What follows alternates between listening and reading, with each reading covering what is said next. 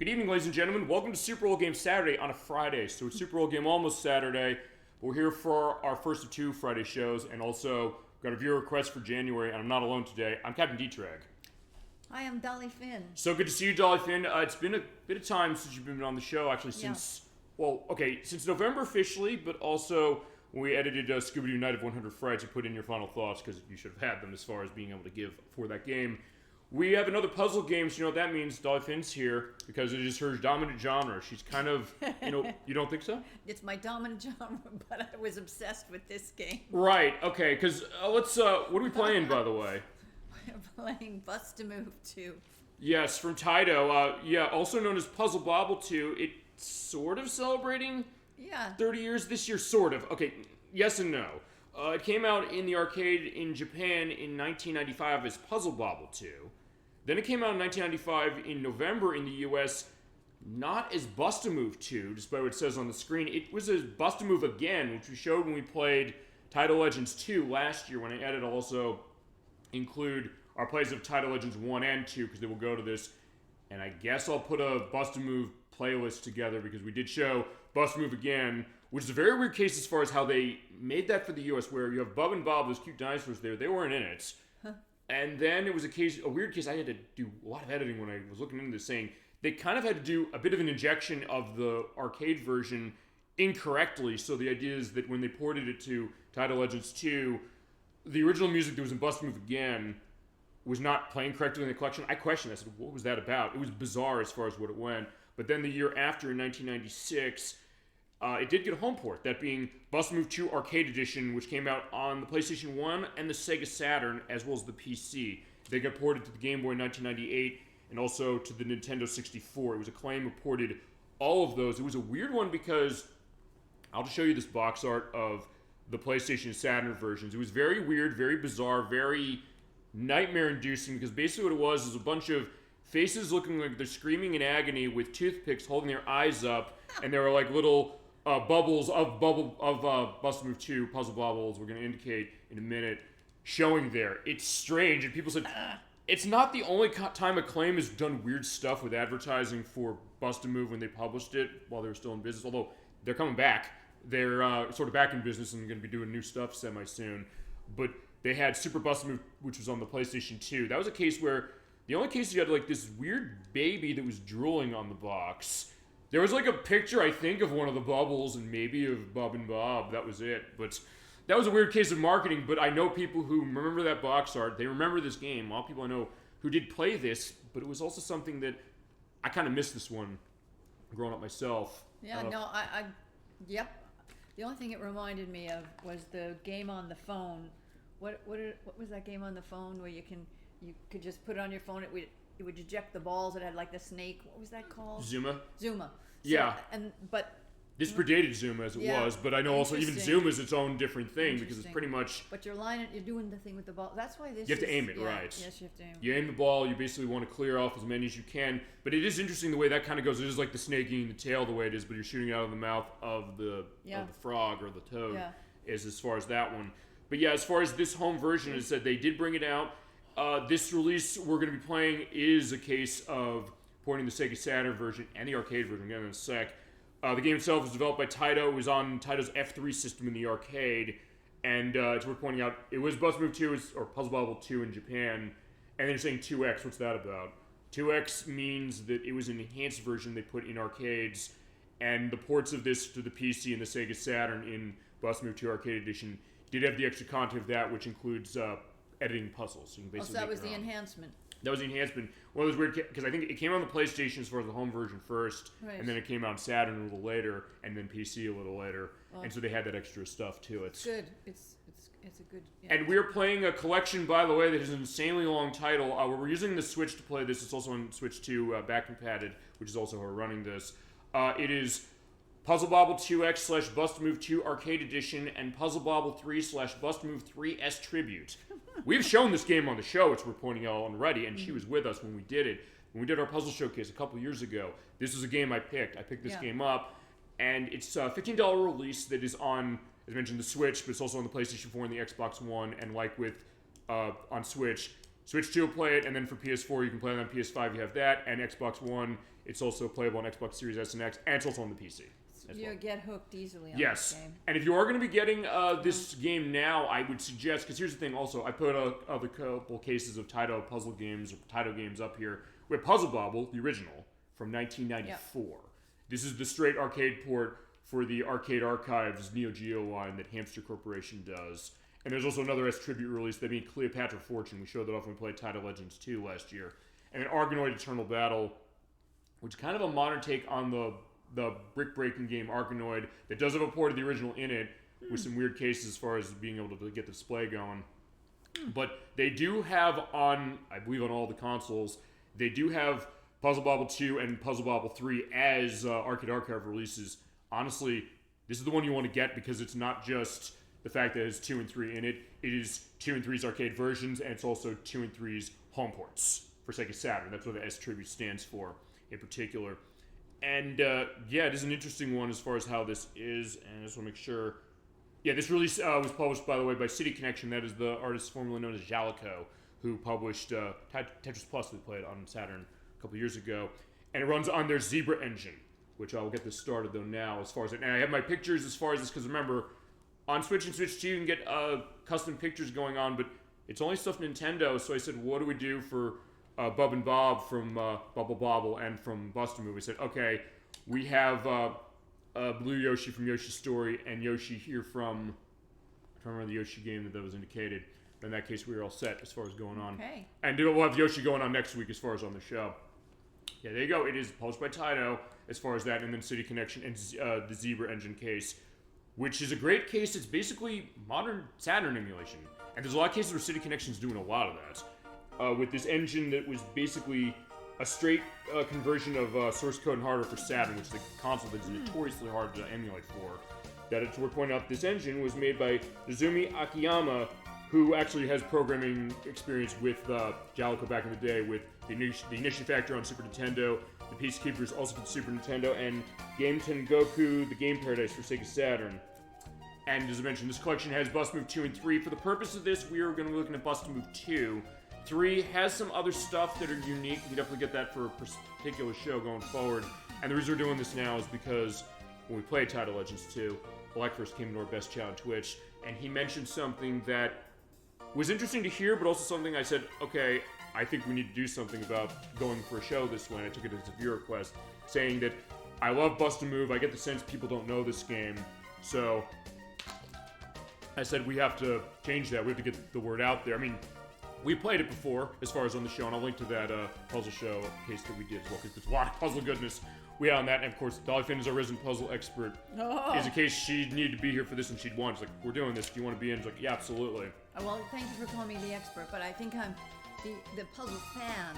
I'm trying to become an expert, but maybe. Although it's worth pointing out off screen, I was saying, I don't know if I was ready for this game starting, because I was saying, wait, this game seems like it has a massive difficulty spike when we're going through its player versus computer mode at level 3 out of the 12 levels they give you. For a while I was saying, I can't beat the boss Wooling here. In fact, I was texting Crescendo64 like crazy, saying, is it supposed to be this hard? And he said, yeah, it is, because as I mentioned when we did the puzzle showcase, when they announced this in 2023, it was very early, 2023, they announced it. They said, oh, they're re-releasing this. And he came up to our lunch break out of the nothing. I didn't mention, oh, this is coming out yet. He just said, you know what I wish there was another re-release of? Bust Move 2 Arcade Edition for the PlayStation. They just announced that they're going to re-release it. And we both were going nuts. Like, we went and both bought this game right away. And if you have not picked this up, it is $15 worth your money, well spent. And since there are Arcade Archives versions, those are about $8 a pop. But in this case, you are saving a little money, and it is a case where you're getting multiple versions of the games within it. Can I buy it for my sister? I forgot to mention I'm buying her a copy of the Steam version as it is, because because it's a fantastic game. Okay, but for this, wait a second. Right, my controller. Wait, did my controller turn off yours? Because she is using the Super Nintendo controller. She might be controlling us because she's on player 1 on this one. Oh, I must. There you go. Okay, so to start on this is I'm going to also make sure that my controller is going on, or if not, okay, you know what? I can tell. I'll tell you what I can do. But I'm going to put the cable as far as the Switch controller. I know it's synced to the console. I like to use the Super Nintendo controller. Yeah, as we're pointing out, one of the first home ports of any of the Bus Move games was on Super Nintendo. The first one was put onto that. I don't know why the hell it's not turned on. You know what? I'll tell you what I'll do. I'll pull another controller out. You unorthodox. I'm gonna use a control. Oh, hold on. Let's see something here. That's working. Is it? I'm just waiting for the. Flashing? It sort of flashes as far as turning it on. Yours is going. You know, maybe I'll have to pull out the other one. The other one of the other these. Super Nintendo controller, unless it's the case where I breathe on one in here and it turns it on.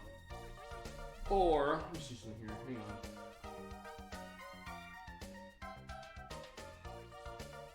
Yeah, I don't know why the controller's not turning on. It was on just a second ago. Hang on. Okay, I don't want to do that because they'll turn it off.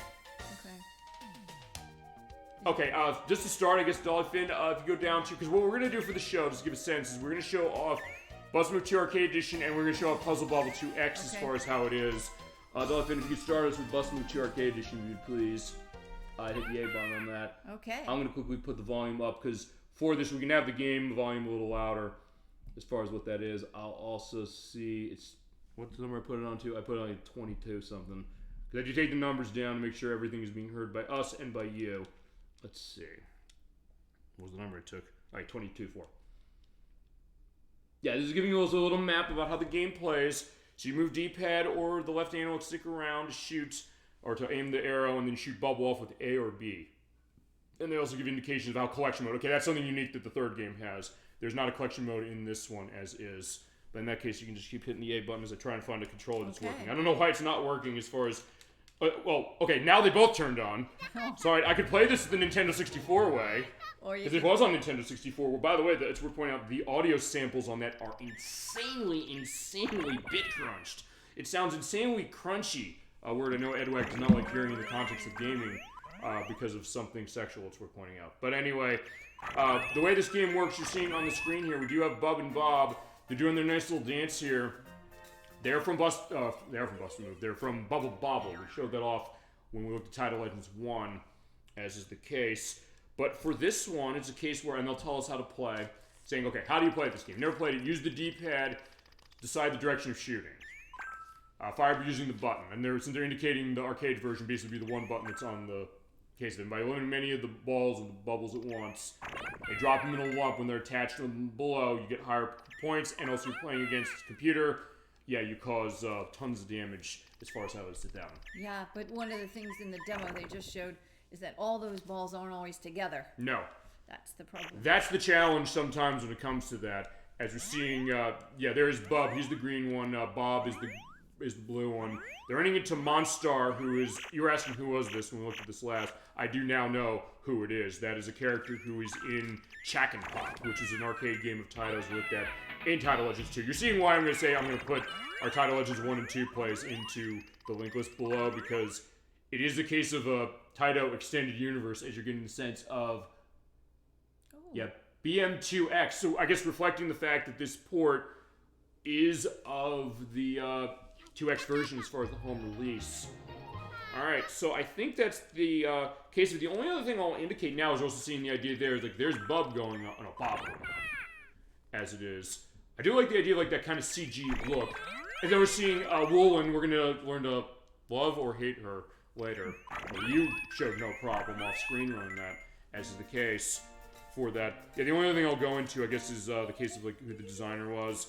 It was Seiichi Nakakuki, who did the design on the other games in this franchise, Bus Move 1, 2, 3, and 4, and also directed Super Bus Move 2.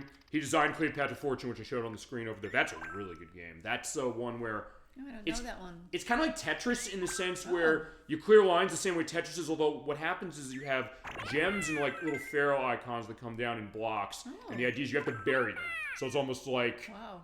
The idea of like going into like a sarcophagus, because you bury them out, it clears them out, but then also the blocks, like the normal like wooden blocks, they'll collapse down and they can create a chain of a line. It's really interesting how it goes. It also has these weird but intriguing and very infectious sound design where you have when you're getting up to the top, it goes, it feels like, what is that sound coming from your Switch 2 yesterday? That and also the weird screams from Gargoyles for Sega Genesis, which I picked up, which they released on this console a couple years ago. Weird. It is, but he also directed Builder's Block for the PlayStation, and was supervisor on Pop and Pop, or as I mentioned, the only US release of that game is on the Game Boy Color as a Yogi Bear game. That being Yogi Bear's Great Balloon Blast. It was Taito who made it. It was a case where they said, well, we're putting this on Game Boy Color for this, and that was a period, as I mentioned a couple times, where Yogi and Boo Boo? Yeah, Yogi and Boo Boo are in it. As far as I'd seen maybe as a pretty good game as far as being like a reskin of the Pop and Pop game. And it's only a US release, I think, to this date. But also something where at that time was something where there were a lot of Hanna-Barbera licenses that were getting like redos as arcade games. Or basically they took old arcade games and put them in. There was that one. There was the Flintstones Burger Time in Bedrock where they said, you know, we're going to have it so that Fred Flintstone's taking the place of Peter Pepper from the Dead of East arcade game. About, you know, like you have to put the burgers down and like all the things are running around the kitchen trying to kill you. Insanely hard a game you would not think maybe if you've never played it. But something where it is pretty interesting. And this is amazing music by actually the same person who did the music for Pinocchio that we played a couple months ago, Alistair Rimble. Oh. It's an interesting one. And even at the time, even Nintendo Power, when they reviewed it, they were saying... Not familiar with that, but... Which one? The music, but yeah. Alistair Rimble. We played some stuff of his. Well, we played Pinocchio live on the show. Right. We demoed Ice Age Scratch Nutty Adventure, which did music on. There's some good stuff he's done music on. Yeah. Actually, a lot of stuff I know that Natsumi was involved in. I know he's involved with the Game Boy Color versions of Tony Hawk's Pro Skater 3 in particular now. Yeah, the way that sounded. That sound he got off of that game on both Genesis and Super Nintendo, it is quite a cool case. Yeah. And sort of same, I guess, with that one. But also, as far as the sound, this I'll go in this brief, and then we can start. It was by a couple names, those being Norihiro Furukawa, who did music for Arabian Magic, which we played also in Title Legends 2. You can hear a lot of Title stuff. A game I'd love to try and get a version of, Densha to Go, on the PlayStation, which, by the way, is a game, it's like a train simulator. It comes with a controller, a train controller, there's like a brake on it. It also has like a little divot in it where you can actually put a drink in. You can actually fit in like the top to do it, but you basically are kind of just releasing the brake in order to go and stop at stations.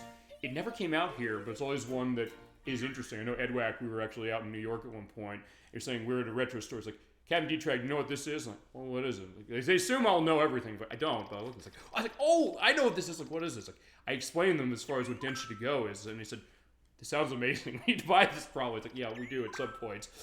We also, for college music for Technique Beat on the PlayStation 2, Zatch Bell Momoto Battles for the PS2 and GameCube, Lost in Blue 2 for DS, and most recently SD Gun Battle Alliance, as well as Macross Shooting Insight.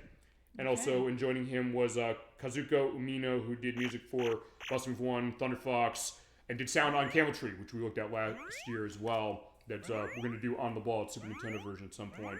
As well as Liquid Kids. The Jetsons Cogswell's Caper, that was another one from Taito, as it was, turns out, from NES. This game is like $400 now that Natsume developed. He was involved in that one, as well as music on Psychic Force 2012 for the Dreamcast, and sound on Gekurinden, which we also looked at in Title Legend 2. You're seeing a theme here. It's Taito stuff, isn't it? And the last two names I'll mention are Yasuko Yamada, who did music for Battle Shark, sound design on Violence Fight, and music on the Flintstones Rescue of Dino and Hoppy for NES. Taito did a lot of Hanna-Barbera stuff, even in like the NES days, it's worth pointing out. As well as Bumble Symphony, which has a re-release in this console, and in modern day, finally, thank God. As well as Kix Adventure for Game Boy Color, Seek and Destroy for the PS2, Ace Attorney Investigations Miles Edgeworth for DS, and Digimon Adventure for the PSP. And lastly, it was Shuichiro Nakazawa, who did music for Jet to Go Pocket on PSP, which is a takeoff on like Densha to Go, except you're flying a plane. I don't know how to do it on PSP though. As well as Psychic Force 2012, Gamera 2000 for the PlayStation, Night Striker for the Mega CD that we sort of previewed, as well as Quick Pat Fortune again, and Hat Trick Hero 94 and 95. So I think with that, I think we're set to go as far as what's going on with I'm ready. Puzzle Bobble 2 / Bust Move 2, as is. And I said, this is for Electverse because of a case of saying, do people know this game? Do they know how good this game is? And that it is something that, for puzzle fans out there, it's a cool one to come to. And I don't know, when did you come to this franchise? This was late. Was it this release, or was there another one you maybe? It was this one. I think the first one I played this in the arcade. I think there was a release of it.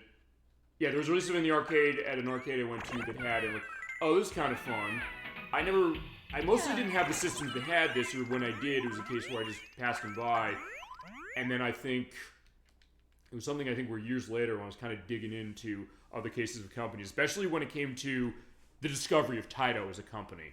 That's where I think I realized, wait a sec, they've got some really interesting stuff, some really original stuff, and this game being something that is kind of a part of that. And something where you realize, wait, this is kind of a simple case, as you sometimes say when it comes to a puzzle game. It's easy to learn but hard to master. But in this case, saying that, yeah, it's insanely addictive. And as I said, full disclosure, we're going to look at all the modes as far as this. We'll take a look at 2-player on our end, but also the case of puzzle mode, and a brief look at the edit mode. And also in the case of this one. I don't know, DollyFinn, where you want to start on this. You want to hit the start button. Yeah. We get a sense of this. Or also, here's the question. Before we start, should we go down to the options mode, because I want to check some stuff as far as the way the options are set. I think you just start on that. Oh. I think. You hear that?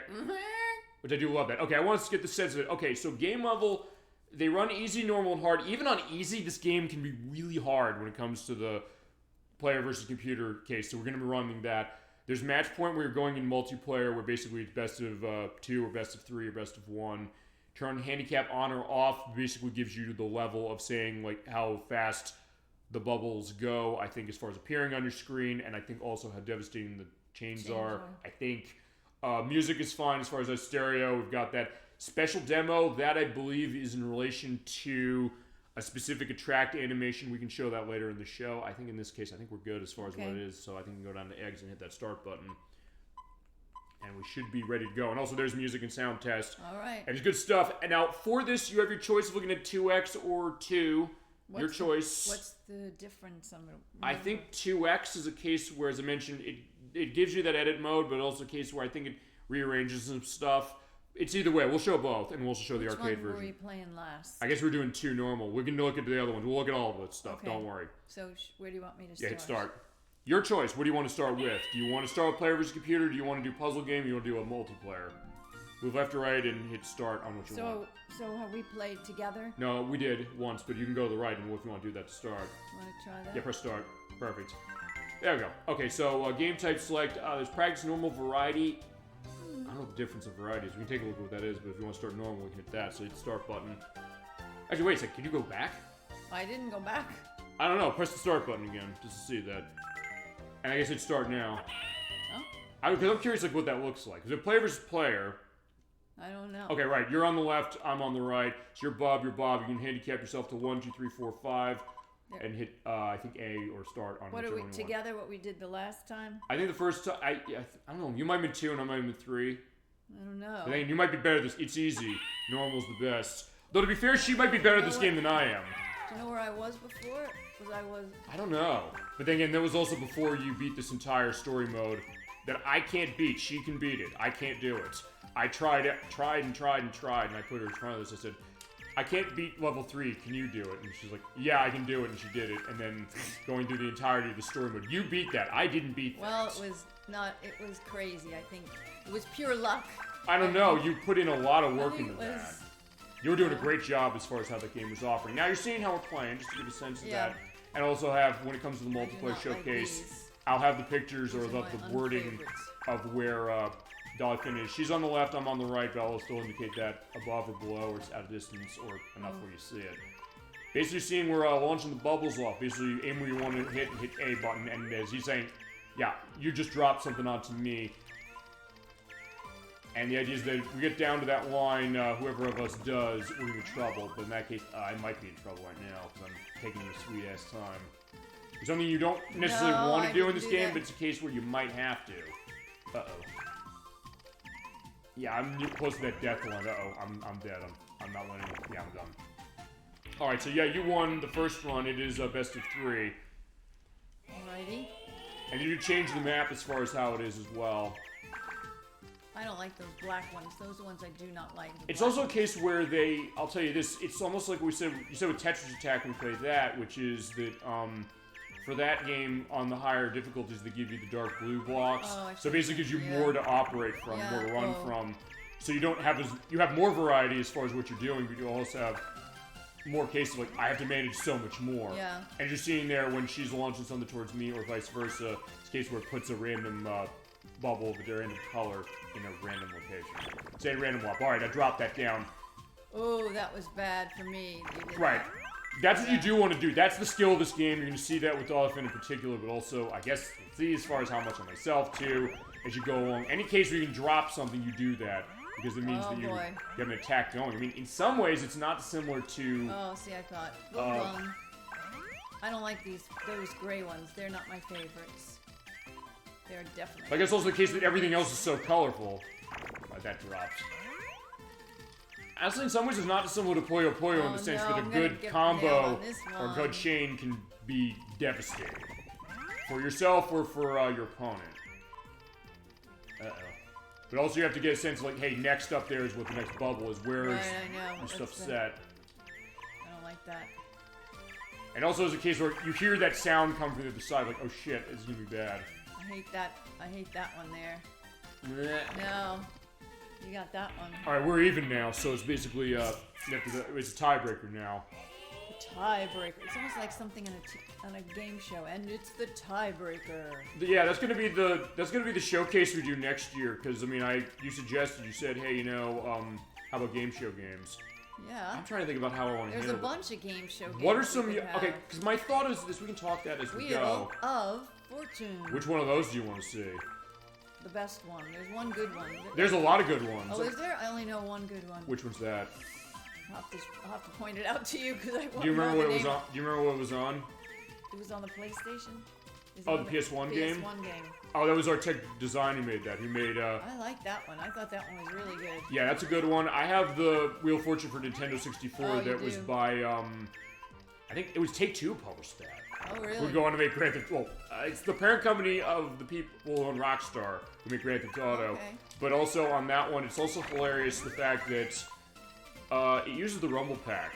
So in case you get to feel the wheel spinning. Rumble Pack. And you also have a case where if you get the question wrong, or you get something wrong, gets the letter wrong, goes the bzzz, you get rumbled. So it's like, okay, now you feel the that's buzz. good. I've played that one before. That's a good one. It is. It's also hilarious because you don't want to mess that one up. Even at the time, people said like, "That's bizarre. Why are they putting Rumble Pack support in this?" To which I say, "I don't know. That's brilliant." That being said, the game does have a case where sometimes the questions repeat, although questions do repeat. Not as bad as. Oh really? Did you play the Jeopardy on Nintendo 64? Yep. That one does it all the time. Yeah, that's right. That's not so good. Yeah, unfortunately. Okay, there you go. So I won, but it was a close battle. Ooh, yay. I think we need to do this again. Yay. So I guess then the case is, and you can start as far as to go again. Now, because let's, I'll also put myself up a little bit. Oh no, then I'm not a little winner difficult. I do it harder. Let's see what it is, because I haven't actually seen what all the handicap options are. I haven't either. Yeah, feel to press start on what you want. It's easy, a little difficult. I guess we'll see. I don't know. Okay, first, wait. Okay, you press start. Oh, you can. All right. Thank you for showing that, because that is also the menu we're going to use for the purpose of being able to show off and do quick switches. If you hit the B button, you should be able to quit out of that. There you go, and press start. Perfect. Okay. Thank you for showing that, as is, because we're going to use that as a quick... error. I don't know. It was intended because, remember, we'll be able to switch between games. You don't have to go back to the menu. Usually, that's one thing about this release that's actually kind of interesting. I think I gave a little bit of an indication. We looked at this before, but not much, which is saying that you can just quickly select that and jump between Boss Move 3 if you want to, or Puzzle Bobble 2X, or whatever it is, between, and have no issue. Yeah, but going back to the game show thing, I don't know, maybe...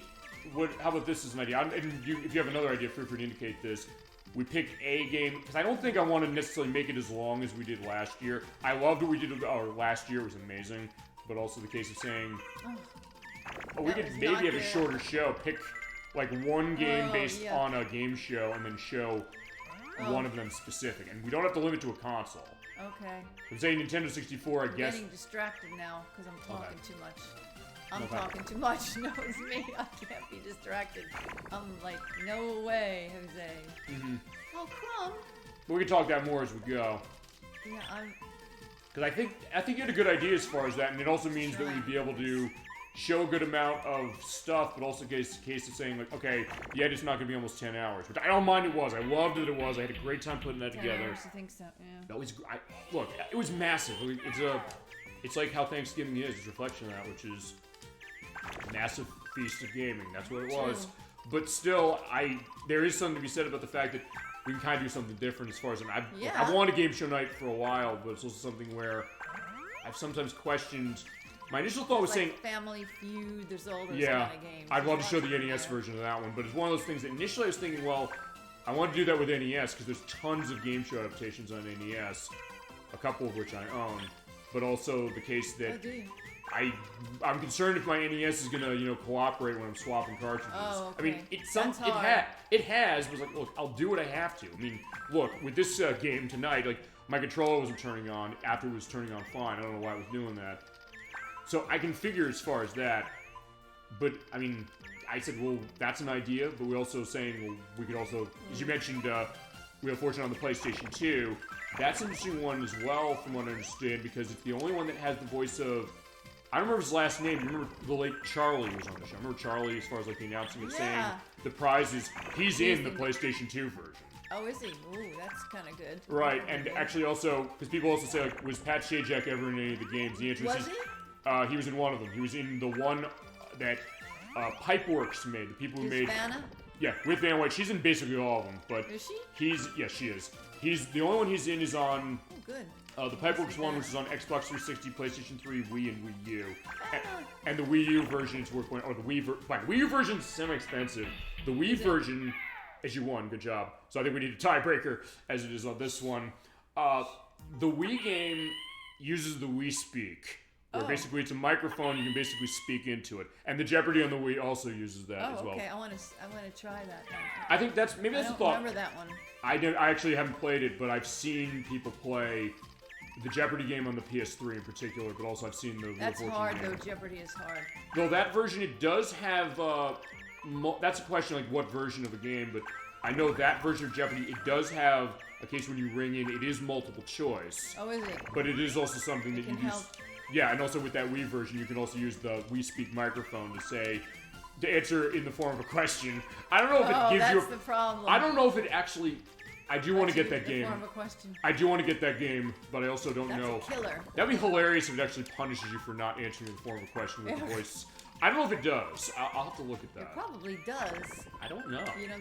I mean, and only the Wii version lets you do that. The other versions don't have... Actually, I don't even think the 360 version uses the Kinect, but you think, like, oh, that would use it because it's a microphone. You would think, yeah. I don't know if it does. I'll have to look. But I guess my thought is that we pick a game show and we pick a system that it's on, assuming there's a choice. Because I know for certain ones, it's basically a case of, if you want to play the game-based remote control, we have to play that on NES. If, in my case, you want to play... Okay, the one I mentioned so many times I want to show, Double Dare, which is on NES, which is by Rare. Is it good?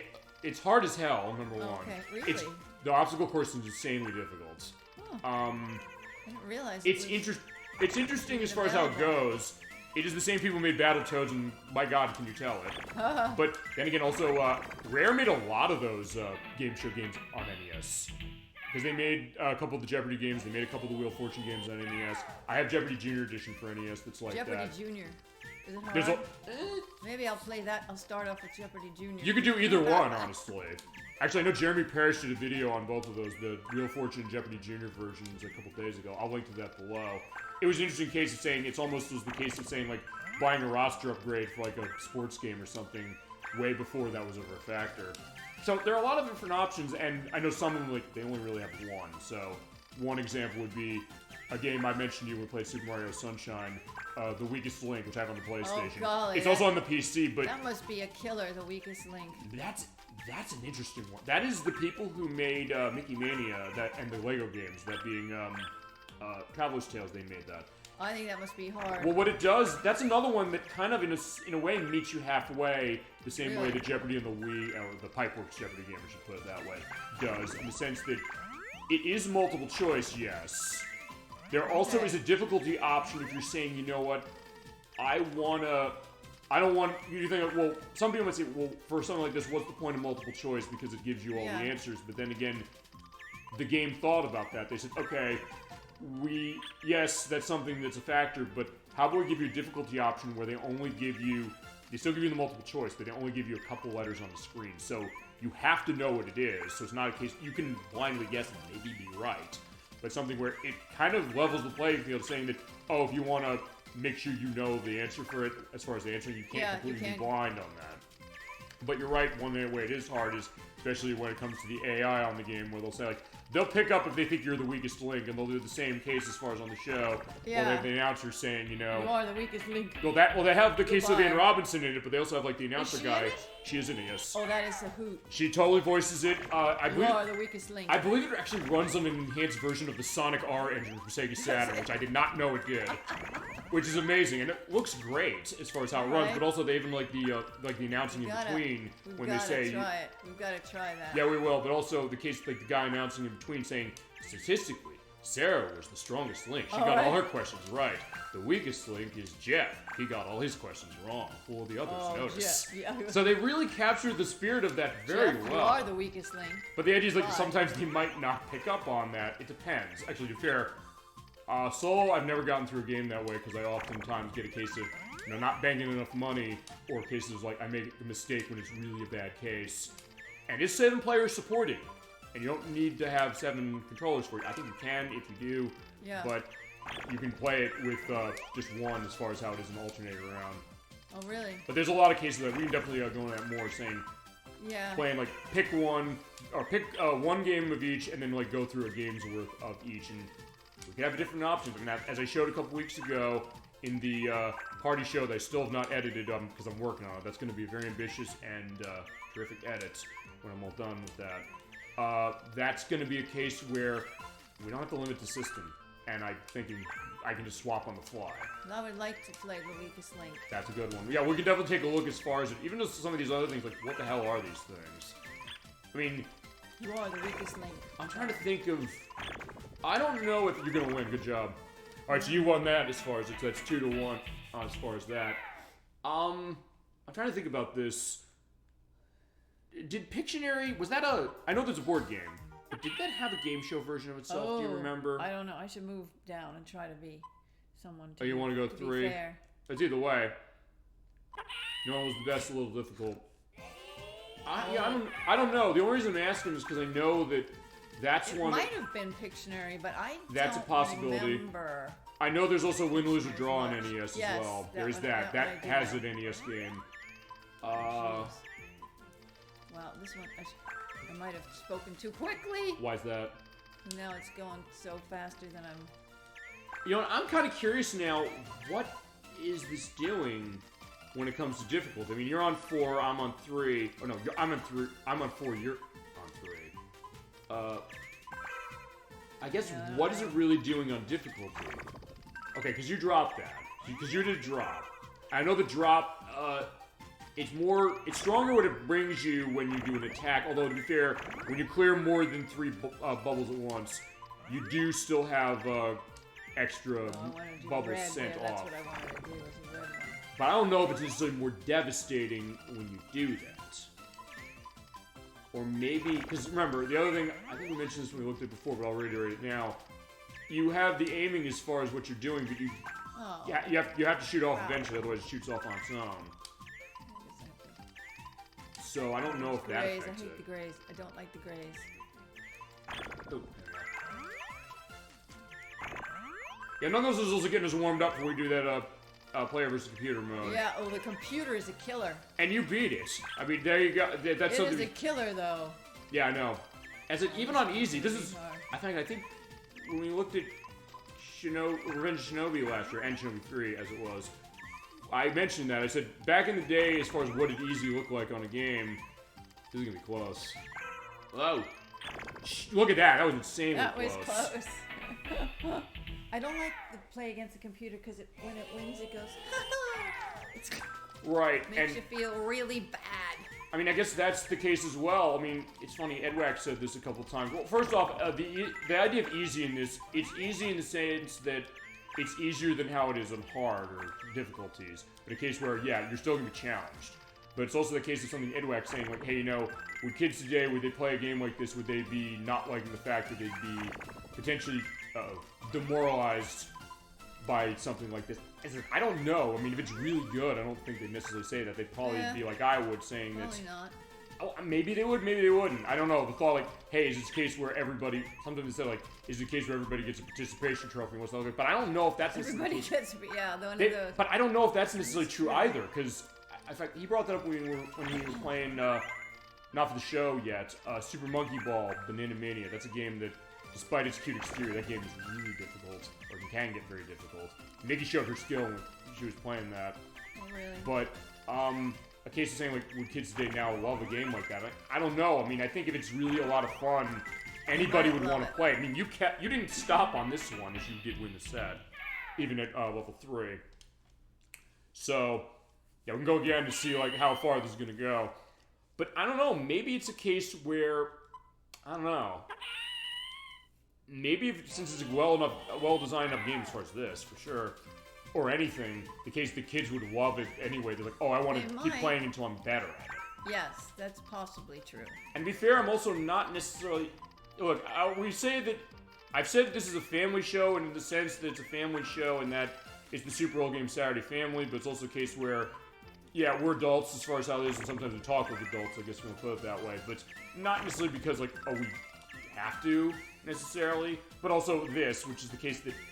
The point about this is that I don't know if I'm necessarily in touch. I've always said this. I don't know if I'm in touch with the cool kids are playing, but also thinking about what are they playing in nowadays, I guess, games that they play. What are those cases as far as games that A, got them in, and B, are the things that shaped, I guess, this current generation? I mean, you said you grew up on stuff like the Atari days, as far as playing stuff on that, like, that's you mentioned, like, Centipede and, what else do you indicate as far as that console? Or that era of console? Well, I had, what do you call it? Asteroid, something like that. Okay. Yeah, so Asteroid, Centipede you mentioned, I guess Space Invaders, I don't know if you had... Yeah, Space you Invaders. had the 2600 version of that? Yeah. Okay. So, but then I guess also in my case saying, like, okay, I sort of started with NES, and then in that case was Sega Genesis as far as the first console I owned. And then nowadays, cases of people saying, like, well, actually, Jim Knight 96 said this on last week's show, saying that my first game was Super Mario 64, so he started with N64 as it was, immediately later than when the console was around. So it's been interesting sometimes, or actually I know Ack, who I work with, who also is going to be involved when we do Ghost Trick Phantom Detective, he said to me a couple weeks ago, saying, that's what I want to do for the show first, when I get stuff set and ready to schedule. For him, but also just as far as just in general. And he's a big one as far as the DS era. So in that case, it's been interesting to kind of get a sense of the different generations. But even looking as far as all those generations, I'm saying that I don't know if it's a case where those games necessarily are just, making it really simple for children. I mean, I don't think necessarily they are. I think they also give you those options saying, hey, you can make it a little harder if you want to. I think because the game is so well designed, they're just going to keep coming back to look great. That maybe is my case, and I guess I don't know what your case is then. Like with this game, you played this game and you beat it, that's for sure. So you didn't stop playing this. So I guess there's something said about that. No, I think that's the thing. You either stop playing or you don't. You keep it up or you don't. It's up to you if you want to keep going. But it's kind of addictive. I hate to say it, but it really is. Because I was going to say that, because we were talking about this off screen a little bit, which is, what's a case where, what makes you want to abandon a game, and for that matter also what makes you want to stick with a game or like be hooked on playing it? When you don't get when you don't get, I don't know, you're kind of making progress and you don't think you're gonna win, but then you think, oh, maybe I can do it. It's kind of like, I think, playing the lottery. You get a couple of numbers and you figure you're gonna keep trying. Okay. That's an interesting way of thinking about it. I've gotten so close, so you just say, oh, I've gotten so close that I feel like I want to keep doing it. You can do it, and then I guess other cases where you think, like, well, it's so impenetrable, you're like, I don't think I can do this. Yeah, if you're making any progress and you say, oh, I almost got there, I got to the end, but no, if you do that with this one, there's this one, and I think that's what happens with this one for sure. You say, oh, I almost got there, wait a minute, we got right to the end. You want to try to do it, And I almost got it, but I didn't get it, but oh, maybe it was almost to the end. Yeah, you might be able to do it next time. Next time, yeah, I could do it. It's just like, it's so, This is not going to go well. That's an interesting thought, though. I mean, honestly, it's something I've been thinking about more, especially when it comes to some of the viewer requests we've done. Cases where the games I know are hard, but I'm not going to say to my audience, no, I'm not playing a game because it's really hard. I appreciate everybody, including stuff you've asked for, saying that I want to see this. Like, let's do it. So in that case, it's like, look, like Contra Hardcore. That's kind of my go-to answer as far as this. I said, I got to prepare for that game. I know that game is insanely hard, but it's something that coming out the other end, getting ready for that, living with that game, practicing, understanding every little bit about how to run that. Yeah. It was something that the satisfaction I got when we did that show, but also just as far as growing with that game, it kind of brought back to when I was, a child, as far as that saying, like, you have one game you spent all your allowance your entire year for, you're living with that one game, but also the case that when all is said and done, when you put like a year's worth of time into it, it's one of those cases you could just pretty much, I could pick that game up now, I could say we ditch this game and play that, but we're not going to do that, of course. I'd say, if that was going to happen, though, I would say, I know everything we did on this game. So, like, pretty much, I guess, have it put to memory, and some of that muscle memory is going to come back, even in this case where it might be rusty or something, And then sometimes you do a bad thing, and you just say, I can't get... See, like here, I haven't gotten anything. I've gotten just stuck. Right. So I'm going to get stuck. Which I know is a dichotomy we talked about when we came to Tetris Attack for Super Nintendo, but also, it's different with this one because of the way that this is set up.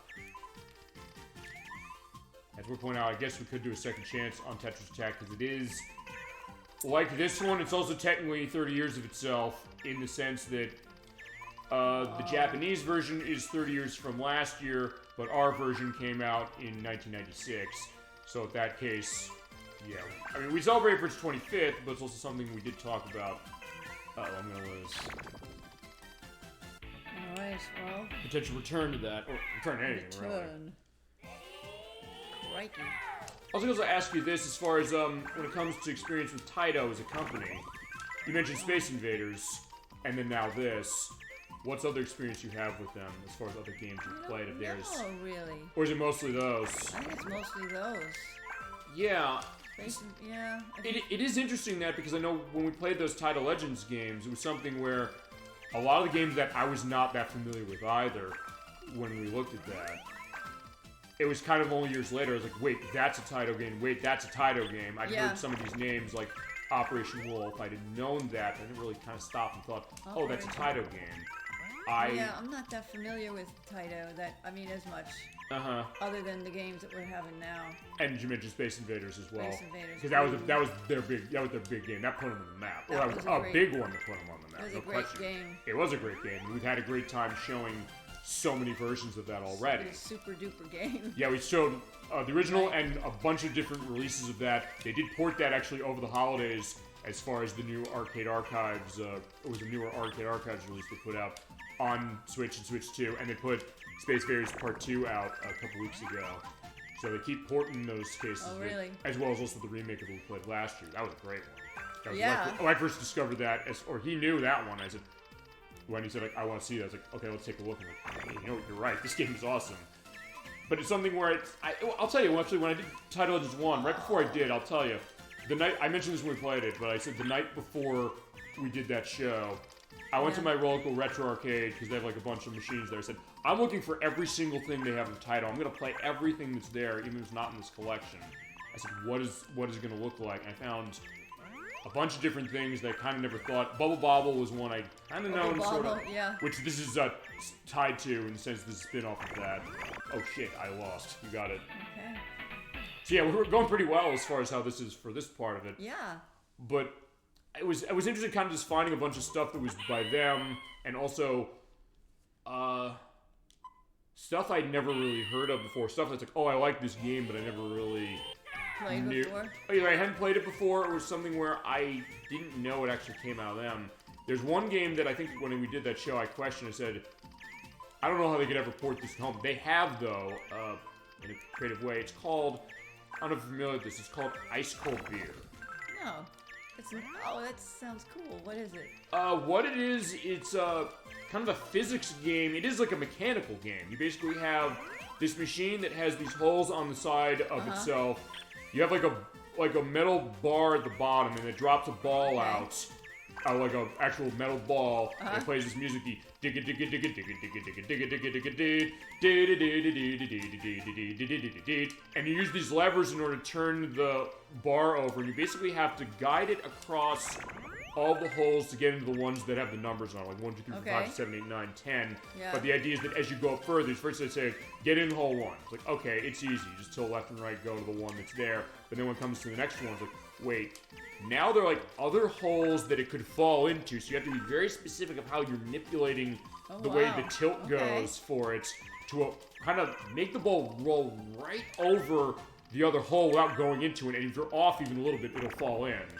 Okay. It's really cool, and I said, well, they can't port that to home because it's like a physical manifestation. Turns out there's a Steam port of that, or there's Steam port of something that's like it, and they say, oh, by the way, there's a themed version that comes with it that is based around that version. You know something? Really? And it's, I actually still have not bought it, but it's something where I looked and I was like, oh my god, that's awesome. And it's something I was like, I didn't think it was a Taito game, but I guess it goes to the idea of Taito's mechanical days from, because I mentioned Elapong. I don't know if there's a redone version of that. And it's a weird case, it's mechanical gaming, but into a video game program.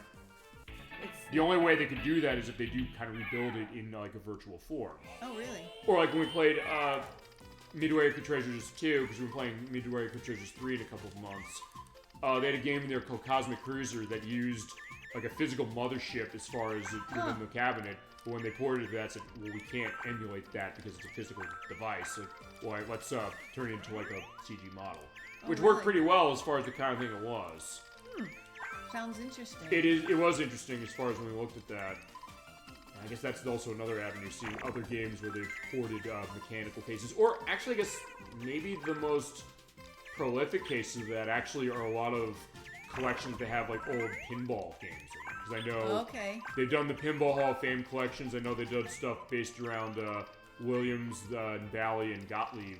And they do take cases of emulating old pinball machines, and sometimes cases where they will actually go and get the license for certain cases of them. Oh, wow. So you get stuff like Terminator 2 Judgment Day, the old pinball version of that, or the Addams Family. That's a classic when you go into find like the Addams Family pinball game, as far as how they just like get actually re-releases of stuff like that and a bunch of other ones. The Addams Family. Yeah, and they're games based on that, which we can show.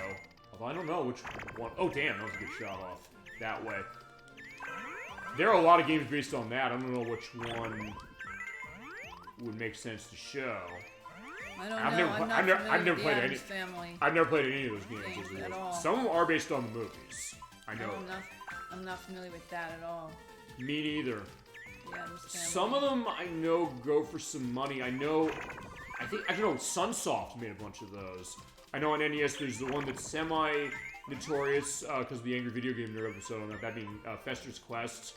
But even it's a case where you say, like, looking back, I was like, okay, it's maybe not as bad as maybe I made it look, but also something where it is kind of awkward how it works. But then other ones... yeah, you're playing as him. Fester. It's basically a top-down game. It feels like a Zelda-like a little bit in a weird way. That's funny, yeah. It's unique. I mean, that might be one, because people are like, well, we know this game as far as that. Yeah. But as I said, it goes to that idea of like everything having a game, you know? They can make a game based on any license, it doesn't matter, and it's a case where sometimes they'll come up with something really good. You know, I want to see what 5 is like. Okay. Very difficult. Oh, okay, let's see how very difficult it is. I just want to see what's the difference on... It's all very difficult. I don't know. I'll have to look into this and see like what is it doing. Because sometimes when it comes to the difficulty options of a puzzle game or anything, sometimes it's obvious knowing what is it going to do, the difficulty, but for this, I'm not completely sure.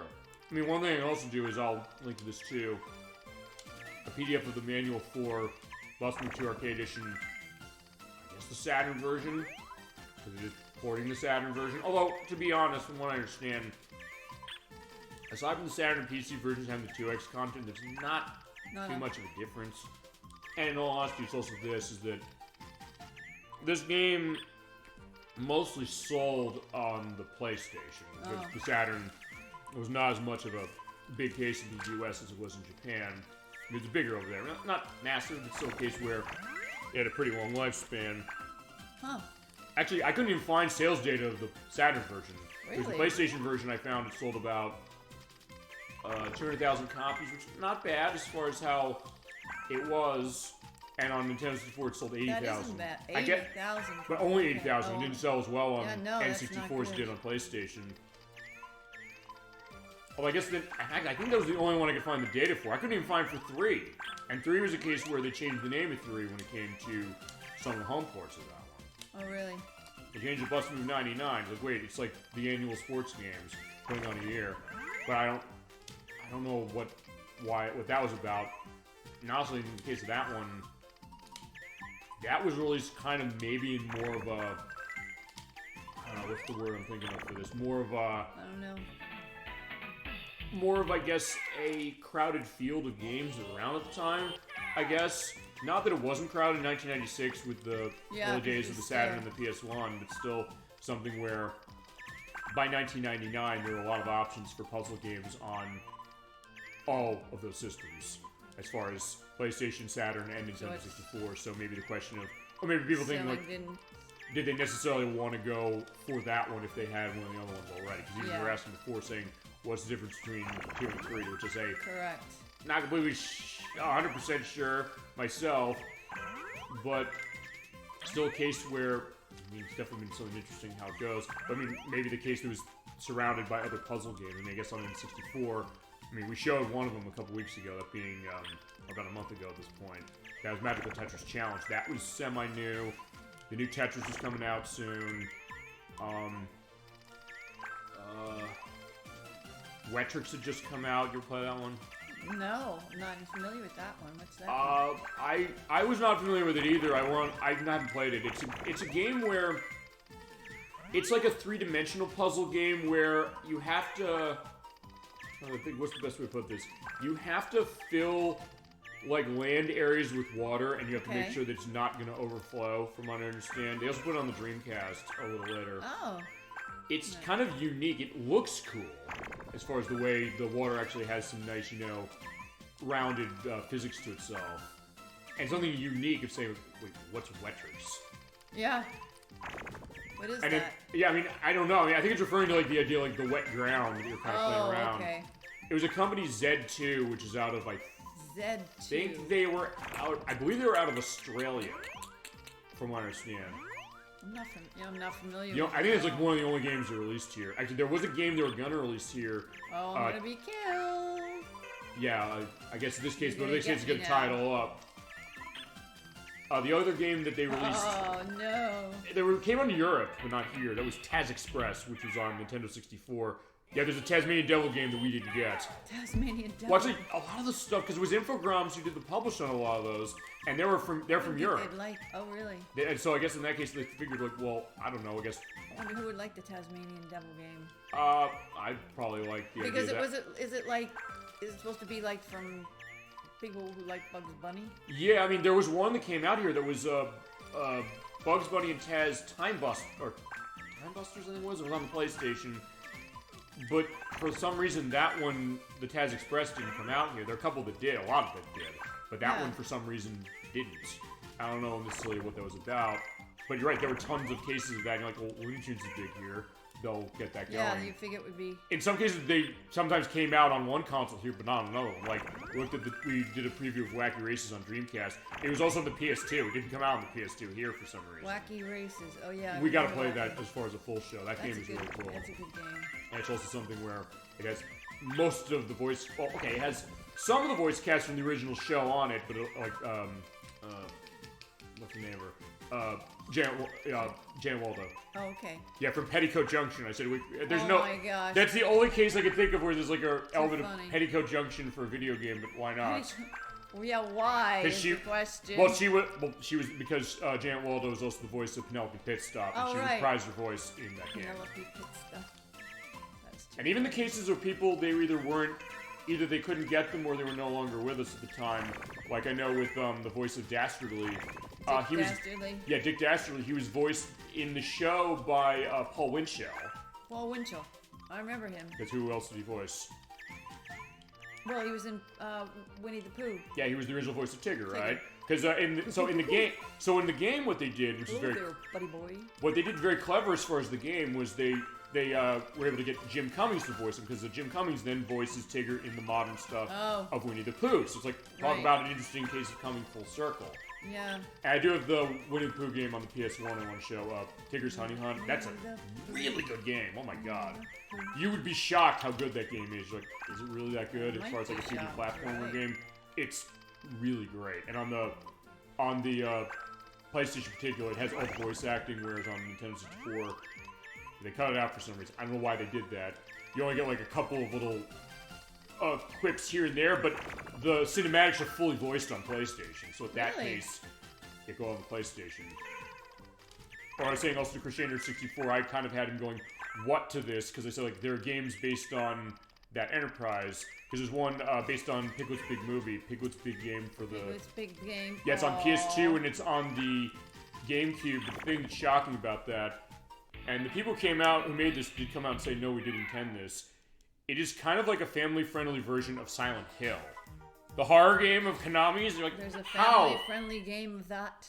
Of that game in particular, you're right. How? Well, because, like on the TV show and like on every element of Enterprise, the case is that Piglet's a very small little animal, and so the idea is that he's very nervous, but also the case that even on the New Adventures of Winnie the Pooh, the TV show, even says, like, even very small animals need to stand up for what's right. Eventually says, like, you know what, I'm going to have my aspect of standing up for myself or doing something I know people are going to want my help for.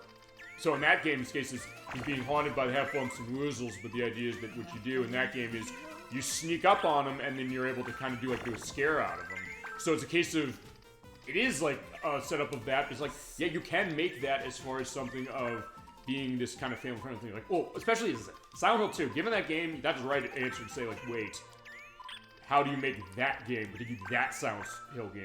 I mean, they're all adult experiences. Oh, but also cases, I'll tell you this, also the kind of thing where, in some ways, I said when we previewed the first one of those a couple months ago, I said, it's something where some of the stuff in that is so twisted and disturbing, but it's also something you look at and you say, is it even what I think I'm seeing? Probably not. But sometimes it is. I mean, because even in the case of, in Silent Hill 2, the sequences in that game where you have those creatures doing, like, assaulty kind of stuff, yeah, that way. I'll even look at it, it's like, wait, is that what it is? Or is this case of, I guess, James Sunderland's expression of, like, where his mindset is, which it kind of is, too. So in that case, it's a question of, even compared to that, it's like, how do you make a game based on that that's family-friendly? I think the answer is saying, well, you can take a gameplay shell, yes, and then say, okay, let's say, like, okay, let's follow this license. You talked this when we looked at Scooby-Doo Night of 100 Frights as I'm losing.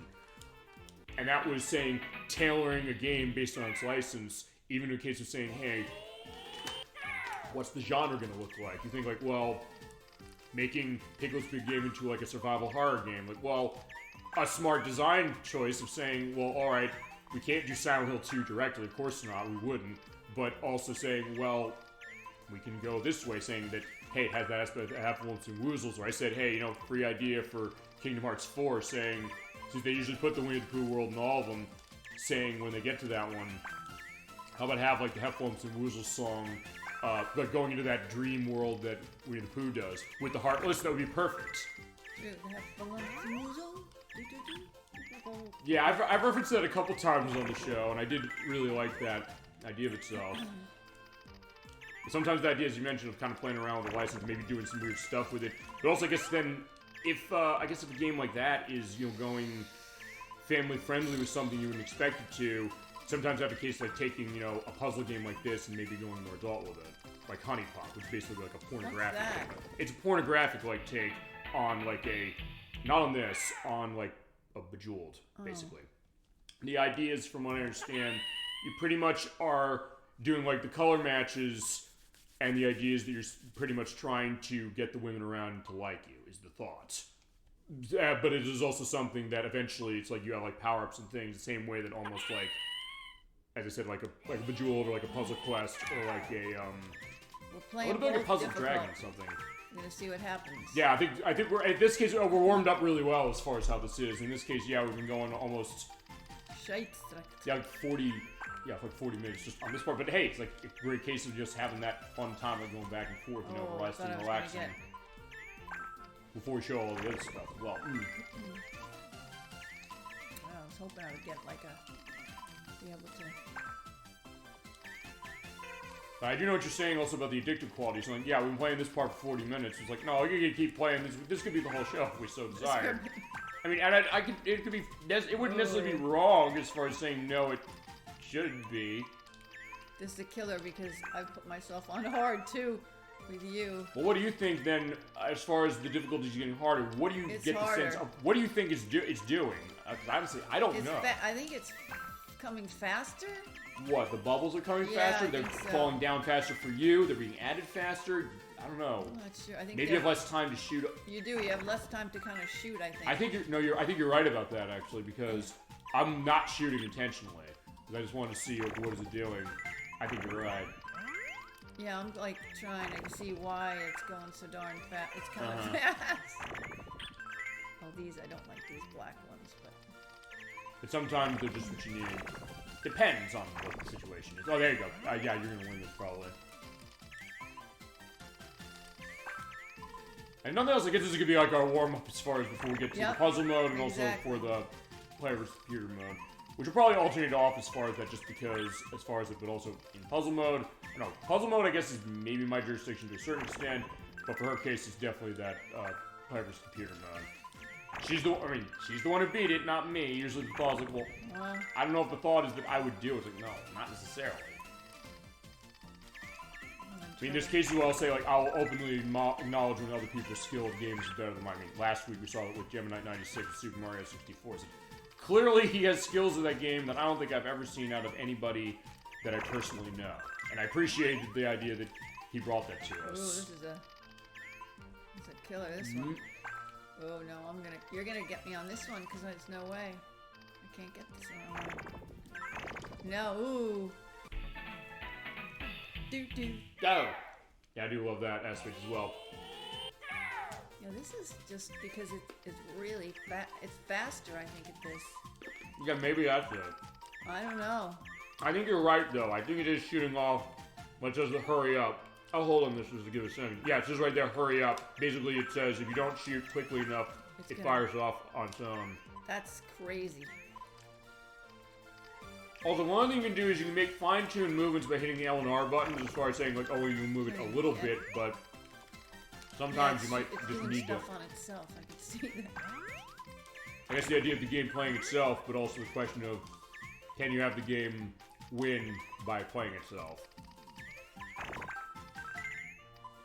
The only game I know that I can actually that is something that is intended is Barney's hide and seek game on Sega Genesis, because in that case, if you don't move, the game will actually start playing on its own. It'll bypass all of the presents and all the kids you have to find, or Baby Bop, you have to find her as well.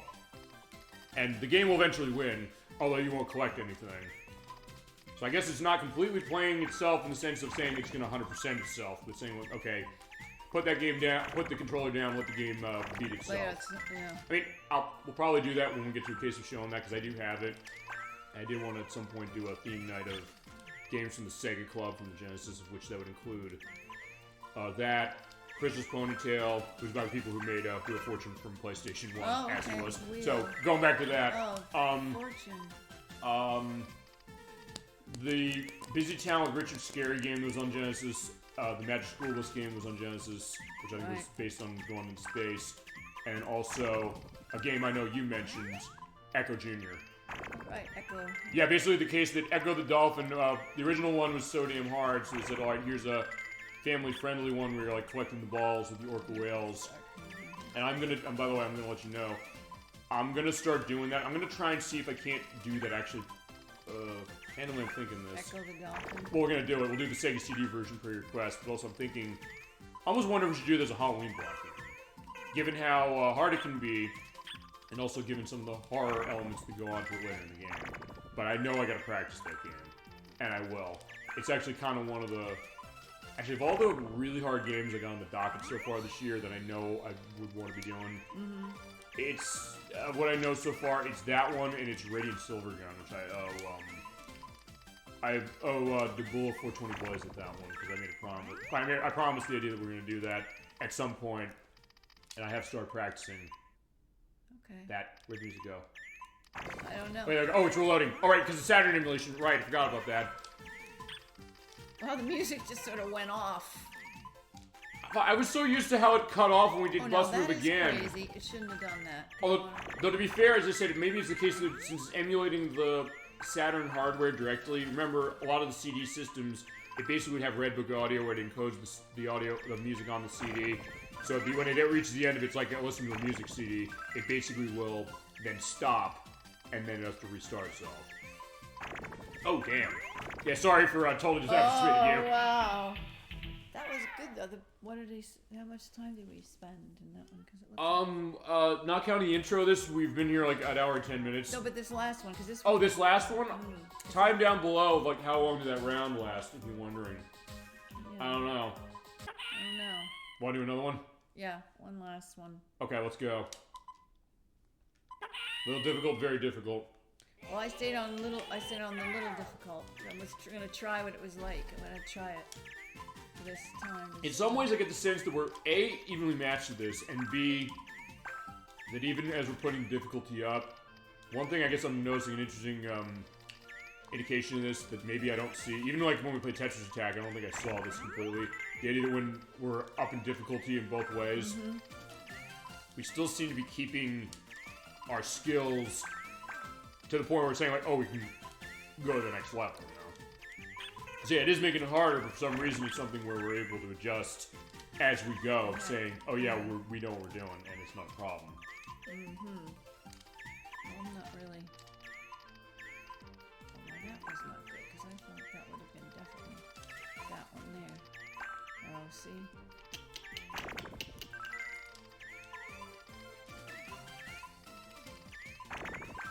And the music's awesome as far as how it is. It's something like now I'm hearing this through, I was like, oh, it's awesome stuff, and I'm probably not going to forget it for a while.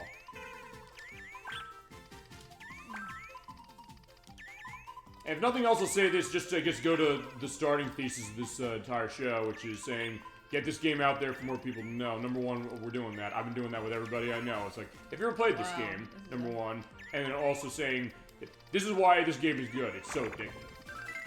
So actually, I do want to ask... Yeah, when at the end of this round, I do want to ask you one quick question about this. It's something Kaylee, who was on the show a couple weeks ago for the Party Edition, she brought up a point when I asked her about this, because I said, hey, we're going to do this game. This is a couple months ago I asked you this.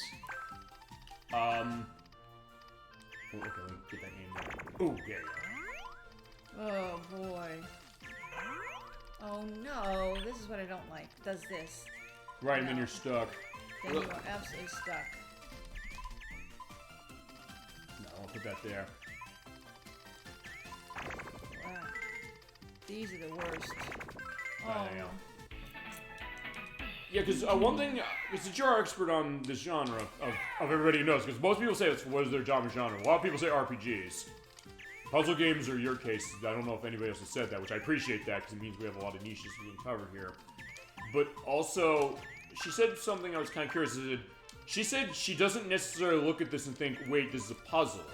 In the sense that, I don't know, maybe the thought that like it's like a... Yeah, you don't have to figure it out. Well, I don't know. What do you think of that? Does that sound like...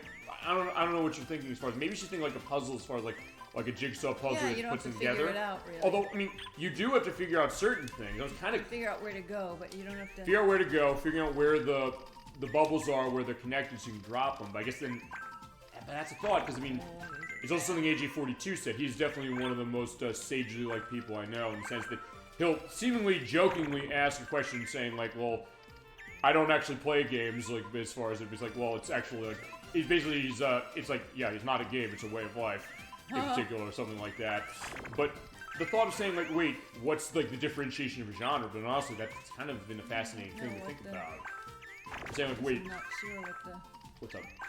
I guess I need to make a puzzle, I guess, in a way that you gotta figure out where to put something. Well, we are figuring that out. Maybe that's where the puzzle part comes in here. Or where does it come in for you? And I guess also, what is it about puzzle games? I know you said the idea of being able to kind of jump in quickly to understand it, but what also keeps you coming back?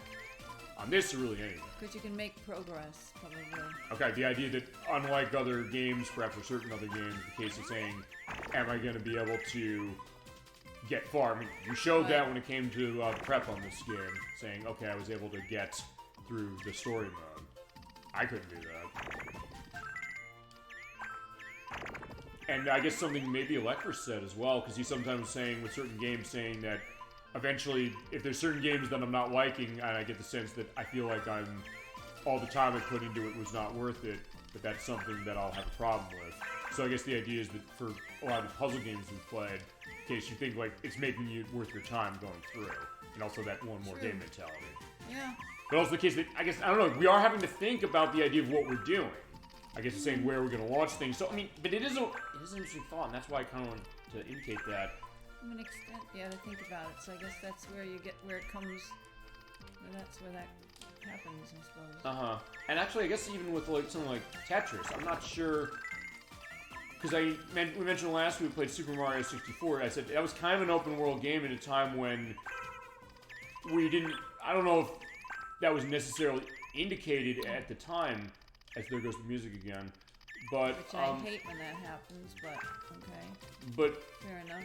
Like, I mean, with Grand Theft Auto, people know like, okay, that's an open world game. But back when Super Mario 64 came around, they were not saying that's that kind of game. Or even with Super Mario Brothers, they called that an athletic game. It's not a platforming game. We know that now as far as it. But I guess then with puzzle games, I guess their thought initially was saying we took the idea of other games we're making on NES, Famicom, like Excite Bike and things like that, and saying we had a case where we were kind of just running and jumping, but not a case where, like, what we know as platforming games really been established, so that's what they called it as far as the idea. But I don't know if with puzzle games there was also maybe a distinction, whether it was Tetris or something else, of what is it that it might have been called before, where then the name of puzzle game took a hold on it. Or when we showed... Alright, this is the last... Sorry, this is the last thing. It's the end of it. I'm trying to think also... I'll think this through, because there's some questions as far as... I was thinking as far as, like a snake game, and I think that being called a genre. I was like, wait, that's a genre? I'm trying to remember. Oh, those snake... I don't know what... I'm trying to remember what triggered that. I think it was... I'll think. I think it was something with the Delicious Show. I gotta try and remember what it was. It was that or something. I'll figure it out eventually.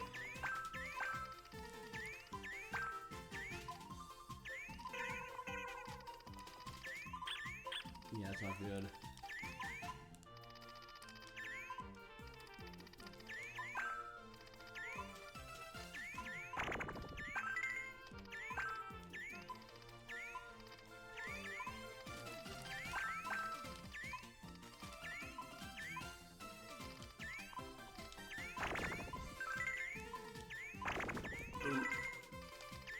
Yeah, I think she might win this one. This is close.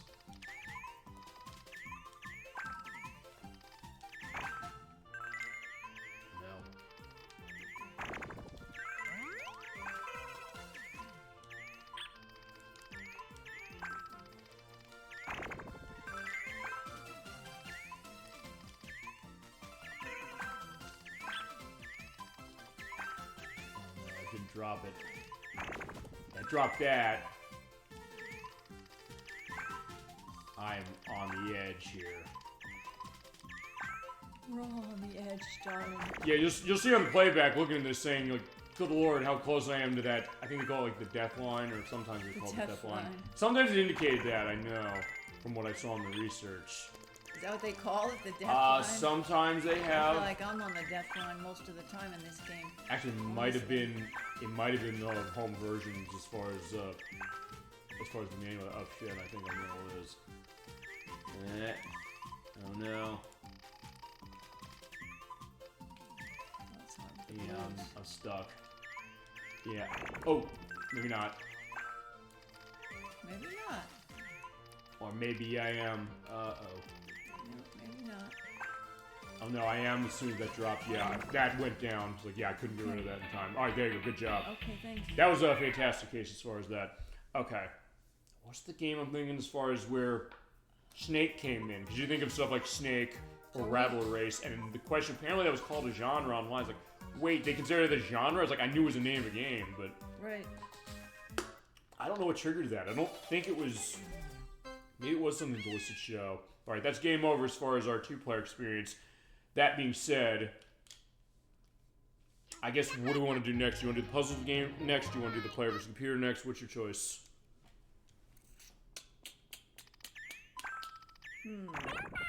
Player versus the computer, they drive you crazy. Want to do it? Okay. We got the... Take turns. Alright, so yeah, go ahead. Hit that start button, and we'll go and do that part of it. I guess also, when I edit this, I guess I segment this out as far as each part of the game we're looking at, I guess, because why not? Alright. You know, maybe something in the notebook will indicate my mind. So, alright, yeah, okay. Yeah, feel free to hit that. Or if you want to hit 2 extra choice. Okay, player versus computer. Hit that start button, and then we'll go on to see what this is. And we have to do it on normal, because otherwise we can't go the whole story. And I'll also talk about who these people are, because now I know the answers. And the lore that comes from the Puzzle Bobble Wiki, I'll link to that, because everything I'm going to say comes from that. At first, we're running against Monster. He has that thing with the open mouth, and Bub doesn't know what to do with it. He's like, oh yeah, let's just be friends, let's play a game. Okay, and DollyFinn is running this one as it is. Shit. So, get started already? Yeah. As soon as you hear that, ready, go! Okay, yes, I forgot about that. Ready, go. Yeah, Monster comes out of Chack and Pop, that we looked at that in Title Legends 2 last year, which came out before Bubble Bobble did. Basically, it's that weird purple dinosaur, or purple monster creature, I should say. That game, he basically was one of the villains who stole the little chicks from Chacken and Miss Chacken, as it was to play that. Chack and Pop was a weird one. I don't know if I like it that much, but it's not a bad game. It's kind of strange. Even the way it plays, you're kind of jumping on the ceiling and off the ceiling a little bit. But yeah, he does like, whoa.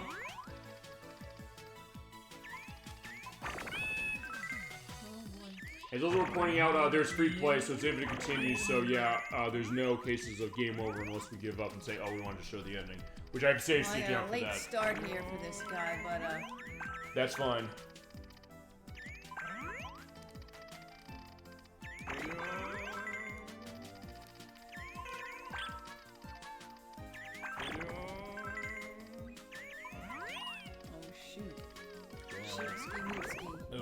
Yeah, I got a late start. All right, I'm gonna get right on this. Yeah, we'll take it. Am I playing at a certain level again? Am I still playing at that tough level?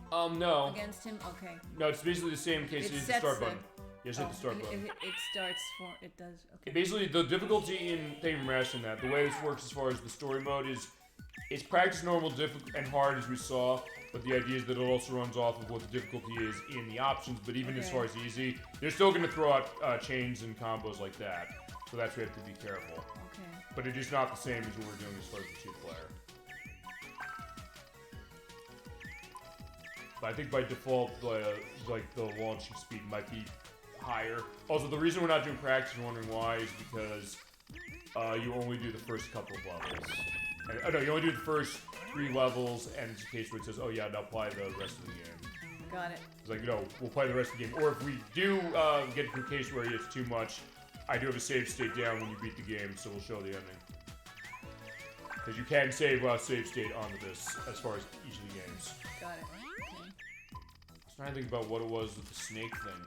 Maybe it was. I'll look back at my notes as I go. I was trying to get that. The bounce off the thing. When you get that, sometimes you can't bounce off. Yeah, go into that, for sure.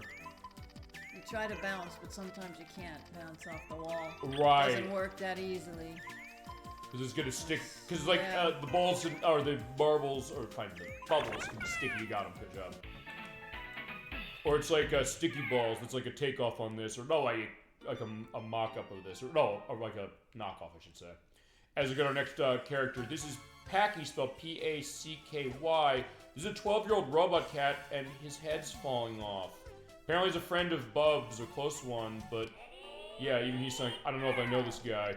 Apparently, according to the lore, he's very fickle and moody, apparently. And his favorite food is Monaka, which is apparently a Japanese dessert of sorts. A sort of dessert. I think it's made of like a bean paste or something. I was asking Cassie22 that the other day, saying, you know what this is? Like, no, I don't know what that is. Like, describe it, because that sounds maybe potentially tasty. And you're getting the great theme of Puzzle Bobble here, the it's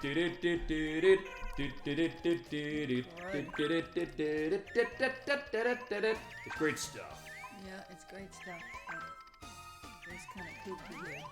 Yeah, but I think you have him. He's gonna I go don't down. think so. He's close to the line, so, but just keep going.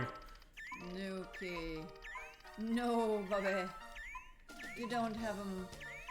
I did not think I did have him. No, Bobby. That was close. No, you got him now. That was close. We got him. Fantastic.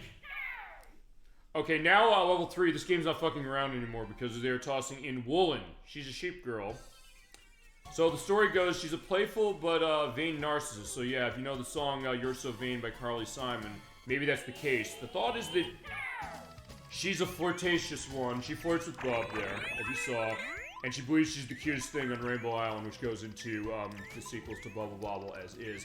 And she has that case of going on when she gets a combo going, the dee-dee-dee-dee-dee-dee. Yeah, like that.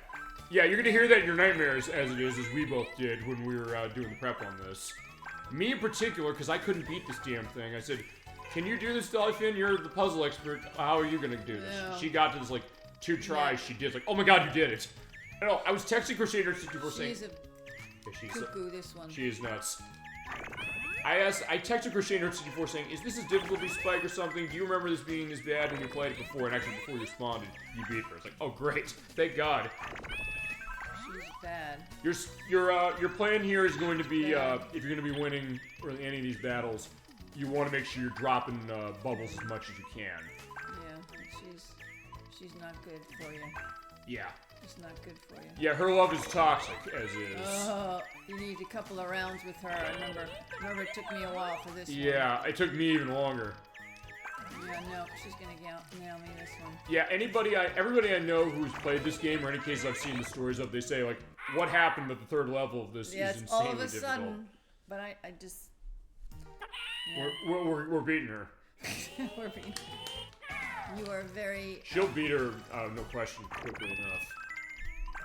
We'll not be spending like an hour on this one boss. Don't say that, you never No, we know. won't, compared to the later ones. Although, that's the other case we're Alright. going to see. Some of the other bosses on this are actually seemingly way harder. I think maybe part of the reason that is because of the way that they default, the way the bubbles are for some of the stages. Some of them are more conducted to quickly demolish them.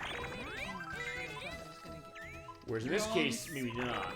No, she's laughing and she's thinking it's funny. Yeah. Yeah, she does, as you said, she thinks the song's about her, clearly. Yeah. No, this is not good. Okay. Alright, I gotta get serious now. Yeah. Actually, I'll have to look up, I'll see if, because you know how sometimes they'll do like, you're familiar with the concept of what AMV is? No. Like an anime music video. Occasionally they'll take, sometimes people like do a music video like to like a popular piece of music to like an anime or a TV show or a game or something like that. I want to see if somebody's done one to her to You're So Vain by Carly Simon. That would be amazing if they did, or maybe I'll have to do Carly Simon, she's the best. Yeah, well, I'll have an indication also of that song as far as it in the link list because why not?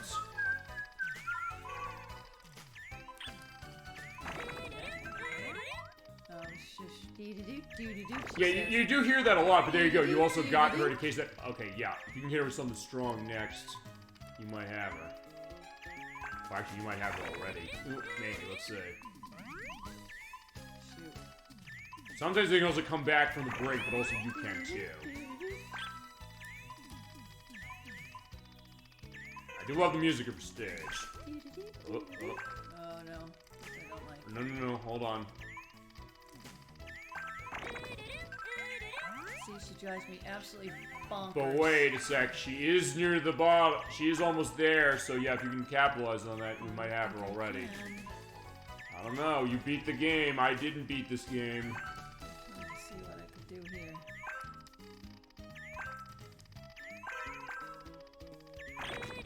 here. Ooh, that was inches away. She almost lost. If she hadn't cleared that, she would have lost, like, instantly. Oh, there you go.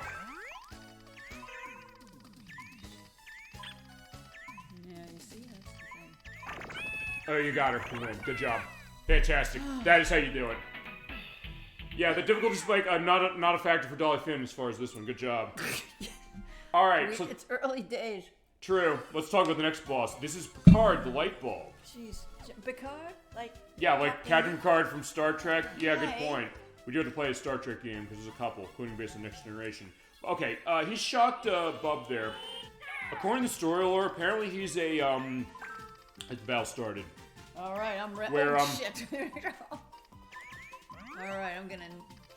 If I'm a little late starting on this one, but... That's fine. Like, hey, you know, you're able to take care of it.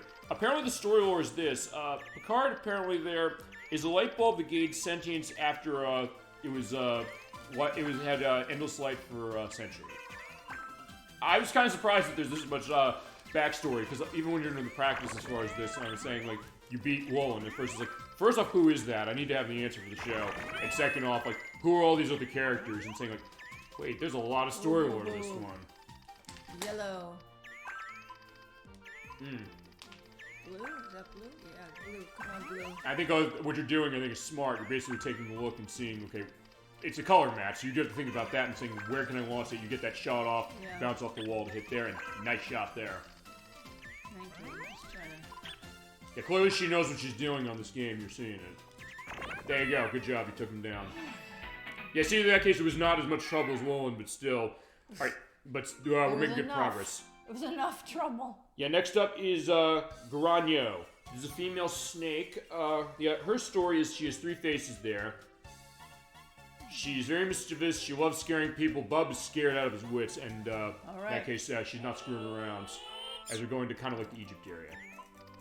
We're also seeing the pattern of the bubbles there. It's like, hey, you know, you have something set here, as far as, and the game is going, blah blah blah. Okay, Jupers, creepers, croopers, dreepers, droopers, dreepers. Oh, you won! Jesus Christ! There you go. Yeah, she didn't need to do that. As far as it, fantastic, good job. Yeah, that was a record. Okay, just be quick as far as this, because next we're seeing Chun-Chun. I love these names, Picard, and all these. These are canonical names. Okay, so Chun-Chun here. What's her name? Chun-Chun. Chun-Chun. She, I guess, is from China, is the thought, because we're on the Great Wall of China. She's a mouse woman. She wants to become a movie star. Look at her. That's her mouse woman. Okay. Yeah, she made us dizzy as far as that, and the idea is that apparently she has a lot of energy and she's always very cheerful. You can see that as far as how she is. She's very cheerful, but she's a mouse woman. You could tell kind of because her braids go by her ears. They look like mouse ears. They look like Mickey. I never actually really thought that. Mickey. And Minnie. I guess maybe the case of like meeting Minnie Mouse as far as that. You know, that'd be a crossover of all time. We were talking about the fact that Pop and Pop and the Yogi Bear came together.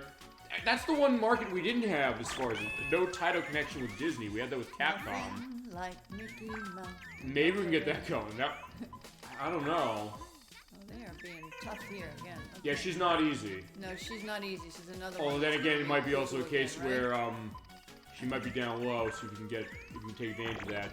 Sweet. This is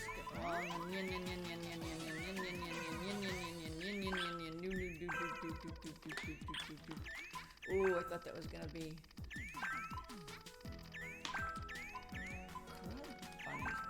And I also like the attention to detail. You see them kind of getting further down. It's like, uh-oh, getting nervous. Oh, I'm getting nervous. All right, I'm gonna probably have to give you a. I'm gonna have to do this again. Do something now. It's gonna be serious now.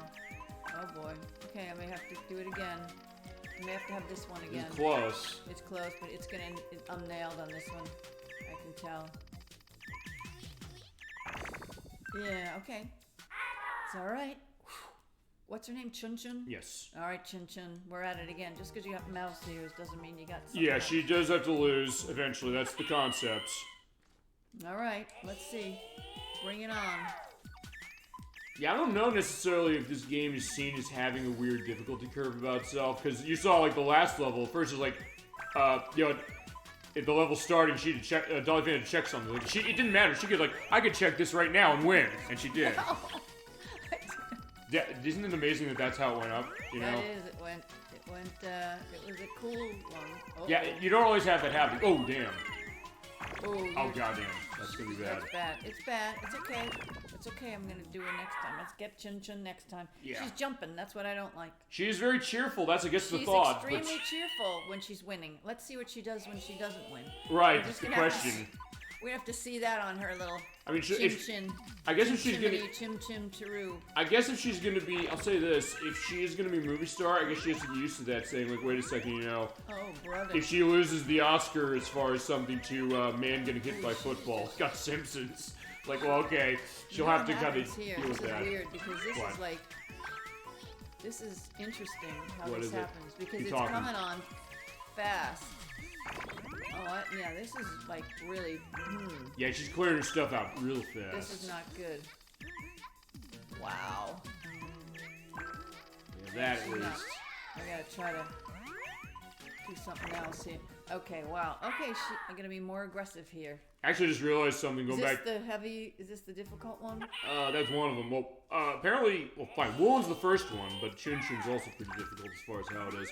Actually, one thing I didn't notice, I mentioned Chack and Pop. Yeah. That is Chack in the middle there, that little birdie thing. Yeah. That is the character you play in that game, which is sort of a predecessor to the Bubble Bobble a little bit by a couple of years. I actually didn't stop and notice. Wait, that's the idea.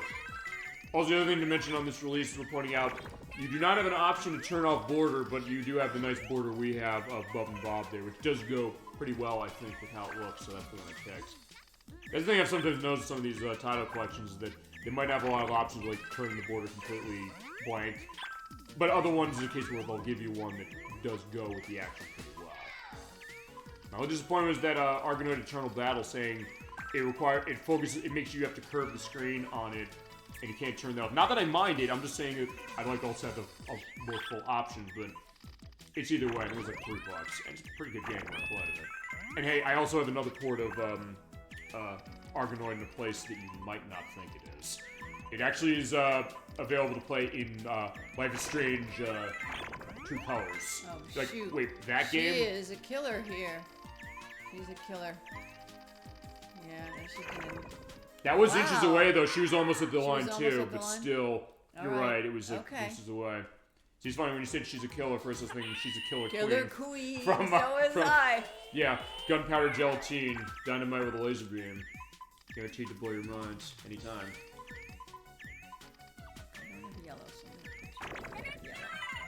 And I think that's the challenge, and I think you've realized, just kind of by looking at this game, on the practice and tonight, that's kind of... I've realized that too, saying, okay, if you have a color that doesn't match anything, sometimes it might just be better just to put it down at the bottom, so in that case, when you get something that you know is matching there, you can just drop.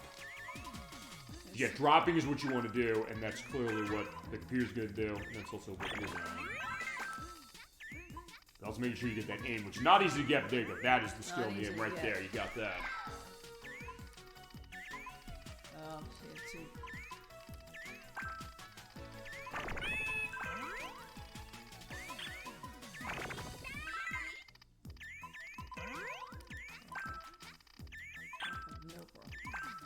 She is just out to get you. Darn tootin'. Was this the one that I had really trouble with the one level before? At one time? It might have been. There are a couple. I mean, but even then, I mean, you didn't take down Grano that quickly when you were on your practice, of what I remember saying.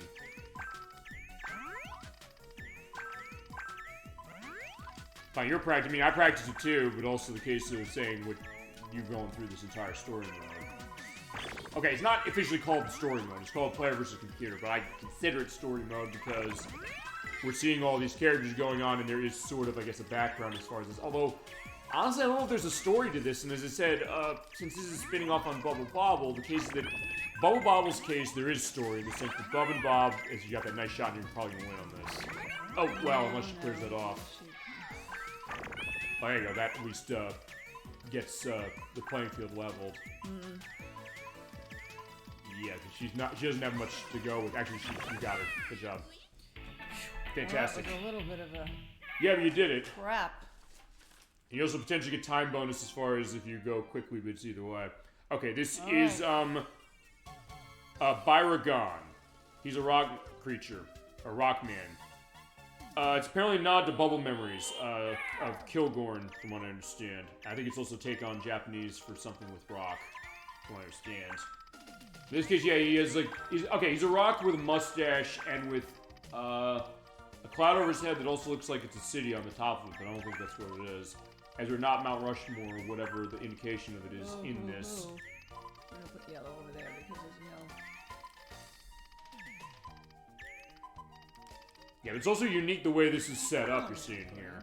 Because there is actually space on the sides. And it's worth pointing out that flashing bubble up there, the one with the star there, if you are able to clear that out and hit it, it basically clears off every bubble of the color you hit it with on the screen. So in that case, if you're able to get it out, it's not easy to get it out. And I've been in cases like I can't get that thing out. Really? They bury it usually, as you're saying. Oh. If you're able to get that down and use it, it can turn the tide. Dang, and blue isn't gonna be doing me any favors.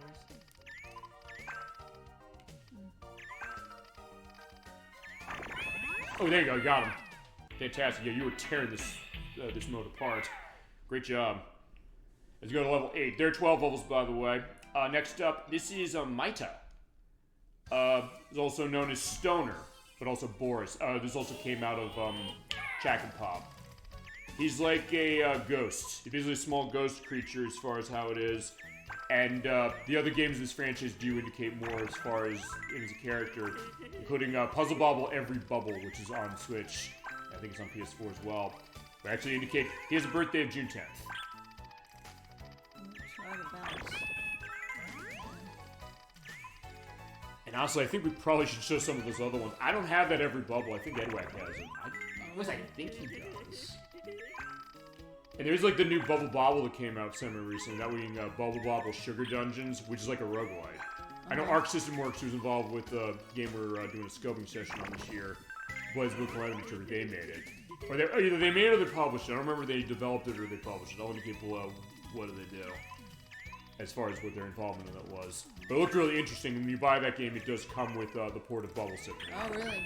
Which, was only one port of that for years until now. Although it's worth pointing out, for all of you physical media people, as I think you have them on the ropes, only a specific version you got them. Good job. Yeah, told you DollyFinn was good at this game. You have to get a specific region's version in order to have it on the card. Otherwise, you just have to go download it. We're pointing out. But, alright, this is Drabo. He's a vampire who is 586 years old in particular. He's the 8th generation's descendant of Dracula. Oh. But he's like a child, so the idea that 586 is young as far as vampires are concerned. Oh, I think it is young as far as vampires are concerned. Yeah, and based on the story lore, he is like a child. You see him there, he just loves kind of having fun. He loves sweets and he loves video games. Kind of like we do, because tonight, I guess our official corporate sponsor is Peppermint Bark. Yeah, Peppermint Bark by William Sonoma. I don't know how I got this, it is but it's delicious. At first I said, wait, it is so you gave good. it to me. Like, no, I didn't. I was like, no? Who gave this to me? Whoever did, they're a star. Maybe I can have an answer by the time I edit this of who gave this to me. Oh, shoot. Shit. All right. Damn. That was just not a problem. He decimated you. But then again, you are well over halfway done with Well, this. I'm not happy with that last one. That's fine. Just telling you.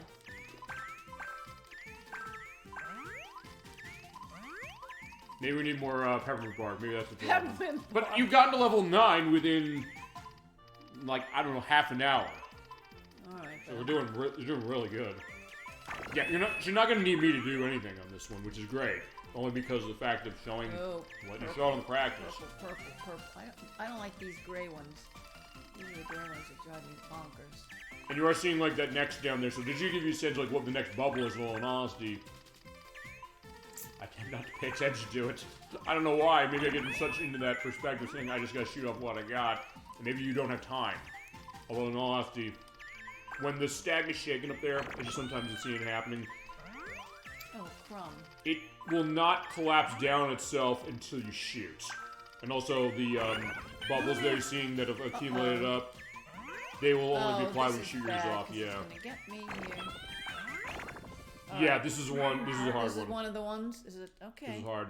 This is the hard one. In fact, there's Drabo back there. Just show his No, I remember this. his coffin. No, I remember. Actually, wait a second. There's like female and male versions. You're seeing like there in the background, like the male coffin and a female coffin. So I guess there's like a female. Oh, no, Drabo and Drajo. See, I haven't played enough of the other ones to know if Drajo's in the other ones. So I guess a fellow friend. I guess. Also, interesting thing, I mentioned this is 1995 for the arcade and 1996 for the home versions. But say 1999, so I guess they could come out there. I also question this, is that... I wonder if this is enough. I don't know if this is indicated this way. Because he's wearing purple, it's 1999, he's gonna party like 1999 the way that Prince did. Yeah, probably. Don't know. The only game I know of that really did have an explicit reference to that was, Mortal Kombat Trilogy, because Rain is the purple ninja as far as the Lin Kuei, and they did indicate, yeah, it was not a purple rain. Purple rain. There you go, nice. Usually just had to find wherever you can drop something, you just keep dropping. Because, yeah, he's not gonna let up. He's definitely not gonna let up. These I don't like. Got the yellow that'll just drop the boom.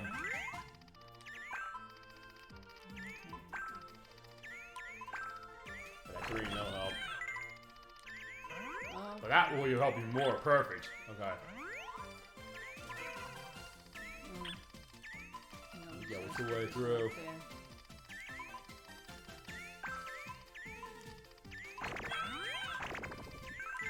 Ooh, there you go. That's good. Something good shot like that can really change your fortunes. It seems like it's in good shape here. Mm-hmm. Yeah, where's the best way to shoot that? Oh, almost. Oh. That could have been great if you got that. I remember this version. This was rough. Yeah, this battle. Yeah. We're gonna do it, or you'll eventually get to it. Eventually, I do remember this one was a killer. Uh-huh. And I almost got it, and I thought I almost got it, and then I didn't get it. And it was, I think, also the case of thinking like, wait, I'm not gonna get this, and like, oh yeah, you got it. I know other people that were in witness to the practice as far as they were kind of fascinated too. It's like, well, what is she playing? Number one, I went to Spiel what this is. It's like, oh wow, I'm kind of amazed to see like what this is. Right. And also, but also, if nothing else, we're doing, or I guess we're getting aspect out, saying like Electra said, I don't think people know this. We're getting people to know this, whether they like it or not. But they get the sense that they do like what they're seeing. Even they're questioning, like, wait, what do they consider as a puzzle game, as Mitch Kaylee was doing? But also then the question of the case of them still thinking like, oh, it looks cute. It looks like it's still a fun time. And it is, absolutely. I'd recommend it highly. We'll get to that. We'll get final thoughts on this, baby. Oh, so that was a mistake. This is just a killer one. Yeah, but he's also close down as well. But yeah, let's see how this goes. That would be good. This is going to be too much. Almost. No, okay. I do remember this one. This was took a bit. Yep. But if nothing else, I guess it's showing that. I guess. As I said, I guess the difficulty curve is kind of all over the place, and since you beat one of the harder levels from some of the earlier ones, like 10 seconds, and then needed time on the other ones, but then now in particular, it's like, okay, you know what you're doing now, the game is not going to let up. I guess if nothing else, you are going to get a challenge out of this. Even on easy, it's a case where it's not, you know, there's nothing wrong with playing this game on easy, because it said, well, you're still going to be challenged, and you're still going to be getting a sense of, oh yeah, I can do this. Wow. When you go through it all, like, oh wow, that felt good. This one I really think is just a killer. Oh no. I'm gonna need a whole new.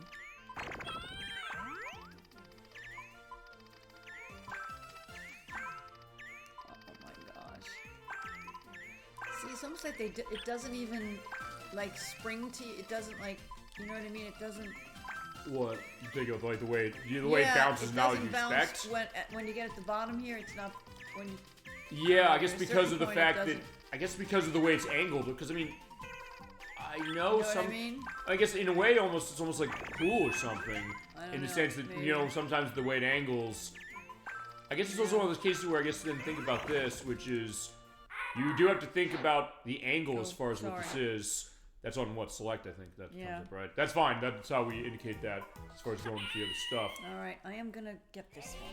I guess you have to kind of pass it to you if I can. Sure, that's fine. I guess any case of like any geometry experts out there, you kind of look at that and say, okay, what's the angle this is going to bounce off of as far as on the wall in order to make it to where you need to go? And especially when you're down near the line, it's something where it's not going to be as much because you have to kind of go bounce back and forth because it's going to be a weirder angle. So listen up, kids. When you're studying geometry, don't say, I don't need this. What do I need this for? Yeah, play Bust There Move you 2. go. You need it for or any Bust Move 2. Or any of the Bust Move games, really. Or maybe this is going to be a case of, sometimes we mention this, the idea that, it sounds weird, but, you know, applying a knowledge of something like that in a game. We mentioned that we played Parasite Eve, because that was a case where the Medics brought mention of this as well, and it was something that I indicated, which was that there was a letter in Electronic Gaming Monthly for that one, saying that the way Parasite Eve worked, it was heavily based on biology. The game itself was based on a movie, well, based on a book and a movie that was written by someone with a PhD in microbiology, and the idea of like what was going on with everything going on with Eve, what she was doing as far as Aya in that game, but just the case that it has a lot of information that makes it kind of scientifically on point. And in this letter from Electronic Gaming Monthly, someone said, I was able to reference a lot of the concepts as far as like what is mitochondria, what is it doing to all these creatures and all the people that it's getting involved with. It's like I was able to get a good grade on my high school biology test because this game made biology very interesting, something like this when we played that, but also saying that it kind of made me grasp the concepts better than I thought I ever would, which was kind of interesting to think about. And Christian 64 also said that with Spider-Man for the See, this is what I meant when you get in here. Yeah. It doesn't seem to bounce off the wall as much as it normally did. All right. Because of the angle. Because I know also, as I mentioned, Christian 64, his case saying, I can apply the case of, when I go to New York, I know how to actually kind of follow it now because I played Spider-Man on the PlayStation 4. It's like, oh, it's set up so well. I kind of look and say, like, oh, perhaps we could go here as far as that. And same with, I guess, taking your geometry aspects to Muscle Move. It's interesting to think about, you know? I mean, honestly, I guess in my case, when it comes to taking a knowledge as far as, I guess, something real-life based, actually, that's a discussion. For a game? Oh, God, I don't know. Honestly, those, they kind of came up with the better aspects as far as that as ones I could have taken, saying like, oh yeah, Spider-Man and Parasite Eve.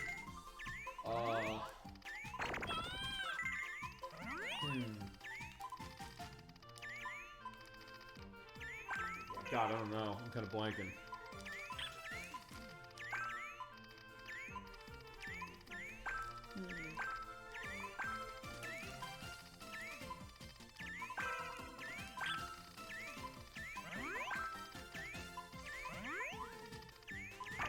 That's a good drop.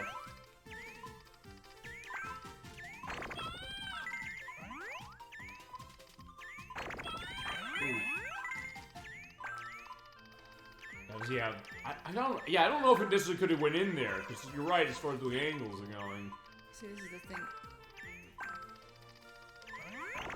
Oh, I think I felt like I almost had it. Yeah, I know. Right, one more here, and then I'm gonna give you a turn to get. It's either way, because I guess in that case it gives me ideas as far as kind of coming up with that stuff as far as applying an aspect from something in real life to gaming or vice versa. Well, I mean, okay, not exactly the same. I mean, I mentioned Life is Strange when it came to the fact that Arkanoid is in the True Colors game, but in Life is Strange Before the Storm, that's a case where they give you a section of the game where you actually have to be a stand-in for someone for performing The Tempest by Shakespeare. And they say memorize the lines, and you do kind of have to memorize the lines. Really? And recite them, and if you say them, okay, there's not wrong way. There's definitely not a penalty if you say it the wrong way, but the theater director would be saying, "What is she doing? Did she not pay attention to the lines?" But if you get every line dead on perfect, it's something where it's like, "Oh my God, she's nailing it! This is beautiful." Wow, I wonder what lines are they from The Tempest? I think it's like the end. It's near the end, from my Where he experience. says, "I abjure this magic." Yes, that's it. That was it. In fact, I could probably put her right in front of that game, like right now. And she'd basically be able to do it off of nothing. I should be able to after years and years of that. I think so. And I still want to get at some point This Way Madness Lies. That's that RPG that's on. It's on this system. And I think it's on the PC as well. Which basically, it's pretty much Chrono Trigger if it was Shakespeare themed in the sense that it basically takes place at Stratford upon Avon, and the idea of it is that. Yeah, that's the concept as far as what they do. As you're almost there. You are almost there. Yeah, you're right. And the ideas are kind of doing like a time travel case across a bunch of different things. I've heard it's really good, but it's one of those things. What's it called? This Way Madness Lies. Oh, good. That's from... What's it called? Okay, no, I can't talk now. That's fine. She knows what it is, and she'll indicate later. I'll edit down below what it is. I do want to take a look at that as well, or you want to call dibs as far as a look at that anyway. Yeah.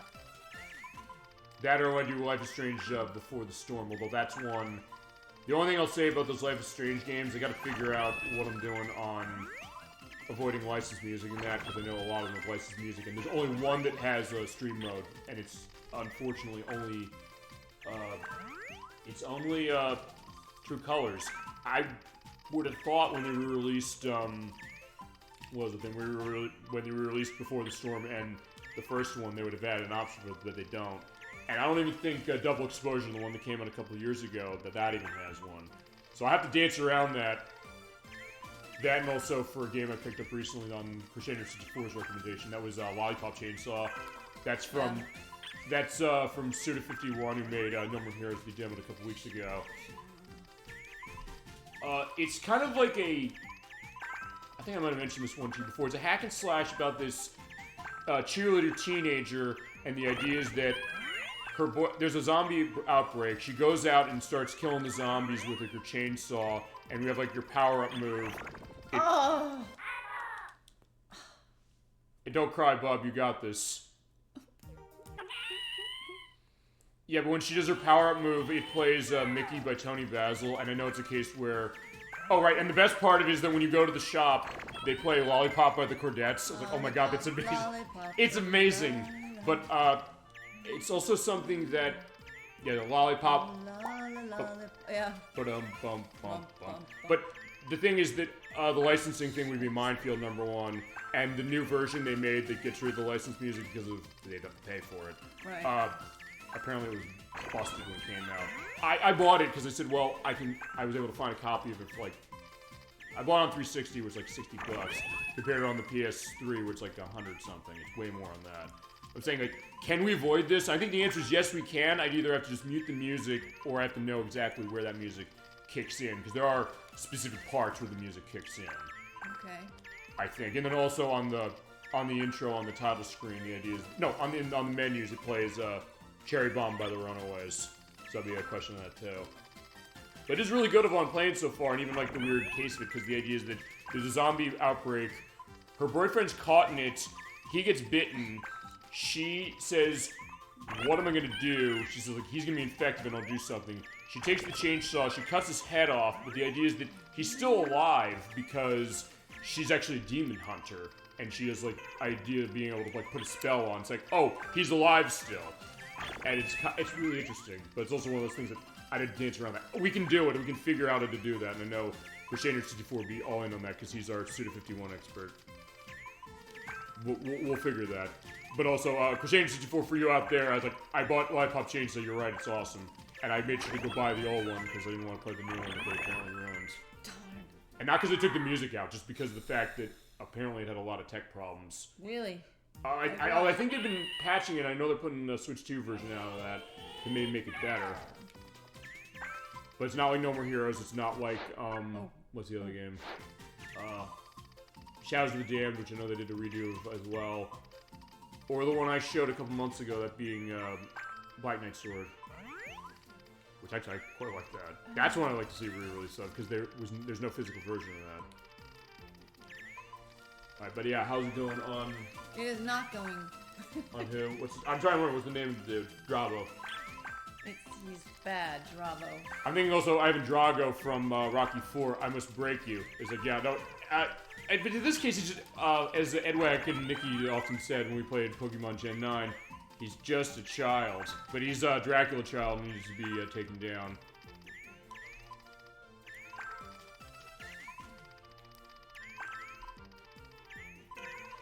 Try to get rid of stuff, but here it seems like not easy. I mean, so far at least, if nothing else, because I'm not the one playing now, I always get a sense of seeing, like, what is he doing, and also... where is he potentially stuck? But if nothing else, I'm not seeing a lot of drop opportunities for him. Oh, there you go. You got a good case of it now. I think, yeah, you're in good shape. You can pull up another one. You might have him. Crap. If I can pull up another one. Oh, there's one. There you go. Yeah, you're almost there.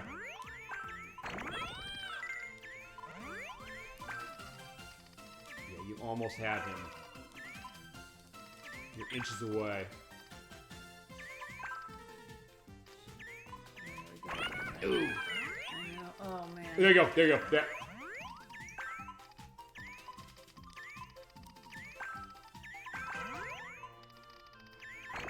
Oh, that was so close. Oh, My no. God. How did I lose that? That one I thought I was really... He unfortunately got another drop near the end. He was almost at the bottom. Unfortunately, then he got some that dropped off. That really made me mad. I know. Because it looked like you had it. I was looking at it saying, like, he's almost at that line. I'm seeing him down by that line. Thank you for helping me see that I... See, that's an interesting case. And, like, hey, also I'll say this. Benefit of, you know, just kind of sitting and watching this. Seeing, that, okay, what are they doing? Shoot, I'm just going to go here. I'm just going to put it there. Yeah, that might sometimes be your best option, saying, okay, when we come, I'll also put it here and maybe set up for something later. Yeah, so yeah, you do need to think about the idea of what that is. So, yeah, I mean, it is still a puzzle here of what you're doing. You're saying, well, what am I going to put down? But that also is why, oh, there you go. I think, yeah, that, yeah, oh, well, there you go, almost. First thing, like, how much of this is going to flap down, I know. Oh no. Again, see, I'm telling you right now, just terrible. Get down to the bottom there, it's not going to help me.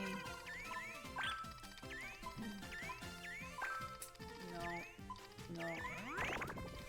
Darn. Alright, I'm doing one more and then you're getting a turn, please. And in that case, also, you can then pay attention to what he's doing, then. Because that's also the interesting thing about that. And then you're just like, hey, look at the other screen. I'll tell you this, in fact, just to indicate that quickly.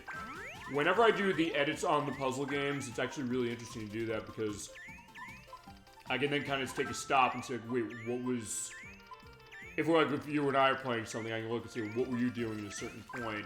And then also, for that matter, when it comes to like a versus component like this, where you see the other player's field on screen, which is most of them, as is, you get that. You can then kind of get a sense of, wait, where are they? How close are they? What's going on? Where is the sense of saying, like, hey, I could lose. And then you say, wait, that's going to drop there. Boom. There you go. There you go. Awesome.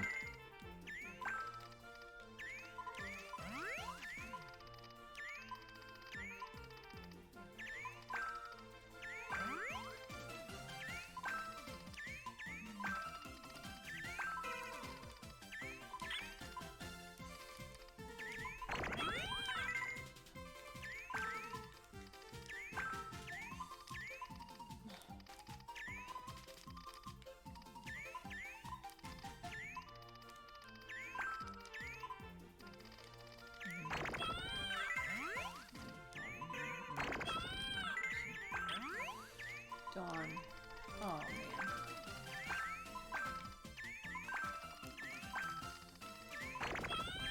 man. No, see? Almost. Oh. That was close. Wanna take a shot? Sure. Oh, thank you. It's not easy. You're seeing the full force of this. It's not easy. Well, see, I don't know if I can do much better, because honestly, I'm not the one who beat this, but I'll see what I can do. I guess in that case, also, as you go along, feel free to go into what you're thinking as far as this, what you're seeing over there, or anything. You know how we are as far as this.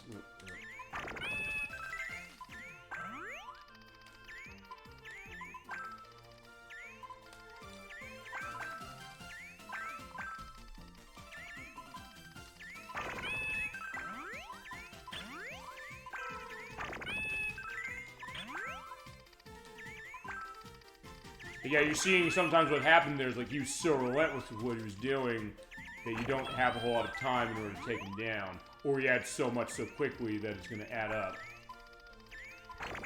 Oh no, like that.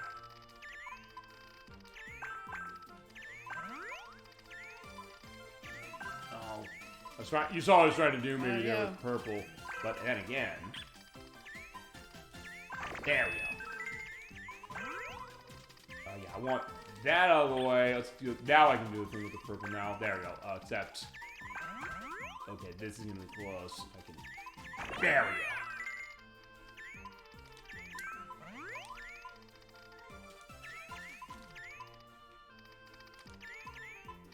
Yeah, in this case, I'm also trying to get a sense of. Okay, can I do that? Drop that down. Not easy to do. See, there's a lot of prep you have to run as far as this. We might be there. We might have them. Oh no, I don't. Oh wait, hold on, I can do that, and... no, not... well...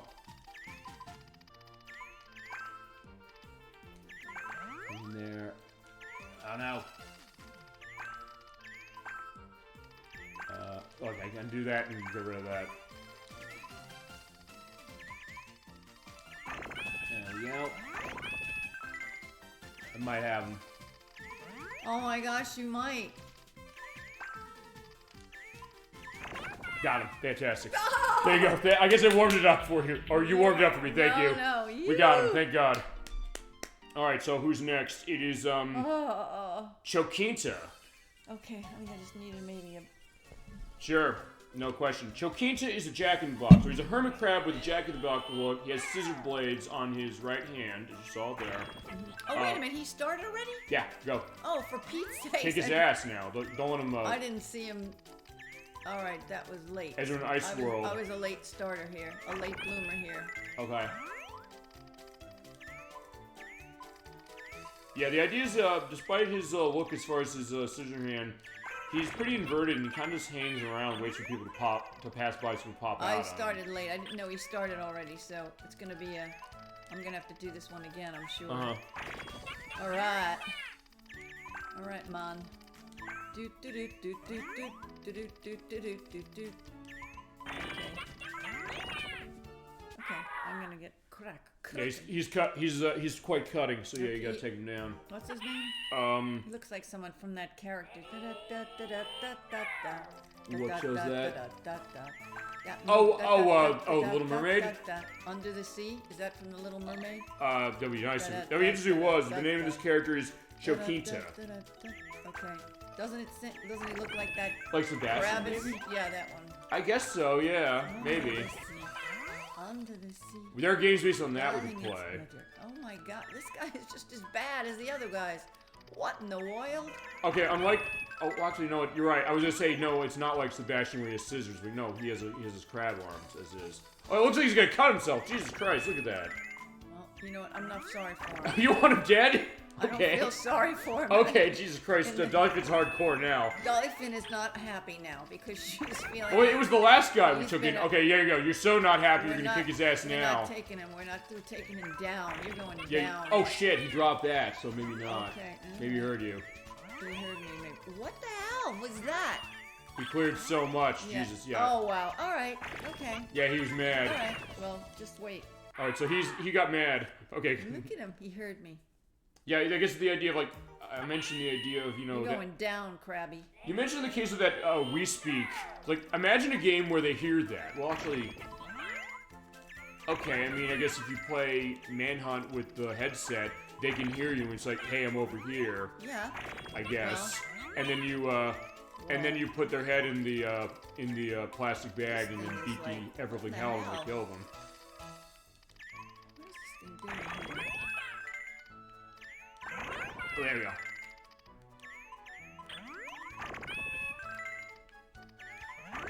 There you go. You're hitting him with a lot. Blue is available. There's green's available.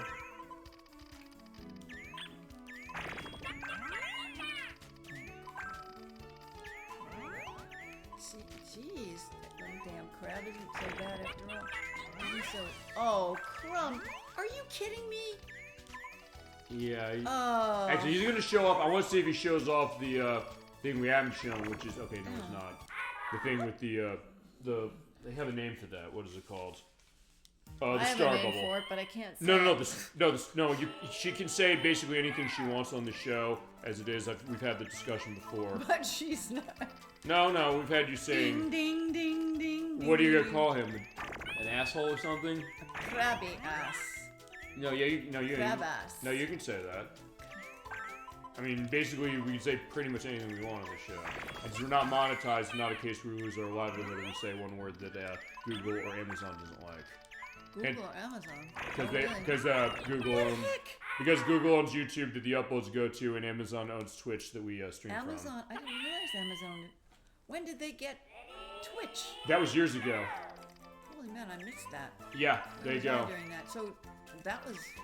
Did you know they were purchasing it? They had it for a while. I think they had it when we started the show.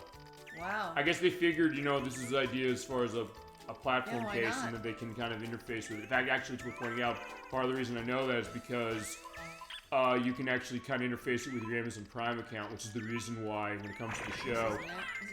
This is no good, man. Yeah, the reason why on the Twitch site, the reason why it holds the uploads for 2 months is because of it's connected to my Prime account. Wow. That's the only reason is why, otherwise it goes away in a week. It used to do that. It's like, wait, I can link it to this, let me do that. Oh my gosh, he's not kidding on this round. No, yeah, he's cutting down.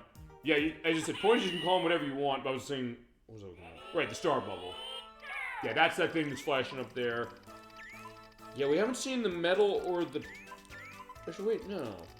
No, we haven't seen the metal bubble, and we haven't seen the trouble bubble yet. The trouble bubbles are things you can't bust, and the metal bubble is basically one that apparently comes out randomly, but maybe not during this mode, and lets you destroy any bubble it touches. I don't know, maybe that's exclusive to Puzzle Mode or something like that. I don't know if it is. This is not going well. Already it's not going well. How the heck is that happening? This is like so... Okay. It's like 0 to 60. You mentioned that with some of these battles. That's it. Alright. Gotta get really serious now. We do have only, after this, 2 levels left. We're actually near the end. Alright, well... Yeah, it's not long if you're able to get through it, and actually, despite what it's looking like, we are getting through this actually at a pretty good clip. This is maddening. Yeah, you're right. That's always the case, saying, you know, when you get to something like this, then when you're able to destroy him. Yeah, he's like the crazy Jack in the Box. That's the idea as far as what he is. But he has like, it's a scissor arm. He's only one of them. It's not the other one. The other hand is normal. The other one is You know what's funny about this one, though? Hit me. It's like not, it's so fast. It's not letting you get your thing. When I'm trying to steer things, it's not letting me. He's already attacking by the time you're ready to shoot something off. Is that right? Yeah, that's happened before, but also maybe because of this stage, you're seeing when we're going to enter this one. Yeah. It's not covering the whole screen up there. You're seeing it's almost like it's like a line, but also for some reason that I guess because of that it makes it more conductive to a quick chain to drop out, and he's taking advantage of that pretty quick to start.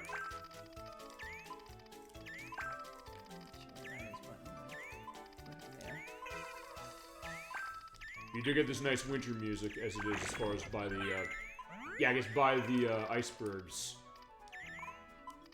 I guess also raises one question, which is if he's Jack in the Box who's waiting for people to pop out, he's like down, I don't know, in Antarctica or wherever it is. How long is he waiting there, and why is he waiting in the snow and like by the icebergs for people to come by? What if he's like there for hundreds of years and nobody comes by? I mean, I guess Bub came by, so that's fine. There you go. That's good. You got him. Fantastic. You got him. And that took fewer times than Drabo did. All right. Second last level. Well, okie dokie. All right. Let's talk about the second last level here.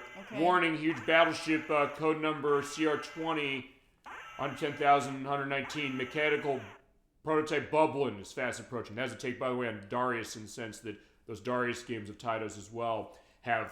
Like, bosses coming in there. Yeah, and Bub's scared as anything of mechanical prototype bubbling. We'll talk about him in a second. He's Deadly Robot. This is the second last level of the game, and we have only one level left afterwards. And if you thought Chiquita was dead... What's... Okay.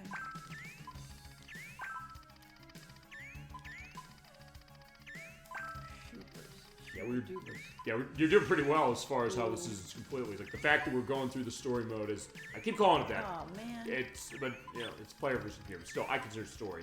Anyway, the fact that we're going through this in as rapid a clip as we are, we're going to let this only a little over an hour, and we're almost at the end. Not that it's long, it's just a case that you have to bring your skills, otherwise it could take longer.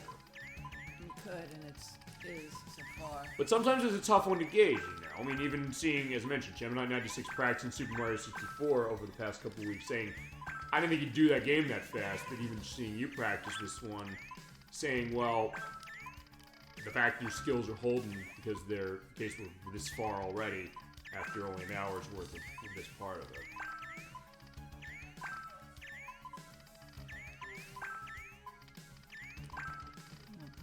Purple people eater. It's also tough to tell with him because of how big he is as far as his sprite. Like, what is the field behind him? So sometimes you can't see it over there. Saying, hey, how close is he if you're not seeing the bubbles over on the left? I don't know.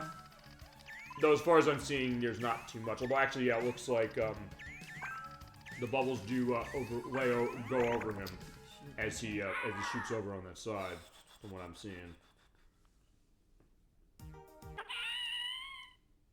Yeah, we're going pretty good so far.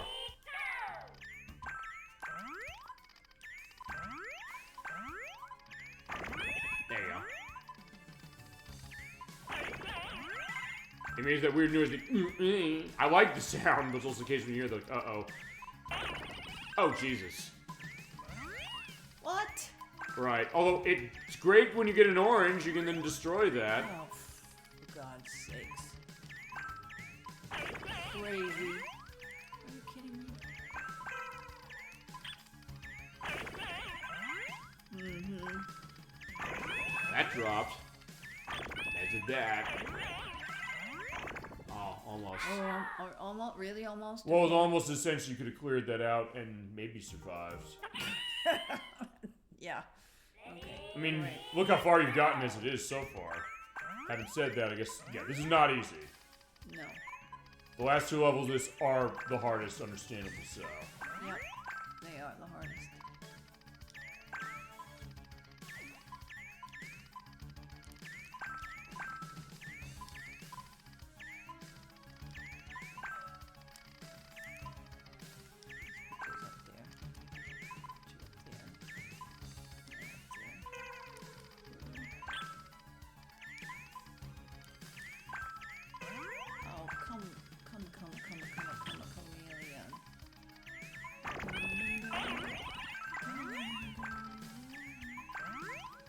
Actually, it's not an unfitting one when it comes to this game, even though it's like, yeah, he's a dinosaur. Right, Bub's a dinosaur, although, yeah, because going back to the story on Bubble Bobble itself, is that, I don't know where this takes place, because Bubble Bobble, they're turned into, okay, no, the concept of Bubble Bobble is that Bub and Bob, their girlfriends are kidnapped, number 1. They're turned into dinosaurs. They have to go through a bunch of levels. You have to, by the way, play that game through the co-op in order to get the best ending, which... Oh, no, that would have... What? What's up? I think that would have worked. Oops. I think that would have worked if I was just a tad quicker.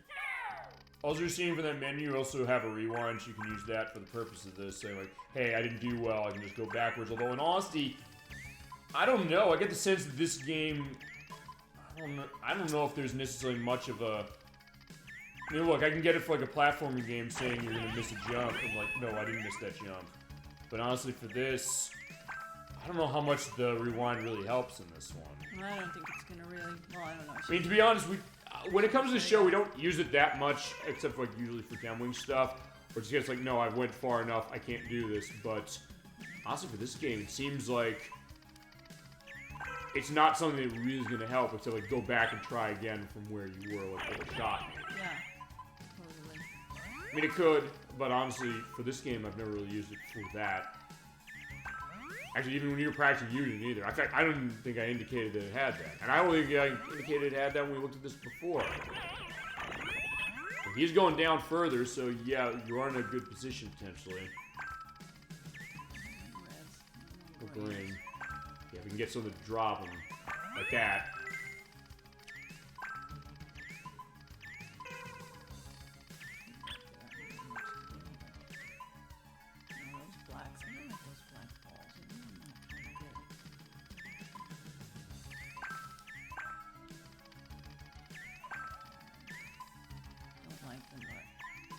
Yeah, sometimes it can be helpful. But it's just like, hey, you can clear something out and then...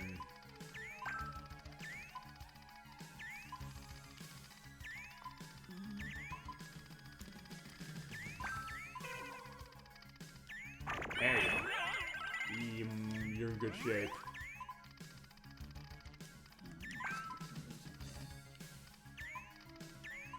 There you go.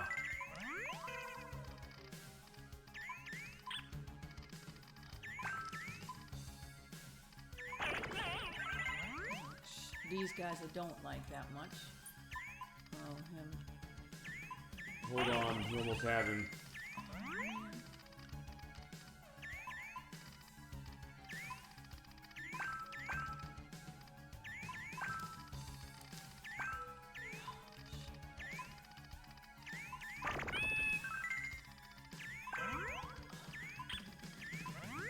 thought he was gonna get. That will.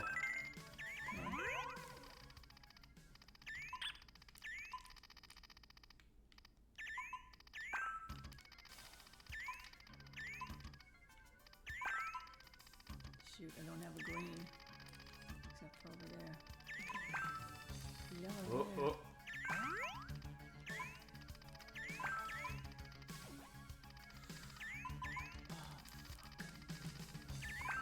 Oh, man. That was close. Oh. Was it really? It was because he was almost near the line. Darn, what's his number again? He's Robot Man. What, his name or his number? I got his number. He had something about the number on the intro. 911. Apparently it went to something with... Because I showed Darius, because Title Legends 2 had Darius, which is... It's an interesting thing about the fact that, honestly, this game, above anything else, it ties so much to other Taito games. I mentioned Chack and Pop, Bubble Bobble, because it's kind of on line with that directly. Yeah. Darius, and then... Right, Bubble Memories is in the line. And, yeah. But it's interesting thinking about the idea that, like, it kind of connects with the other case. I guess in some ways I'm almost like a parodic take, because you remember watching those Darius games when I showed him the Title Legends 2, like those flight shooting games? Shoot in the hand. It's a case where it has, like, this weird case of, like, a lot of the enemies being fish. I think that's I'm gonna be nailed on this one. This one's no... I knew I was gonna be lost on this one. It's like mechanical stuff as far as how that game goes as well. It is? Yeah, the way that, like, this mechanical fish as far as what you're shooting down in those Darius games, those are really interesting ones. And ones that I did not discover that until some of those, not just because of those Title Legends collections, but also because of the Sega Genesis Mini, where they did a version of Darius that they just completely said, we're gonna do a version of the original one with Genesis Tech as a new thing for this. I was like, yeah, this is pretty fun. It was kind of getting interested more on the shmup angle of things, which maybe growing up I didn't really kind of pay enough attention on. I know other people did. I know Kazma22, he played a lot of Super R-Type on Super Nintendo growing up. Actually, yeah, I don't think, we haven't shown R-Type yet. I don't think. Right, and I think the only one I've got is that port of Super R-Type that's actually on Switch Online. Well, that and also the TurboGrafx one, because that's on the TurboGrafx Mini. That's a great version as far as that game. Okay.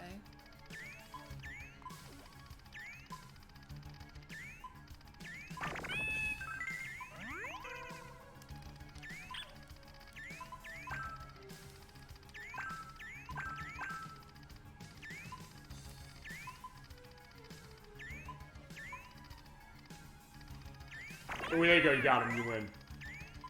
You got him. He's gonna lose. Fantastic. Oh, thank you. Great job, but you're not done. Okay. Yeah, because underneath that thing, Shoot. This is Drunk. That's not a joke. That's the name of this character. He's drunk. He disguised himself, by the way, as Bub, as far as how he is. You see there, right there. He's like, that is like the child look as far as how Bub is. He's actually was inside that thing. So now we have to defeat Drunk. This is the final level. Okay.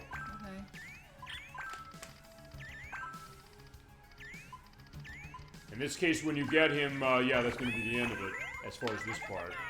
But yeah, he's gonna let it all hang out. This is absolutely the hardest level in the game. Kill you on this one. It's the worst level. Okay. He's drunk. Okay. Oh, there you go. Alright, never mind, you might be... Keep going. I'm not gonna say it yet. Alright, never mind, you kicked his ass in record time. Good job! Fantastic, there you go. That is DollyFinn's skill on Puzzle Bobble 2, Bust Move 2. There you go, good job. So yeah, we're gonna show the endings. Alright, we killed Drunk, there he is, we beat him. He's down on the ground, great job. Thank you. You win. Yeah, not easy, but you also showed exactly what that practice did, as far as it. And that was basically all you. I did the one level, but in that case, you basically did the other one. I couldn't get past that level. I think it was my confidence was being shot. She did, it's also worth pointing out she did beat that on her practice, as it is. Okay. But here we are. We are getting the case as far as the ending. And we are getting the credits. So there you go. That is the end of the game as far as this. But we have a couple other things to show off. I'm going to show off the puzzle mode. I'll show off the 2x stuff. We'll also show off, I guess, the edit mode. And we'll have that going. Yeah, but good job as far as that. I'm kind of surprised it was that quickly as far as how you ran it, but you did do good. As it shows exactly, I mentioned before, saying like, what, as far as expert at puzzle games, that was not. Look, I would not set her up as far as that if I knew she wasn't able to do it or something. I would say, I wouldn't necessarily go to an indication of that, but seeing her skill, she beat this game. I didn't beat this game, whether off-screen or on. I did the one level, but it's also something that she was able to beat this entire game, and I couldn't. Which is impressive case. So that's impressive case of itself. I appreciate it. But also, it's a great case of saying, like, yeah, they're all the weird creatures we saw, all the weird creatures you destroyed.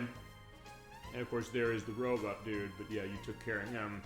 And yeah, you destroyed Drunk in record time, and I guess with Chun-Chun, we're gonna go and, I don't know, we're gonna go to Hollywood. And then there are the ghost cases as far as they're giving Shaq in trouble with the Rock. All right. I'm ready.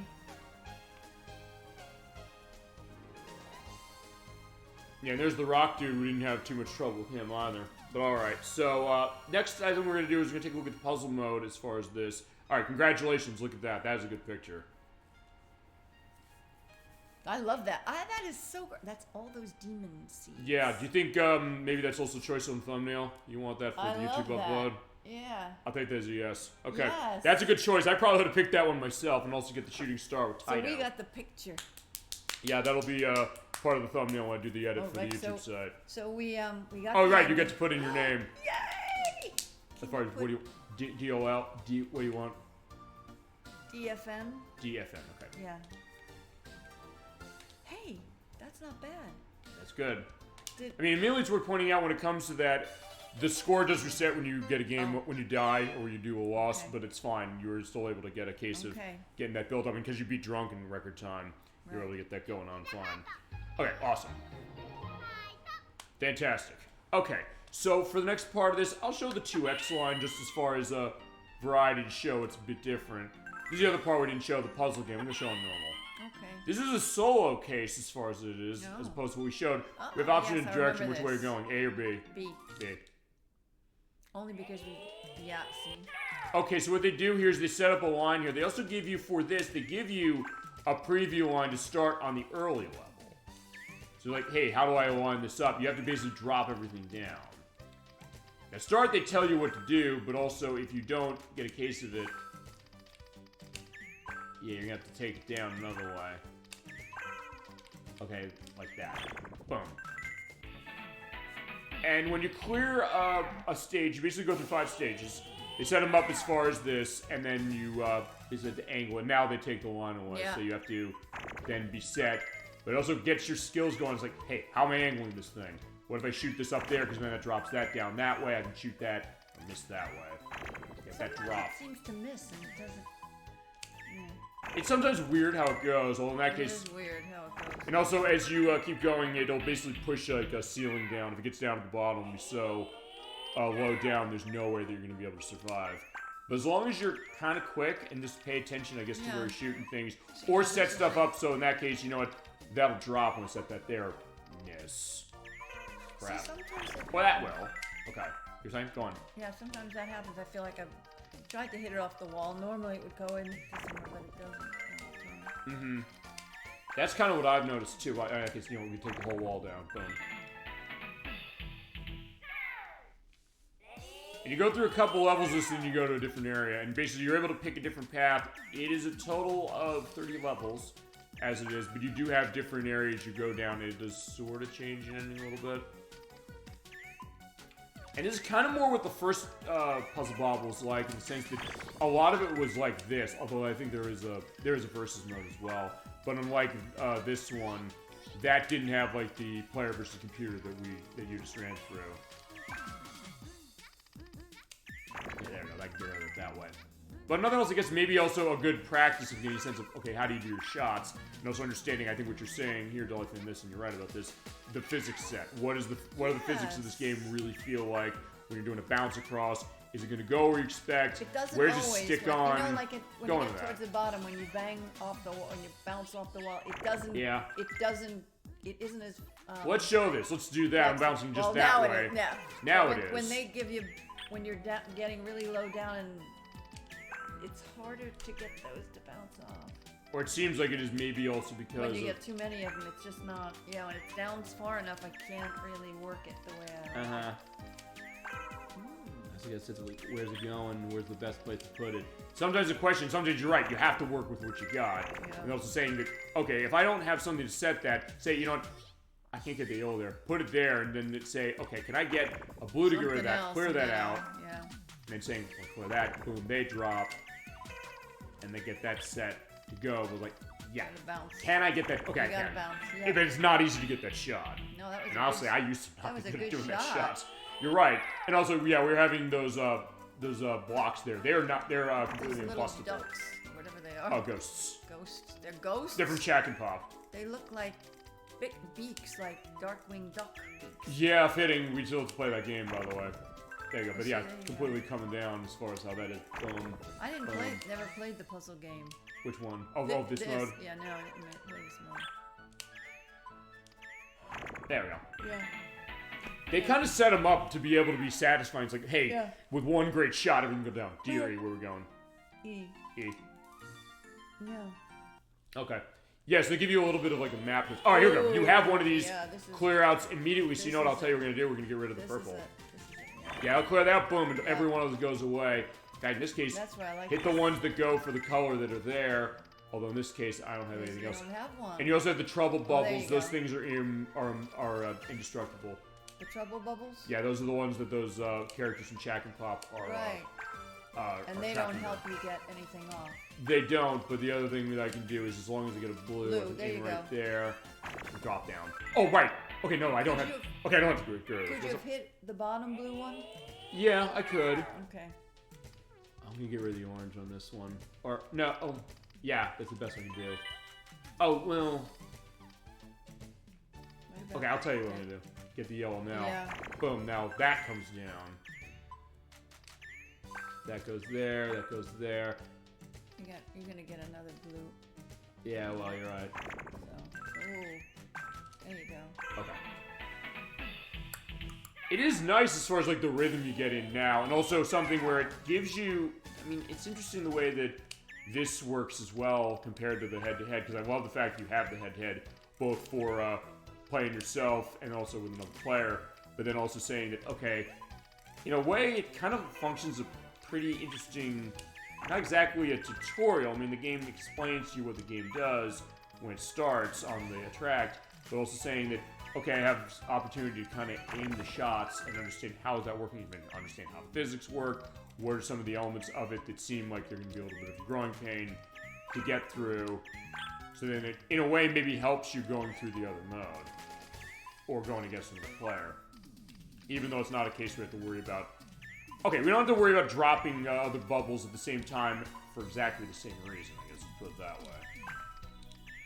You still have to basically worry about it for the purpose of clearing things out. Basically getting an opening. Because what I want to do there is I want to get that there. I want to get the clear bubble over there if I can. I'm gonna leave that for something else. Oh. But I also have to be careful, you're right. There you go. Okay, yeah, let's get rid of this because I'll drop the bullet. Oh. Yeah, it's stuck to the side, you're right. Sometimes it's a question of how is that gonna look, and it's a little weird. Oh shit. Probably shouldn't do that. That was bad.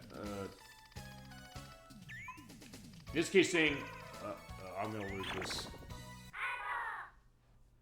Well, you'll get it this time. Okay. That just happens. Also, it's worth pointing out when you do get when you get a death, they give you the pity line. That's. I guess, but I mean, but then again, that's also not a guarantee. I mean, it's gonna show where it's gonna go.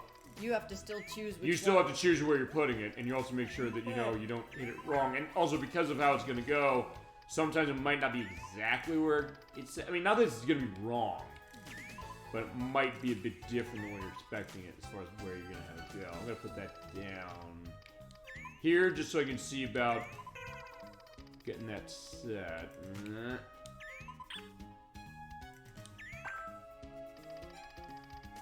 I mean, one thing it doesn't tell you is it doesn't tell you what's going to be dropped by you launching it down. But that drops that. That's good.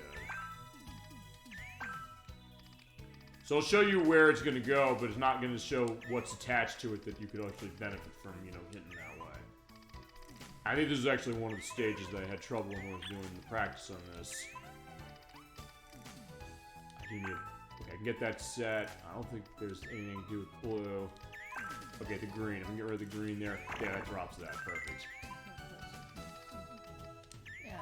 And so we're pointing out as you go along, they'll give you the colors you need when it's just like, oh yeah, there's only one left. But for now... This isn't an easy... Yeah, it's not going to be that easy.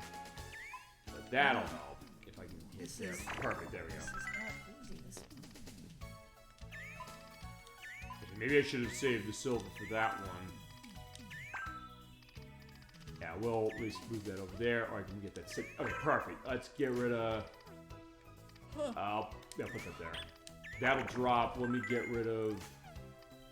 Actually, that'll work. So the one that's flashing, that... What is... The star. That gets rid of all the ones of the same color on the screen. So I hit the black one, or hit it with the black one and got rid of all the black ones on the screen. But in that case... My problem is, I was thinking like, oh, I can get rid of some of the other ones that way. Oh, there you go. Unfortunately, no, because it kept me down the line. This, yeah, go ahead. One, have at it. Tough. I'm gonna see if I can. I don't know. You hit start button because I'm not sure how this works. This one looks really difficult. Yeah. Feel free to do that. So.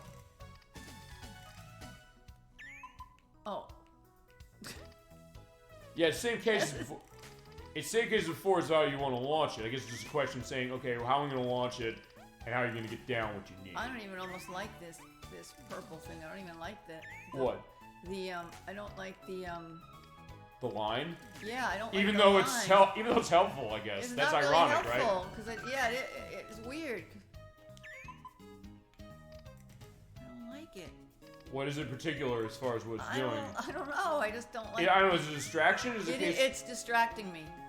That's what it's doing. It's absolutely even though it's helpful. That's the ironic thing. Like, well, okay, not liking because it's too easy. Oh, is it too easy? No. No, I'm trying to get it. There you go. Jeez. I don't think I'm like. This sucks. I'm sorry. I do not like this. That's interesting to think, Sam, though. I am. But that's interesting to think the idea of saying, well, the option is making the game easier, not liking it, not because it makes it easier, because I don't know. Not even that it's taking the challenge away. Just it seems like it's getting in my way. It's distracting me. Which is weird. Even though it's like, well, yeah, I know I got to shoot there. I guess it's a question like, yeah, no shit, I have to shoot there. But also the question of, I don't know, it doesn't seem like. You have to remind me that I have to shoot. Well, either that or a case of thinking, well, I don't know, how much is it really helping? I mean, I guess it is helping. But also you do still have to make the choice of saying what are you shooting down and where you're shooting it. Alright, there you go, that helps. So you're going to say that, but you're also might be beating this level. That would be interesting to see that. Oh, no. That goes to the idea, like, where's it going to go that you don't expect it? That was the one that, yeah, I mean, I wanted to, like, go... Bloody hell, in a handbasket. Well, yeah, the green, that could also be a good way of getting rid of that. Actually, that'll help. As far as getting rid of that. And that. Yeah, I think you're gonna beat this.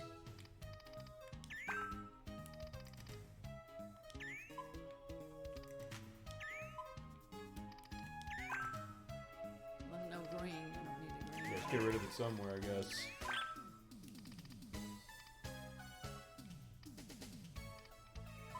Kind of like bounce it off of there and hit. That's a possibility. That's silly. There you go, that is the shot. At least that helps there. So actually, it's probably better for the curve shots, really. I'm wondering what shot's better here. That's sometimes a question you have to ask, saying what's the shot that you should take. It's not always easy to tell that. No, it's not. And that's, I think, what makes this game so interesting when we think about it. There is a lot of depth to this. There's a lot of cases, a lot of the puzzle games we play are, but this one in particular, there's a lot of things that you really need to think about that, honestly, even a couple weeks ago when I said, well, we're going to do this, or when I knew we were getting set to do this, that I wouldn't have necessarily thought, oh, wait, I really have to think that much about this. But you do. And it makes it really interesting. yeah, I think you are gonna beat this. Does this? Yeah, just get rid of that. Hit that. Well, it's not gonna. This isn't gonna help. That. Oh, look at that! The zigzag. I love that. That was a great. That's a great look. I love it. So see, now the line isn't that bad because it looks so nice. But also in that case, yeah, get rid of that. And then in this case, just hurry up because otherwise we're gonna run into a case of. How can I? That'll work. Oh, I gotta get this stupid. That's one fine, again. and then just hit the purple off somewhere else, like on the left, and then you should be fine. Like, can I get rid of those lines? a little. I just want to hit the purple one without the. There you go. That's it. You got it. Yeah. So you hit the line you want. Good job. Perfect. Thank you. So you helped me with the one aspect of this, just like I helped you with the one aspect of the player versus computer mode. Oh, you were coaching me. Well, no, you were the one running the whole mode. But in this case, Yeah, I love the zigzag. it looks great. Yeah, it looks awesome, doesn't it? Yeah. It's a great effect. So if nothing else, it gives a great look. Oh, there you go. Oh, Yeah, that get rid was of them. great. They're gone. This is almost now this one. I love the idea just of how they set these up. Yeah, I think this is it's the like they puzzle. set them up The puzzle. specifically just Yeah, to. the puzzle thing is really good. And there's an edit mode as far as how 2X runs, and also the really? Saturn game has this. You can create This your is own. great. That's great. You did a good And I job on believe that. the Saturn version, it does allow you to save to the memory card and trade them off. Although in this case, this is also kind of hard because of the fact that these little things there, they're not bubbles, but they still stick to it. And you have to be very specific about how to get rid of them. Like that.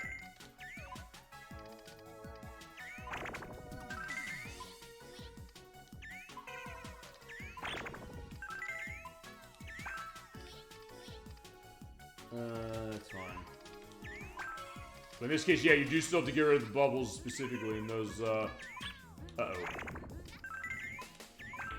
Yeah, it's weird, because, yeah, you don't have to bust those things, but they also kind of get in the way, so it makes it actually look harder than it is. What would you want? H-ray. We're gonna do I, because remember we did the other way. We're gonna go the I. completely opposite way, yes. Oh, right, because, she's right. When we were doing the practice, when I was doing the practice in this one, we went all the way to the left as far as the path. So, actually, not similar to something like Outrun, saying that at each junction you have a choice about which you can take. Alright, and those are the little... Okay, those are the trouble bubbles. They're just normal bubbles. You have to clear them by having the line either touching them or dropping them down. And this one is this, we're busting the range down in Africa, so it looks like... So it's...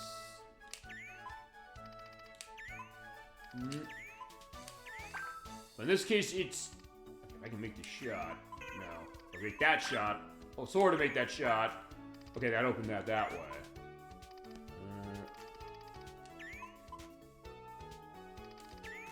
Nothing to do there. Oh. We shoot in there. Not quite. Okay, at least that dropped that and get that there. Yeah, I don't think that's going to go through. That will go here, though.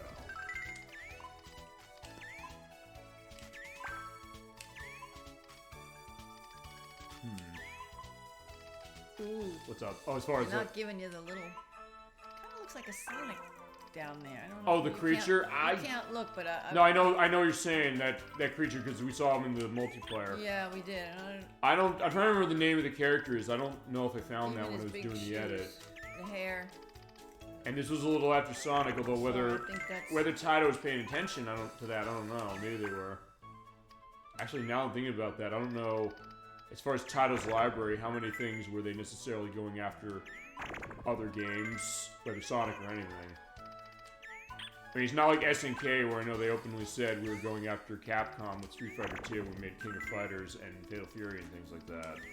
Oh, But with Taito, yeah, that I don't know. I mean, I guess... Okay, I know when we looked at Space Invaders, they said, alright, we were paying attention to... Sort of with Star Wars, sort of Battlestar Galactica a little bit, but... It's something where I guess was kind of off of the periphery. Whereas as far as Taito's case, in some ways, I guess maybe they walk the beat of their own drum, or do, I guess, still to a certain extent. Can I ask you what the rings... Talk about the rings for people, because they don't know what the rings are. What ring? Those right there, the ring, little bits different. Oh, you mean that little bubble there? No. See, look. Yeah, he's Look doing at the that. run. You're right, it is like Sonic. It's like Sonic. The ring. Straight ahead.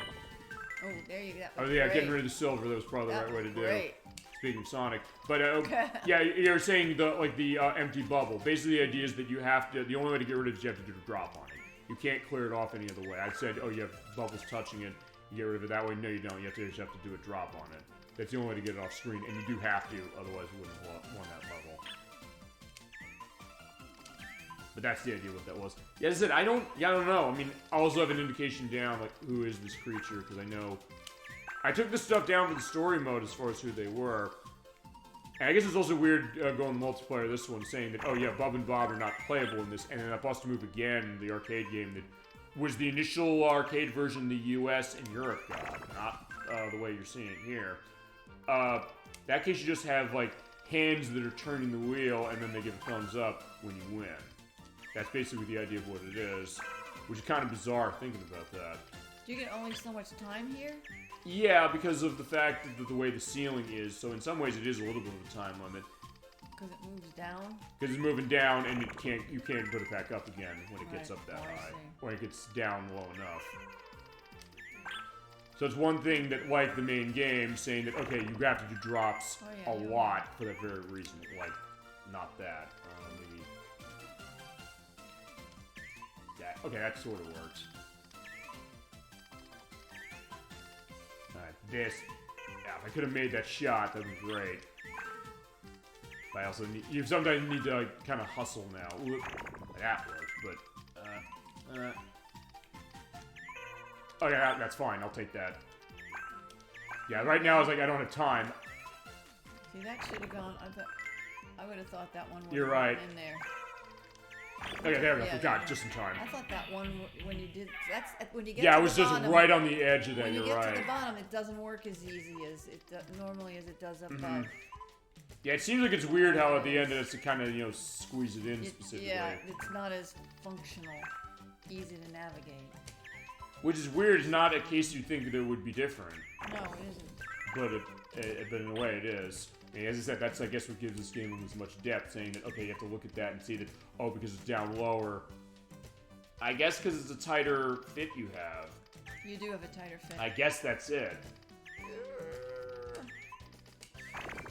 Okay, I guess you basically have to focus on drops. That's the way to win this. As much as you can, or it's a case where if you can't...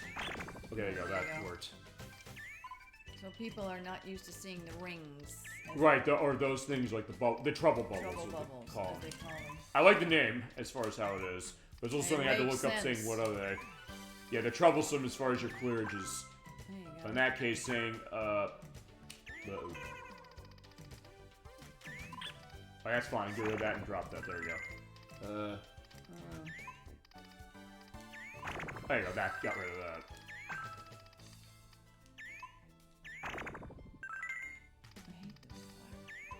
I know more or less than trouble bubbles. Yeah. Can't do much there. Bounce there, boom. Oh no. Okay, get rid of that. That helps. Good. There you go. Great. Yeah, sometimes it's one of those cases looking at this saying that, okay, it seems like, oh yeah, things are gonna go bad, but then realizing in certain cases, like, no, you're set. There you got that. Yeah, I have to just get rid of that one. And basically, in now. this case, just get rid of these from the top. And, like, get rid of that from the bottom by, there. Just do what I can as far as this, and then hit. Yeah, you're right. As far as I was off to the side a little too much. There, we got it. It just took some finagling. Grand job. Now, okay, that next. character does look like... What should I get rid of? Is the yellows? Yeah, let's go with the yellows. I was trying to think if maybe one of them wouldn't drop the whole thing. First thing, what's going to drop it? Sometimes it's hard to tell that. That's my big challenge in this game, saying when I shoot something off as far as that, I'll shoot that there. Right, okay, I know that's going to drop. There's nothing hanging to it, but other cases where it's not always easy to tell that. That is the skill of this game, though, and you showed that when it came to player versus computer, saying as long as you understand that and you're able to know where things are going to drop off or set something up so it does drop off, that's the key.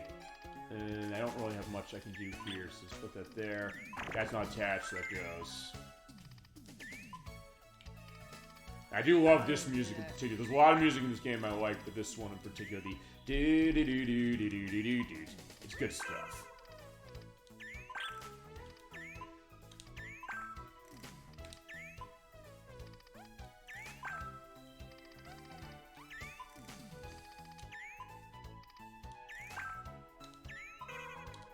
Right, that actually was a good decision. First, like, can I make it in there? Can I get it in there? But thankfully I did.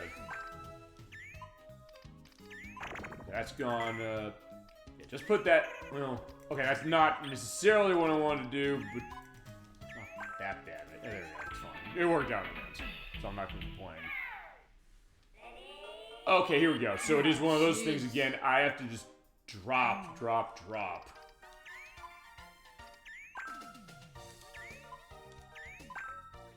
That's crazy. But there's not a whole lot of opportunity I have to do that. I just ditch it anyway.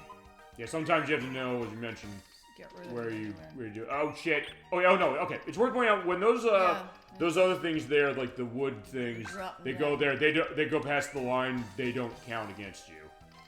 That's good. Yeah, thank God. Yeah, imagine that. It's like, hey, you have to do a specific shot there. Otherwise, you know, the rest of this is, or otherwise you're gonna lose instantly. Yeah, nothing else. This game can be tough, but it's can be fair. I don't think, actually, as far as all the games in this franchise that I know of that I've played, which are 1, 2, 3, and that's it. I haven't played 4. I haven't played Super Buster Move. I haven't played Super Buster Move 2. I'm trying to think of other ones that I haven't played. It seemed fair, if nothing else. You can't bounce off of. Yeah, I don't have a good case as far as what a bounce on that. Okay, that helped.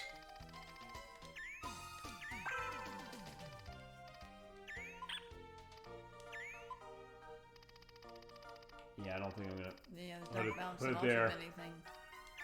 Oh no. Yeah, I'm not gonna win. Okay. Unless. Oh no, get rid of that. No. I'm saying when we put this on the side, oh, that's gonna be bad there because you're gonna go down the bottom and we're not gonna win. Okay, unfortunately, the one bubble got into the line. That's a hard one, is it? All right, I hit the select button. By the way, as long as I hit the select button up, just show the idea of what it offers. You can do rewinding, you can do the quick save reload, which I had for the ending list that we couldn't gotten it. Stuff with the display, which lets you change stuff as far as turning on the scan lines, the size of it, turn on anti-aliasing or not, the wallpaper thing, as well as configuration of buttons, how you want your options as far as language, English, Japanese, Korean, French, Spanish. No, that's Japanese. This is either traditional simplified Chinese and English. I was wondering why they say contrôler. Right, and continue. You can turn it on to basically not have free play. I turn it on to free play. This is another world. I'll show that off later, as well as effective bubble popping, which is you have to do a reset to show that. I can show that. All right, I guess go to your answer there. Okay, you can play as different characters in this. Actually, let's see here. Maybe Handel's the name of that character. Because you have Beluga, yeah, all the characters from the story. So this goes to show that all the names I indicated down are indicated. Okay, so Boris, that's what they called Maita, because he's also known as that. Drabo, Gamma Bob, Bonner, I guess that's the name of Drunk, Gago, Kajaku, Computer. I think Handle might be the one. We can show that later. Is this very hard, this one? What, the puzzle? This one, yeah. I would say so. Okay, in this case, maybe the line's gonna help, because in that case, it's saying, alright, where is the aim gonna go? You're right, I gotta drop something. Oh, that's I got rid of that. That's good. Also, if we're up there, that actually helps. It's worth pointing out also this, when you shoot off those wood things, whatever they are, the bubble will not bounce, it'll stick automatically. So not like some other stuff like the walls or something. So yeah, I can't reflect it off of that and go to that, so you have to basically hit straight on. So actually, you're right, that's what makes it harder. So in that case, you think, oh yeah, I can do trick shot off the wall. Not this case, unfortunately. Oh, I would have gone up high. Like there, that'll go. Yeah, that purple, you're right. Actually, here it actually is kind of helpful. But as far as this, not much you can really do there. I don't know, I kind of blocked myself. Let's go there.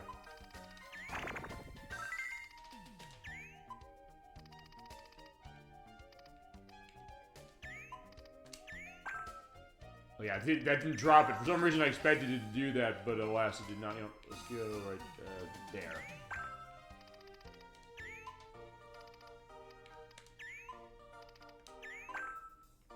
Oh, nothing. Yeah, this cheery music, especially to me. There you go. Okay, I got rid of everything. Yeah. Okay, fantastic.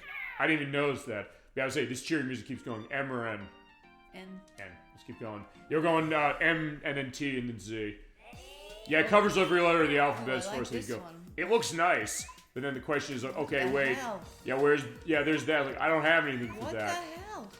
That's fine. We can figure something to get rid of that. Maybe. Yeah? You think? Well, I can use that to get rid of this. Whoa, this one's hard. Okay, that helps. Yeah, you do have to kind of go... There's no green up there. There's not much there, no. Wow. And Wow. Well... Wow.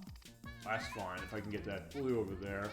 Yeah, go, get rid of that. Wow. So, alright, you basically have to drop the whole way and say, oh wait, where am I aiming this thing? Whoa.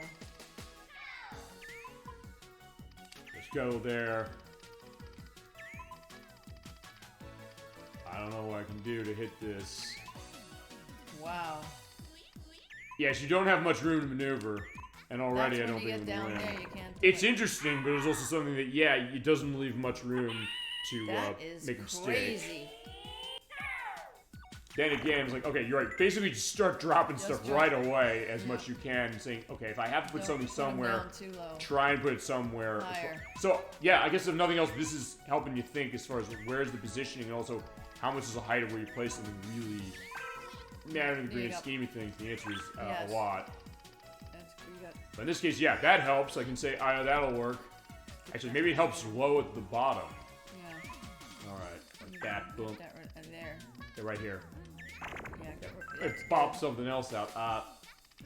Yeah, in that case, maybe just put it there. I know it seems like it's weird. No, it's fine. Put it there. That is ridiculous. Yep. And then, yep, that's good. Yep. Uh-oh. Jeez, another green? Alright, we're done, unfortunately. Let me try this. You want to run that? Go ahead. Making me mad. It's killer. I'm not going to do it. It's interesting, though, to think about how this is going. You'd think... It looks cool as far as how it is, but you're right, it does challenge where you're going to launch that, and also when it's something that's not the colors you expect. There's only the two.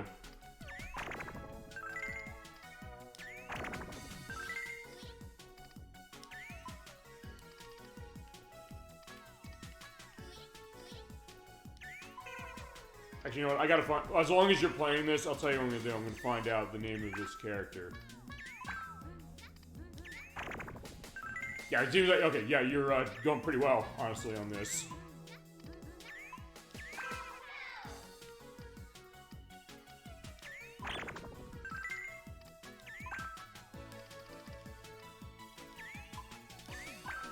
I'm trying to remember, like, yeah, what was the name of that character who's on that list? We can also show that as far as the multiplayer, because I didn't actually know there is a way to play with the non-characters of this one.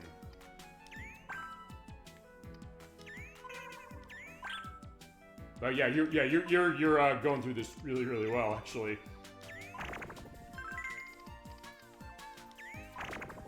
Damn. Okay, yeah, you got this. I'm not gonna win. Yeah, clearly not. You got this.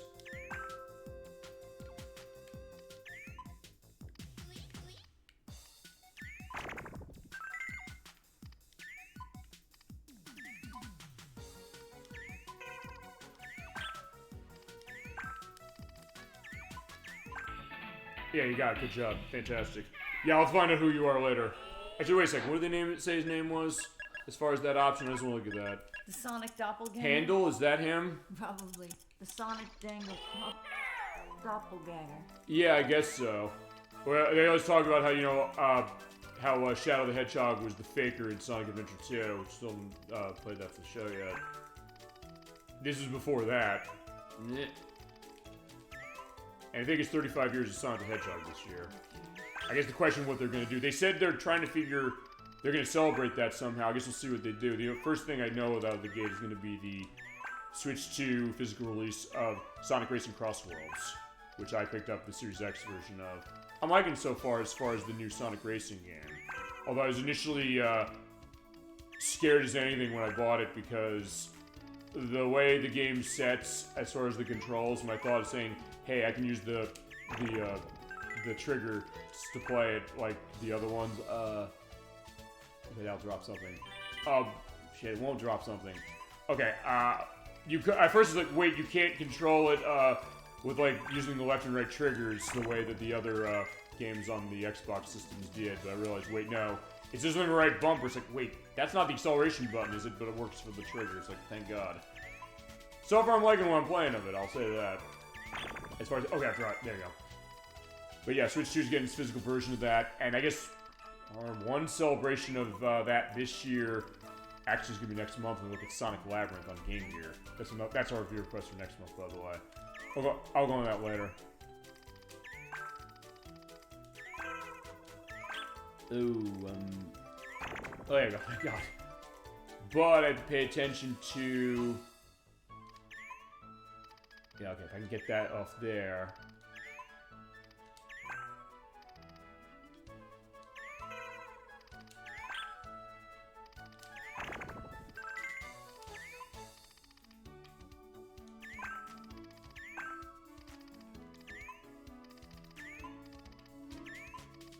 Okay, the blue, get rid of that. Boom. I was saying, we're gonna get rid of that. So yeah, you don't have much room to maneuver down here, so that's where it's getting harder. Yeah. But I do like that, saying that it is varying up a lot as far as how this operates. Yeah, it's fine. Or no. There you go, got it. Yeah, about inches away. Damn, look at that. Okay, here we go. So next is, it looks nice. It looks like a, I don't know, like a DNA strand. What do you think that looks like? Well, now it doesn't look like that. There you go. Now it's not looking like much of anything. Shit. Okay, that was quick. Well done. Yeah, if you notice that, you're able to get through it quick, and you do get more of a time bonus. This one looks. Yeah, that looks really great if we can get to the top, cut right through. Looks like Mickey Mouse at the top. Yeah, you're right. We were talking about that. We talked about when we looked at Magical Tetris Challenge a month ago. As far as like the the puzzle game case with Mickey Mouse. Yeah, there. Can I bounce this? Yes. Oh, yes, but It's not gonna do much. not gonna do not too much. Okay, that will help. Maybe. But I need to. Uh-oh.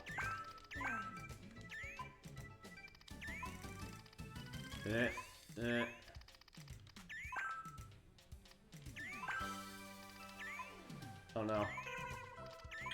Unfortunately, what I was trying to do is saying if I had an orange, I could go through there and then shoot the other one to get through. That's a hard one. It's kind of specific, but I do like it. It's interesting though. Oh, there we go.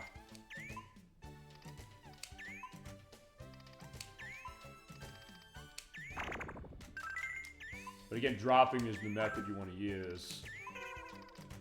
They said it's easier said than done. If we're making it look easy, rest assured it isn't. No, it is not easy. It's a skill you learn from practice, and even in our case, that despite us having not played this game, we haven't played this game for 30 years like Tetris Attack. That one we have, but even still, there is definitely a learning curve that goes with this. If they set, but we're in a good shape, honestly. Okay, so just get through there. Ah, shit, that would have been perfect if I was able to get that ready.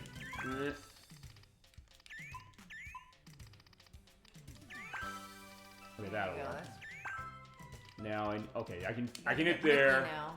Now hit that, shoot through, and then I need an orange. Just keep shooting till I get one of those, and just make sure that I'm. Oh no! Put it there. That. Oh shit! Let me hit that. Yeah, there we go. Got it. Oh, now I can shoot anything, so we win. Fantastic. I was on the edge with that one. Damn. Okay, fantastic. But more trouble bubbles. So in this case, fuck, she misses it completely. What the hell hell is that? What happened was I was just off by inches. If I hit that right, the whole thing would have went down. Oh my gosh. And this one's not too bad now. It's just, you know, keep it there. It's fine. It's all going to go down anyway. There we go. So you just have to get through the top there. That or you shoot off your star bubble right away. Okay. All right, we're going teens. Oh, yeah, I did hit. I hit B for that. Mm-hmm. Okay, so if I can... If it hits there... That was good. Okay, it helped. Actually, wait, watch it. It didn't because I got rid of the star thing. So I actually got rid of what you needed this what I could have got. Oh, okay, I didn't need it. It's something that I dropped it.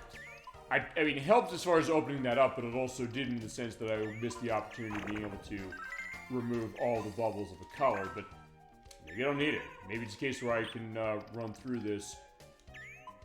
Okay, if I was inches off, I could have done that in one shot. Mm-hmm.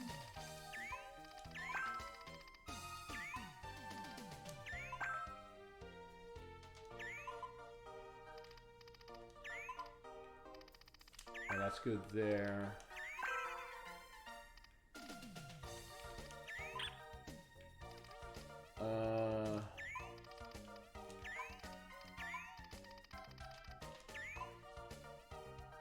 Yeah, I'm not in good shape.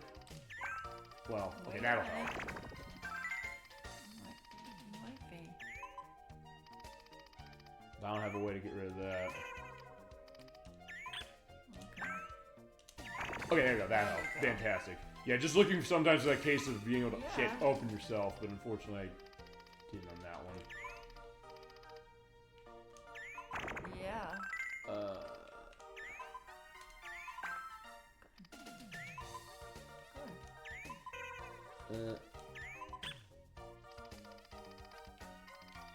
I think I got hit in.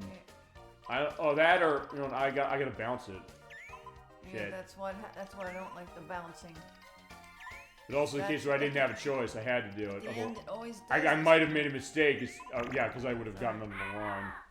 That's a toughie. Okay, but since I did lose this, it'll give you the. Actually, let's see. Can I even? Maybe you know what? Actually, maybe just do that. I don't think I don't think I can even make that shot. I think that's the thing. Oh.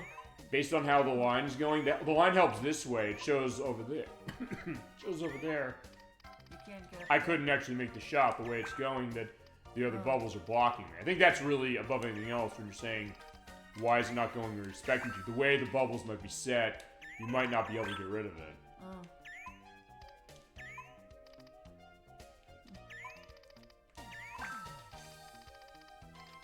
Yeah, like right there. You can. Yeah, because those greens are over there, so I can't do much about it. Put that there and drop that. Can't you get that? Okay, I could. Okay, this will help here because I can get that. And you get that. in between there. So yeah, this is helping now. And now, in that case, I can get rid of that now. Right here. That's not gonna go. Okay, that's not gonna go on respecting. So I need to. No, I'm gonna. No. Well, no, let it go. Now shoot, we win. There we go. Fantastic. Okay, here we go. So yeah, look at that. Silver, black, and yellow. So yeah. Yeah, actually, that's exactly what it is. Basically, just have to cut out what you've got. And then try and, I guess, drop as you go. Or if not drop, just cut through. Because then it creates a little more to be able to hook up other things. These are pretty much going for openings all over the place. Like that, and that.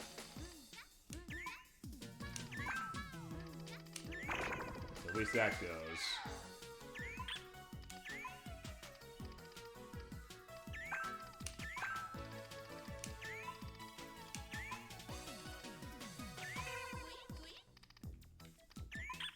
Oh no. Now why didn't that? Yeah, that's how I was wondering why. The physics of the bubble, I think that's what it is. I think nothing else, we're figuring out everything about how the physics of this game works that way. Saying, just because of the way the bubbles are set, and I'm screwed. I knew on the yellow. That one's hard. Can I try that one? Go ahead.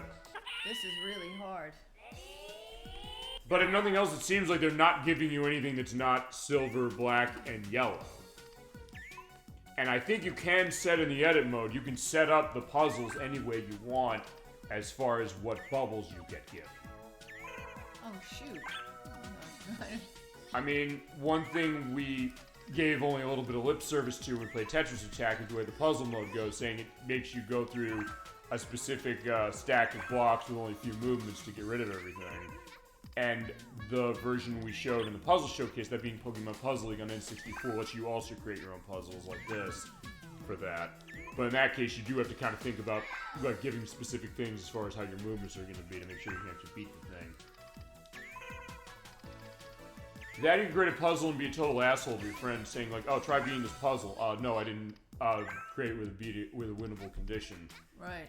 I don't think that game institutes saying, "Oh, you have to test." No, I don't think it tells you have to test your puzzle to see if it works.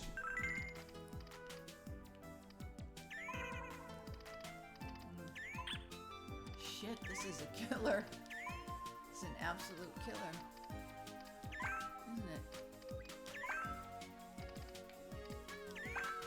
Just in case, I guess you gotta work fast. There you go. You do.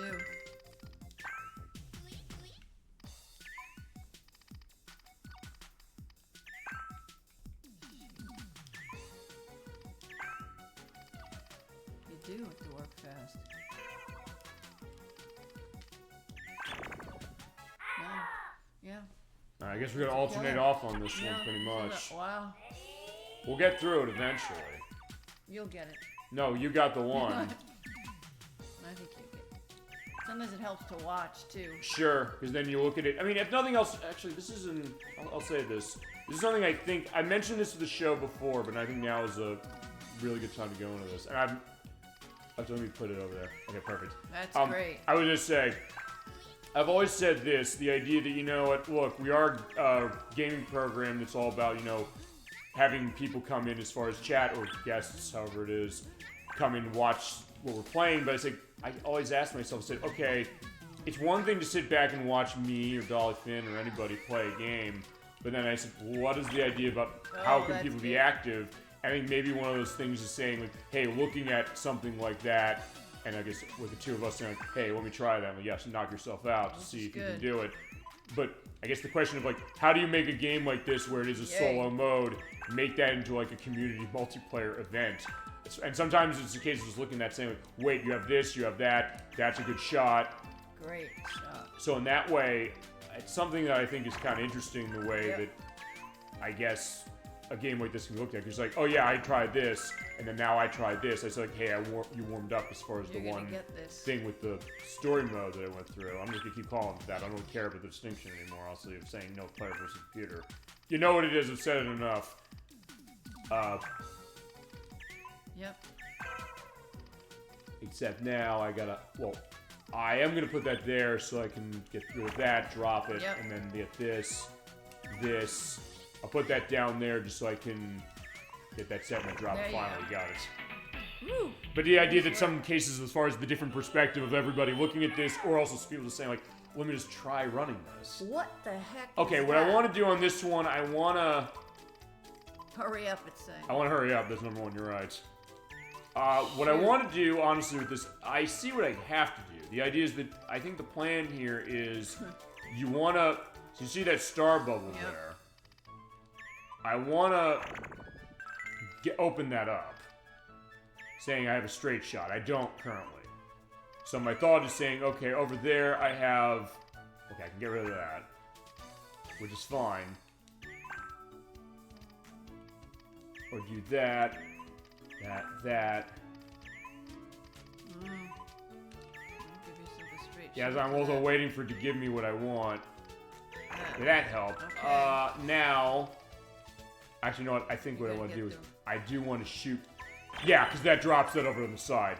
I was basically saying, of what's at the top, what's the best one to get rid of as far as what I have on the bubble to drop everything off. And I also, I guess, maximize the case that on the sides there, things were going to be hitting the depth line as was. And by doing that, I made a smart decision. There we go. I was able to make it was a case of saying, they give you usually those for a reason as far as those star bubbles. But it also is up to you to decide how to use them. So sometimes you do have to think as far as sitting back. And to be fair, when I was going back to what I was mentioning as far as Joan Kelly and AG42, they hadn't completely seen the whole game. I had not been able to really go fully all the way. I just was asking, had you played this game? What do you think of what you're seeing so far? I hadn't really even been showing this. I was showing like the story mode, the head-to-head stuff.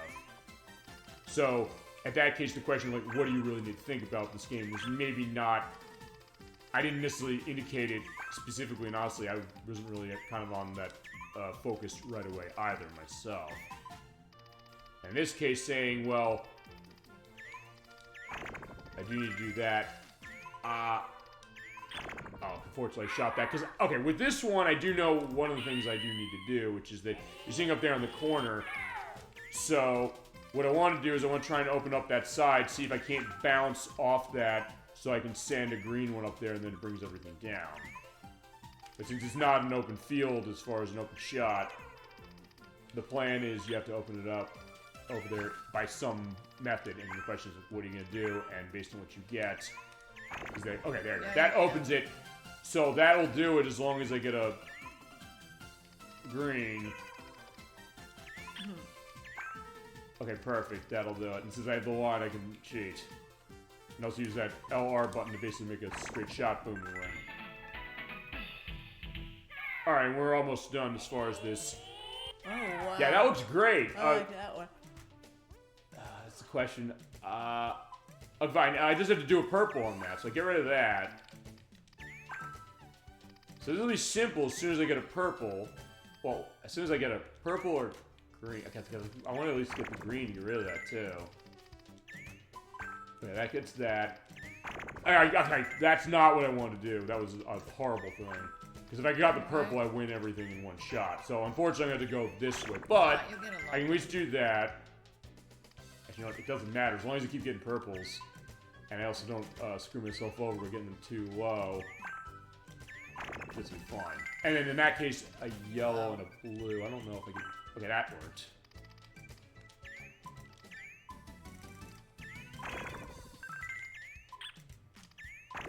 And in that case, purple. There, boom. Okay, so lastly, we're going down path Z. Oh, wow. I wonder what that looks like. Let's see. We have 5 more levels to go on this one.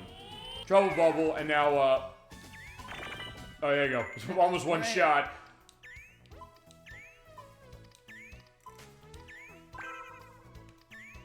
In this case, saying, okay, since I don't have that, saying we'll just have it so I get to drop it. Yeah, although the first round, as far as each of the areas you go to, are obviously the easiest, so they do build it up. Actually, in some ways, I'd say the difficulty curve of the puzzle mode maybe is more gradual than the player versus computer mode, to a certain extent.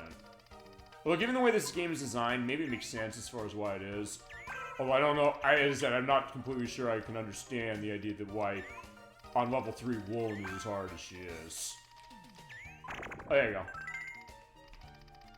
I'm trying to think what's the best way to go up there.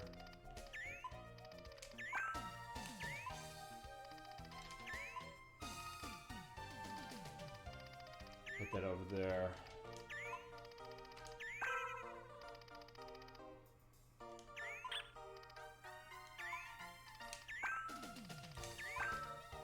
Yeah, that might have been a bad decision. Well, okay, I can at least get rid of that, so I'll take that.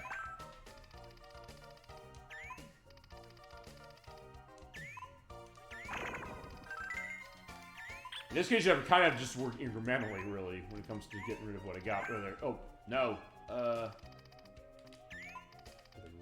Red'll help. There we go. But...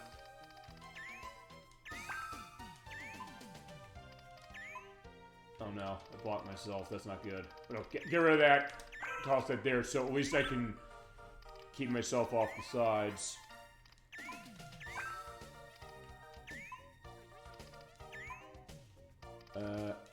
Okay, it's fine.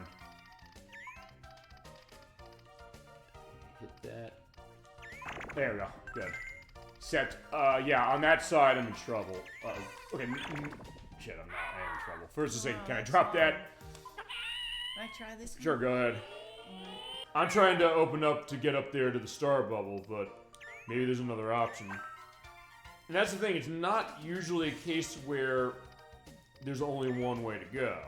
True. Because I showed even on the last one saying, I know they're supposed to run to the star bubble. I hit the shot wrong. I said, okay, I can mitigate it this way.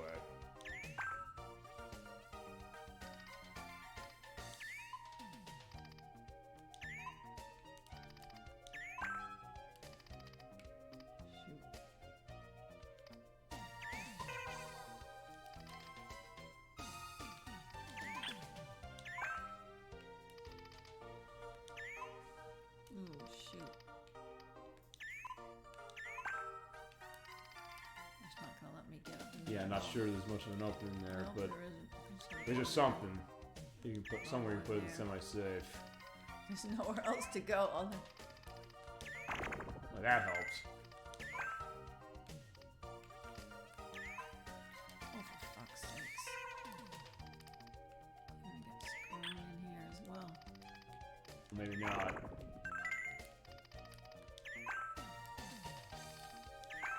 Nothing else, you're controlling the sides here. That's, I think, what you need to do. Let's start. Or if it's a case where, yeah, when things are getting bleak, that's how you do it. I don't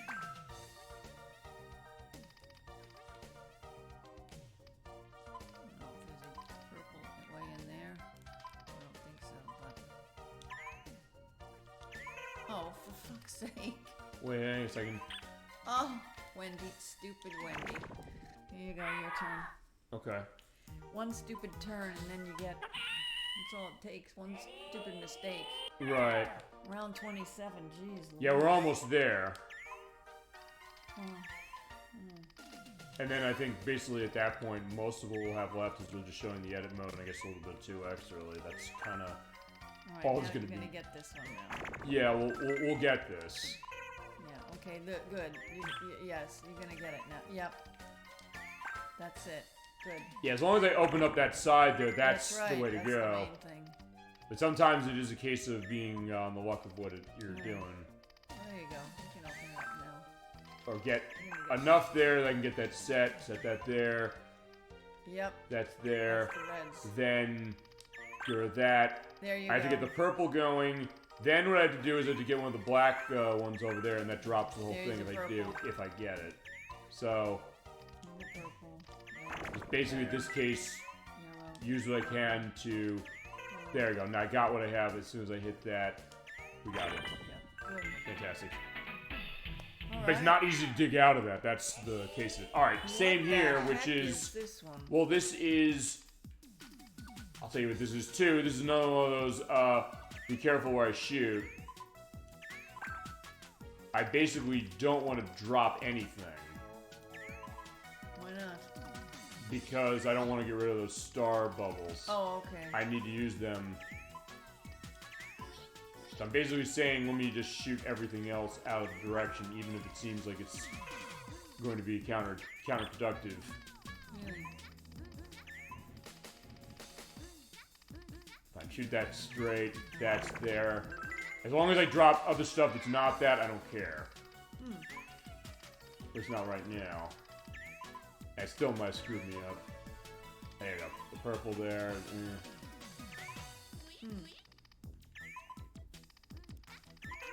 Okay, there you go. I'll try again.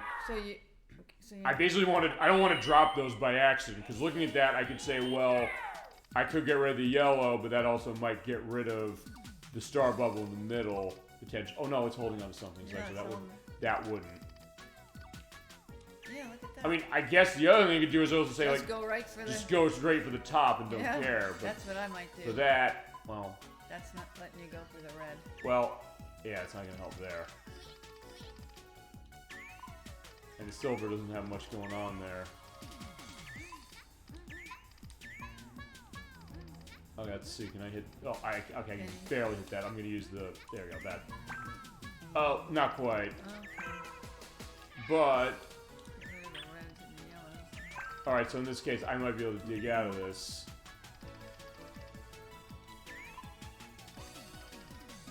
No, I don't want to do that. I want to put that there and then put. Shit. Yeah, right now, I don't care about that because that'll go. Well, no, it won't go down.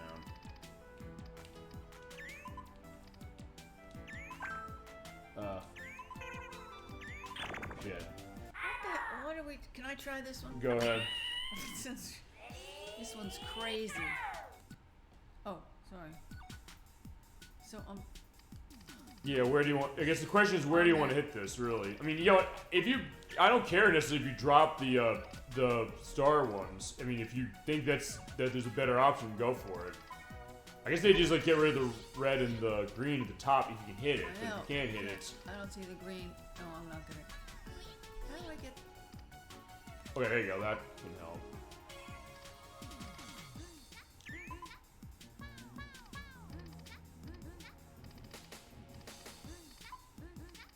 This isn't gonna let me go higher than. Yeah, I don't know. I'm just gonna. I guess the way it's blocked, yeah, you might be stuck. I'm just gonna try some crazy maneuvers here. Sure. Sometimes it works. There might be something. Sometimes you might not notice something. You're like, wait, that helped.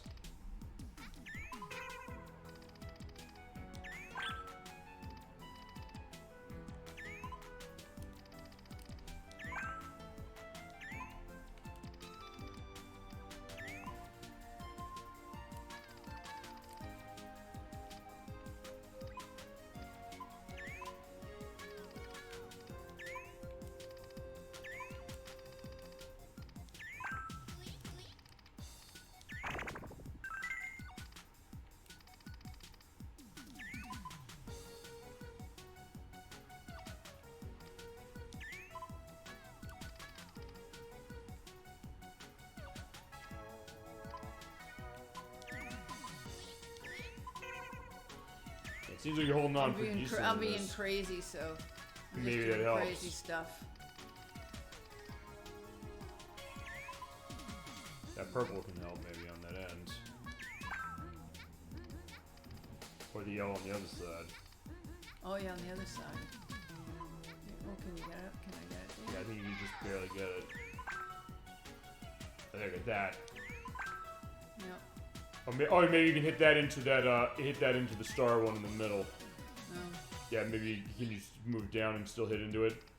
Yeah, you can hit. There you go, got it. Well, okay, it was not bad, but it didn't get rid of the other ones. I was thinking able to drop it.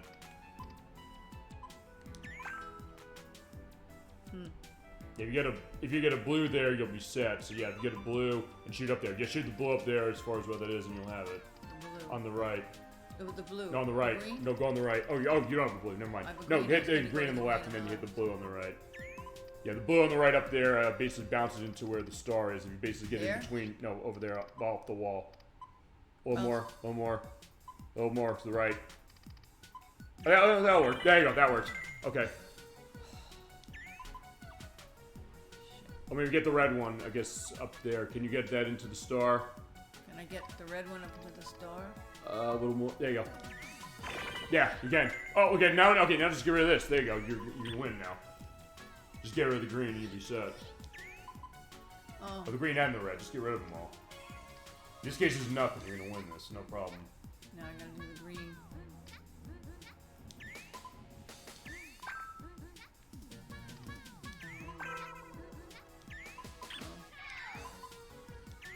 There you go. Fantastic. Perfect. Yeah, yeah. We did it together. Yeah, perfect. All right, with 2 more rounds left. There's a guide on the side. Oh, this one. Oh, yay. In this case, it's like the one we had with the yellow and the black and whites. Unfortunately, in this case, there's trouble bubbles, so we have to do something to get rid of those.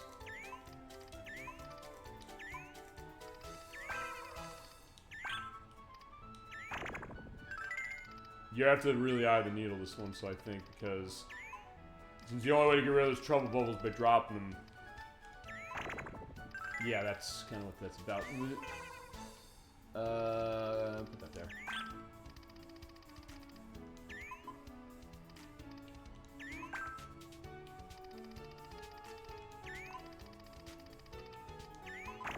Okay, there we go. Got rid of that.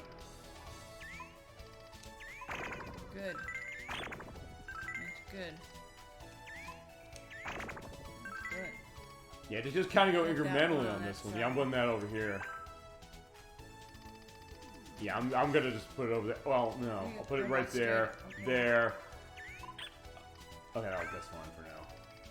Look, straight at the middle. Oh, you Straight at the middle, yeah, you're right, I can do that. Oh, I can do got, straight at the middle there. Oh, get rid of that. Yeah, oh, that's good. Ah, crap. If I had one more case, I could have gotten that one. Let's try again. They just look for any case where I can cut through.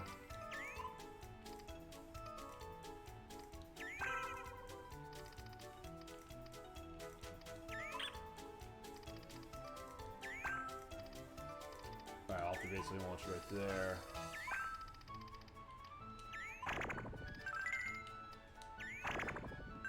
It is satisfying even that sound design when it kind of goes through as far as like dropping.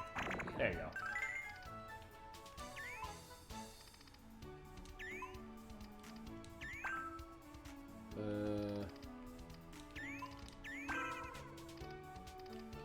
I can go straight up. Yeah, this one I have to go that way to get rid of that.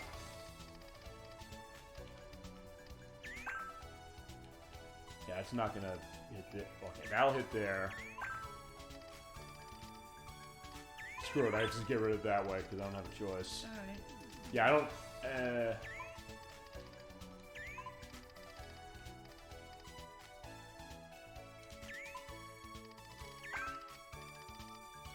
That's fine, because I'll get rid of it there. Yeah, I can do that. If I can get over there, can I do that? Okay, there you go. Can. Yeah, that. Oh, I'm also using the L and R button. You can basically make it do incremental movements, like by like 1 pixel, which doesn't seem like it'd be very useful, but with this guide on, it absolutely is. And there we go. You got it now. Yeah, that helps. Now, also with the guide, this is where it's really helping. In that case, like, yeah, it could be like inches off. Major set, perfect, fantastic. And last level of puzzle mode is next. Let's see. Okay, this is not. Gosh. This is a case where the trouble bubbles are in the way. If I can. They're all the same.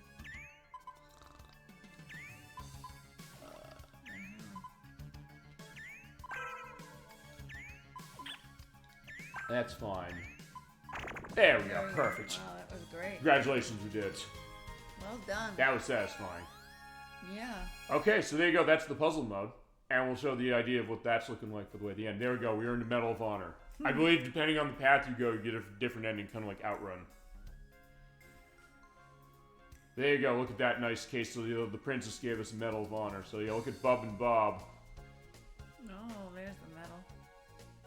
And I guess, as I mentioned, I guess story-wise, if this is spinning off of Bubble Bobble, I guess it's taking place in the periphery, because then later on they get through, and then they, you know, they become children again. Oh, you also get this. You get, actually, it is like the Bubble Bobble. Actually, these are characters from Bubble Bobble with the same sprite set from that game.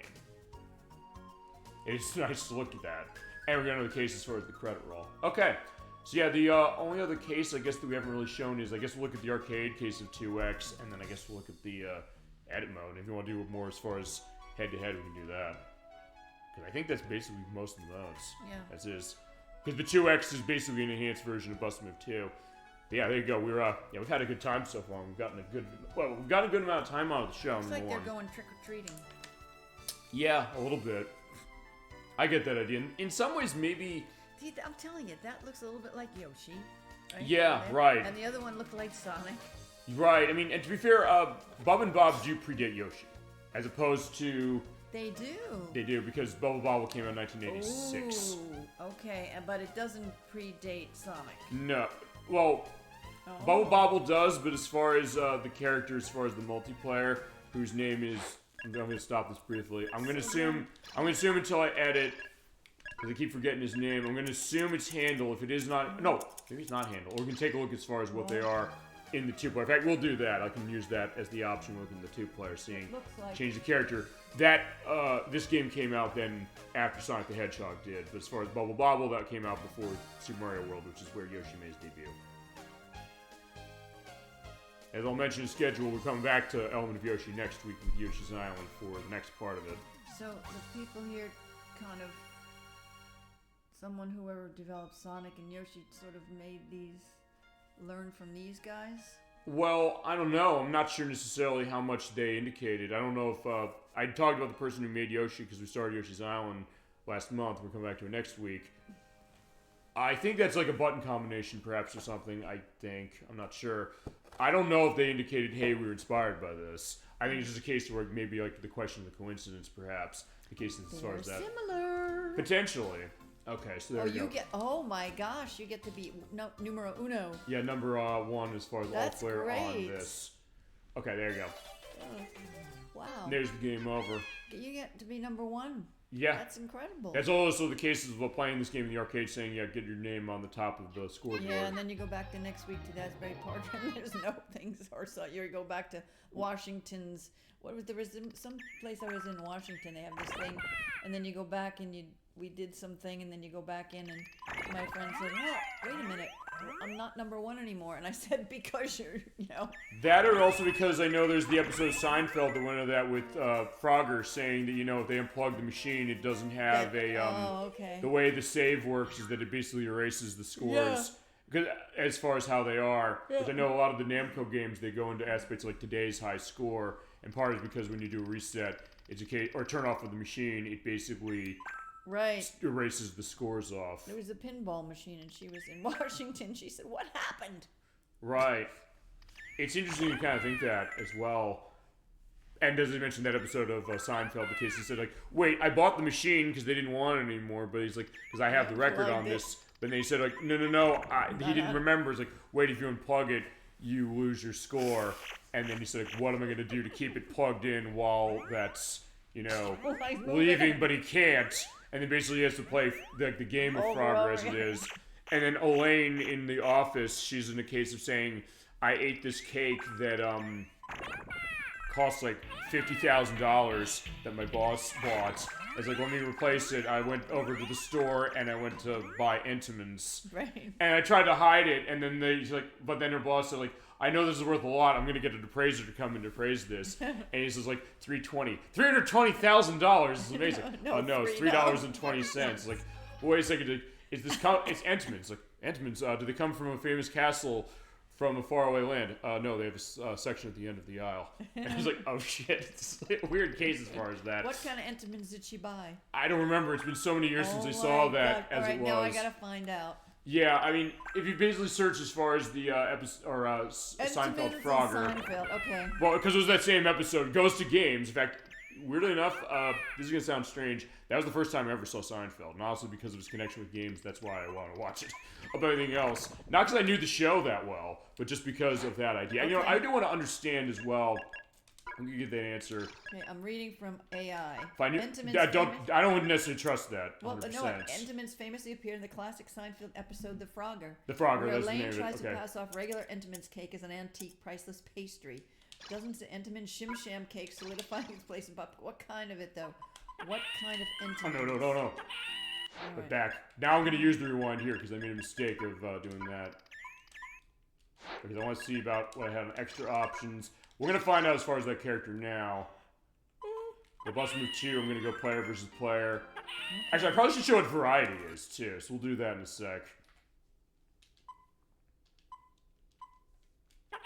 Okay, normal is the best as far as both. I just want to see. Okay, no, handle is the. Okay, I'll tell you what handle is. That is for bust move again. Basically, the idea that you only have your hands on the handle. Actually, one thing I'm wondering, which is. Okay, featured in Seinfeld. Let's look at this. All right, I'll also look into this, and also show off what another. Actually, I didn't show what Another World is. Let's take a look at that. Because I'm guessing it's the crumb cake, but I don't know. I think it might have been as far as how that was. Well, if I continue, all right, I need to. All right, you need to do reset on this. How do I do that? Oh, and there is Ultra 94T playing Metroid 4 Beyond, a case where, yeah, I mean, a game I've heard is pretty good. Although the question of, is it considered like a massive failure as it is, just because of the fact that, I'm trying to think, what am I thinking of as far as this? I'm gonna do all right, do reset. There we go. I do have to say, Entenmann's cake is amazing. That was some good stuff. Crumb cake or those apple puffs. Oh. Fine, let's see who Bonner and we playing again Gago are. I'm looking at that. I'm also looking at Another World because you were able to unlock that as far as the way the story goes. But basically, I'm gonna run a multiplayer for this briefly, and then I'm gonna I'll reset it because look at the arcade one. I don't look at variety mode what that's going to be. So we're playing together. In a second we will. I just want to check that thing as far as who... Normal is the best. Okay, no, these... Okay, there's drunk. They don't call them drunk in this. That's somebody else that we didn't see. And, you know, we will switch over to the, other thing. You basically do a quick game change. Let's take a look at Puzzle Bobble 2X. This is the arcade version of what we just played. It's going to be pretty close to what we had. And in that case, we can also do the head-to-head. And also, one other thing I'll do is I'll take a look at my extra options. I turn it on... What's the bubble effect? Bubble effect is change the effect of bubble popping. I'm going to change that. Gosh, okay. Let's do a case of that. Let's do a reset. And we'll have it on and see what it is.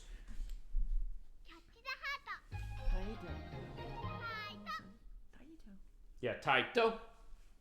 Yes, this is the arcade version. This is what it looked like as far as that. Not far off of what we had. And this is reflecting it in Japanese. Uh-oh. Yeah, press start. It's fine. We know this.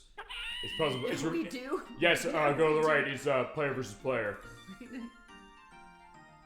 Or you get Kazan22 to translate. But I know it. Go down to X mode. Move down farther. Hit start on that. I want to see what this is. This is what variety mode was. I guess they call it X mode as far as how this is. Same case of difficulties. Pick what you want. I'm going to stick where I was at 3. Yikes. Okay, I don't know who they are.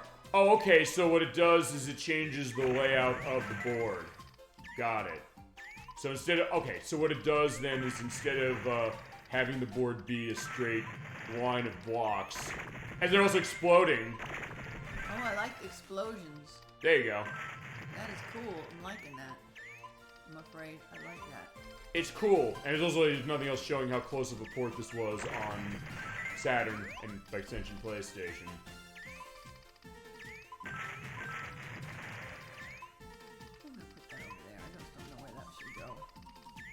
So that's what extra variety mode is. Uh-oh, I think you're gonna win.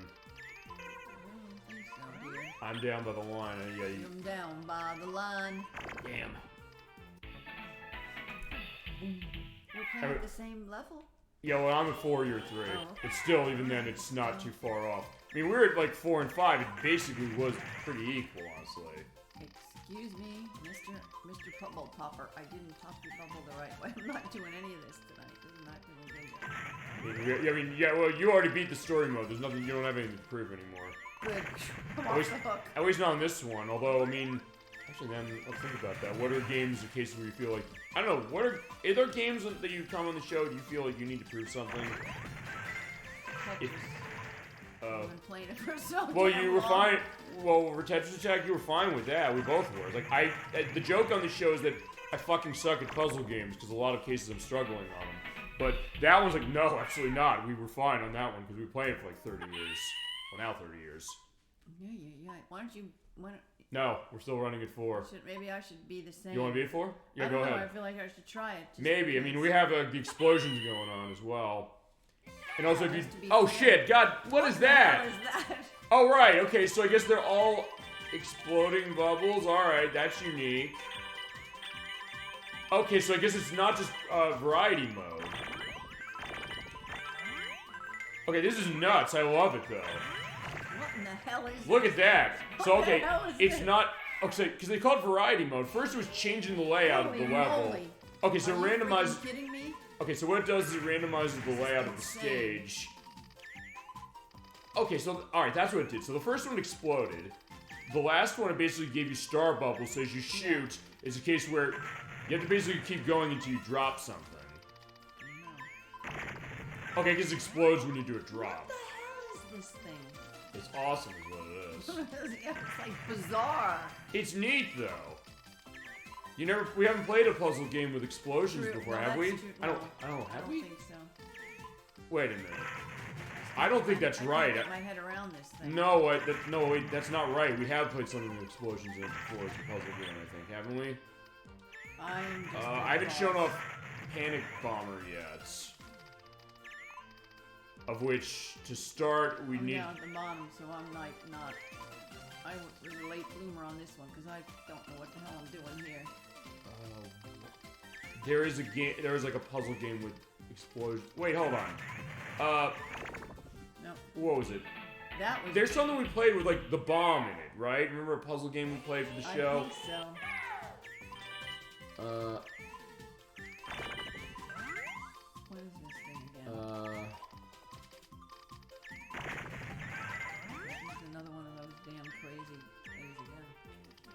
I don't know. It probably was in the Puzzle Showcase we played something. I'm trying to think, what did we play? I think all clear. Holy mac, you're done?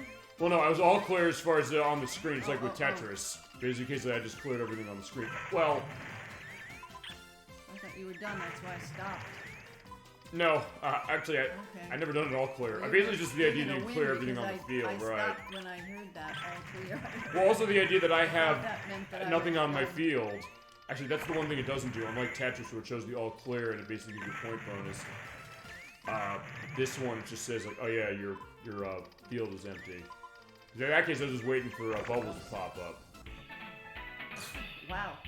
So that's changing a lot about how it's going. Here's the other thing: if we want to go traditional, bizarre. If we want to more traditional, we can just wait. I like you want to see what you get next. Also, the other thing we can do is if you want to change character. In fact, let's do that. So extra options. You want to be Sketch Bub and Bob, Handle Bub and Bob, Beluga. You pick. I don't know. Who do you want to be? I don't care. Actually, wait. Can you move your D-pad on that one? Wait, maybe not for that. No. Like I'll be, I guess Sketch Bub and Bob. Okay, and then I'll just I don't know. You liked what's her name? You liked Chun-Chun. Will be her. You sure? Oh wait, maybe Bubble Effect is the explosion. Maybe that's what you're. Oh good. All right, I like that. I'll confirm that that's what it is. I think it applies. I don't think I have to. Oh, you're going to. No, I am definitely not going up. Oh wait, maybe you have to reset the game in order for it to apply. Yeah, after this I will do a reset and we'll run this again. I have no idea what we're doing here. Yeah, I think that's what the bubble effect is. It has to be that. You turn that on and I guess the bubbles are going to blow up, I think. I mean, since I have to reset to change characters anyway, I'll check that on the next case of this shit.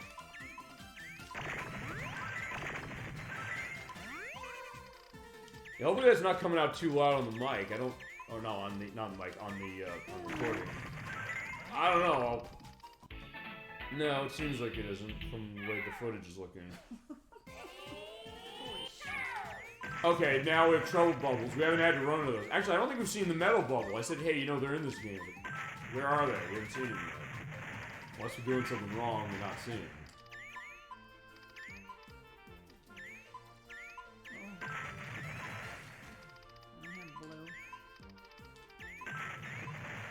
Oh, wait, no, wait, hold on. You are Chun-Chun. Okay, hold on. You are Chun-Chun, and I'm... Oh, okay. First I was saying Sketch Bub and Bob. Okay, I'll tell you what I am. I am Bub and Bob, but I guess it's a pencil one. So you are Chun-Chun. So it did take effect. I guess it takes effect for the next fight. Alright. Don't ask me. I'm completely confused. About what? About who I am when I'm playing as. Well, I know who you are. Well, we know who you are. That's Chun-Chun. I know her. I just had also have edits to indicate certain things that I'm not completely sure. Because I did take notes on this, a decent amount, but also a question of I didn't take down on what everything is. I do like this variety mode of saying, I think it's randomizing the way that the field is, and also the pattern of the field, but it's not necessarily the colors that appear.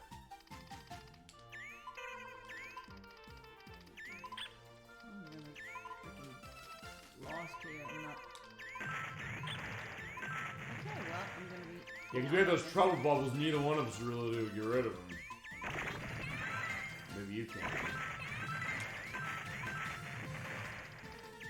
I have no idea how to get rid of those things. Actually, wait a second, hold on, because I'm seeing you're doing clearages of, like, drops. It's not adding anything on my side. Are we playing against ourselves? No, we're playing it against each other. You know, normally when you do a drop off like that, it sends something off. It's not doing that to us now. I don't understand it. That's interesting, though. I guess the idea that you can kind of have that turned off. Huh. I don't know if that's the bubble effect. I doubt it. I have no idea. I'll have an answer in a couple days. Well, because I do the edit, so that's why I do the edit. It's like, well, if I don't know something, let me look up later saying, why did this happen, what's going on, and I can have the answer later. That's what I did when it came to Title Legends 2. I said, this bust move again thing. Like, wait a second, it started. You think the music restarting after it stops is weird in this one. it's normal compared to how that one was, where I'm gonna hit the bottom here. That one is normal because that one, it's something where it just, as I said, I didn't know at the time. So this is weird. It just starts the music, but it stops it in the middle of the music, as opposed to this one, at least it ends the music before we go on to something else. Yeah, I know. Okay, now it's just that. So, all right. So if nothing else is getting you set to say, okay. Holy moly. Okay, now it's putting bubbles back to us as far as like attacking me. Okay, I guess maybe the fact that we had trouble bubbles on the screen, maybe turn that off? I have no idea. That's interesting. Okay. I mean, they're not wrong when they call it variety mode, I'll tell you that for sure. Or X mode. Fine, X mode as far as this release is concerned. I don't think Puzzle Bobble 2X came out in the arcade the same way that we got it, as far as I can tell. Oh no. Oh, jeez.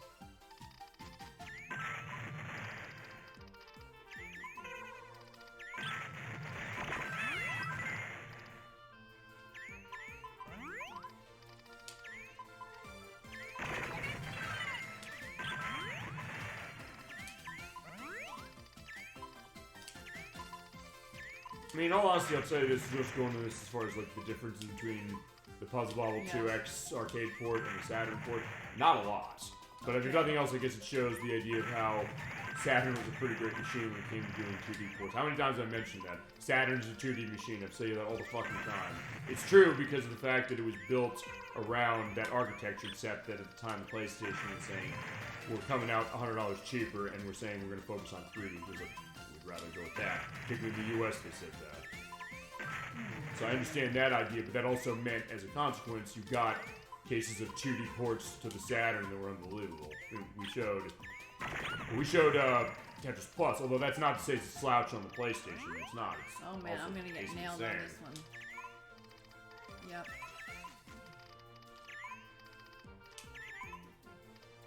I can't do anything else here. Alright, we got one more case as far as it for. Well, one more I have to win. Oh, look at that. Okay, so it's just. I like that though. So remember, if nothing else is prepping us from the challenge mode or the puzzle mode, prep us for this. Saying we have to clear them out. Now we're doing it head to head. Look at that. What is this thing? We know what it is. Okay, and okay, it does that to start. All right, there you go. So it's like, I don't know, like the Valentine's heart a little bit. You don't get any. Oh, you get these other colors. Fine, they're coming up later. So basically, we have to get rid of that first, and then the normal colors go, and then. Yeah, this is interesting. And also, by the way, we're in front of Drabo's coffin for this. Remember the boss fought, as far as the one I beat, as far as in the player versus computer mode. We're back there again. Because I know it does randomize the backgrounds when you're in the multiplayer. This is wacky. In any play of this, as far as whether it's the normal way or this way, it does randomize the environment. So that makes sense. Yellow. Oh Blue. no. White. Might be stuck. I might be stuck too. Oh. At first, like, wait, it stopped in midair. I guess because you lost. Yep. Do you want to change character as well? No, I like it. Actually, I do want to change my character. You're Chun-Chun still. I'm going to change to... Fuck it, I'm going to be Woolen. I guess you hated Woolen, so you're going to have to hear that happening now. Sorry. That was a crazy thing. I couldn't do that one. That was nuts. Honestly, I don't... oh, wait, at first, like, wait till the game walk up. Like, no, it didn't. What the hell is this now? Okay, this is... Okay, this is normal compared to everything else to a certain extent. Well, it's pretty basic. It's just saying, okay, just set up the shots. I shouldn't have done that. That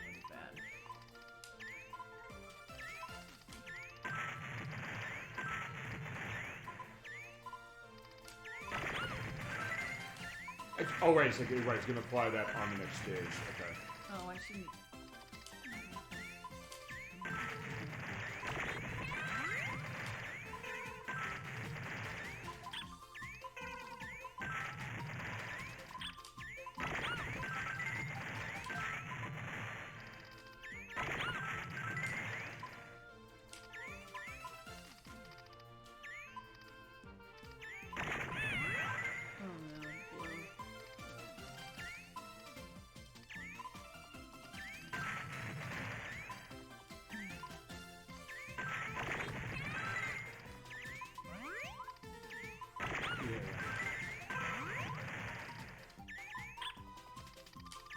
Yeah, I think we're hitting our groove now, honestly, even though it's a case where we've shown, I guess, a consistent skill as we've been going along, honestly.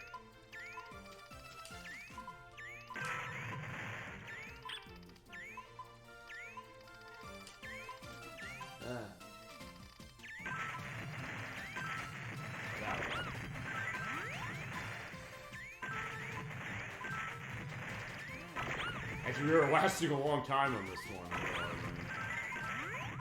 So even though it started a little weird, but it's normal compared to what we've seen coming before.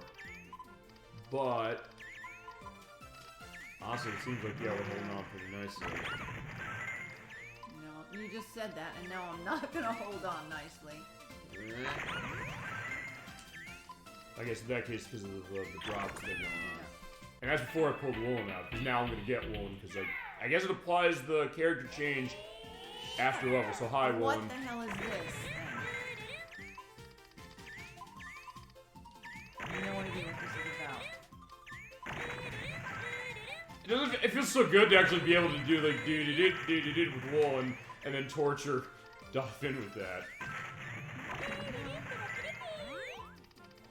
So now I have the power of Woolen. Not that it changes the way the game plays, because in this game, and I don't know if there are other Puzzle Bobble games that do this.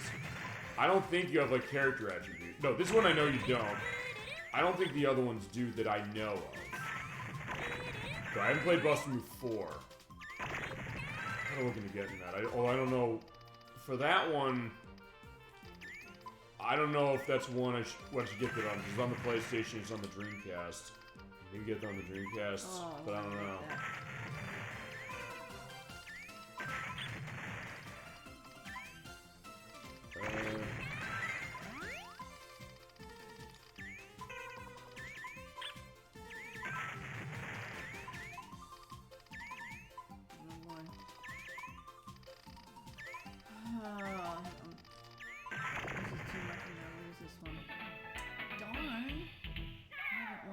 Two times. I have to win another one now.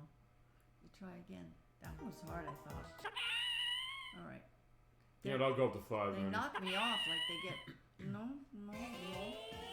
Okay, look at all those star bubbles. So yeah, aim your shots and try and get rid of what you want to get rid of. Oh right, I have to get a third one to hit that because it's touching that.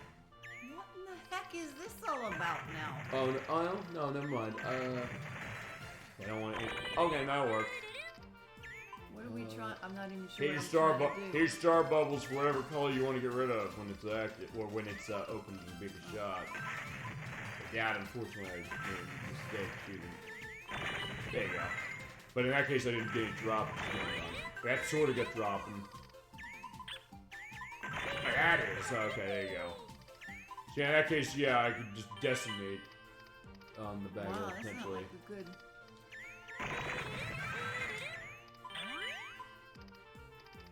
Yeah, for that one, in this case, now wait for what I want to get rid of. I know what I want to get rid of. I want to get rid of that. Boom. Wow. There you go. Perfect. Look at that. So now you can do it as well, saying, "Hey, shoot those star bubbles, whatever it can drop." Unfortunately, I used up all mine, so now it's back to the normal way. Yeah, because the bubbles that they give you from the top are basically just the normal, yeah, it's the normal pattern. Start you off with something that's unexpected, but now in this case it just kind of goes back to the way it usually is expected to go. Uh-oh.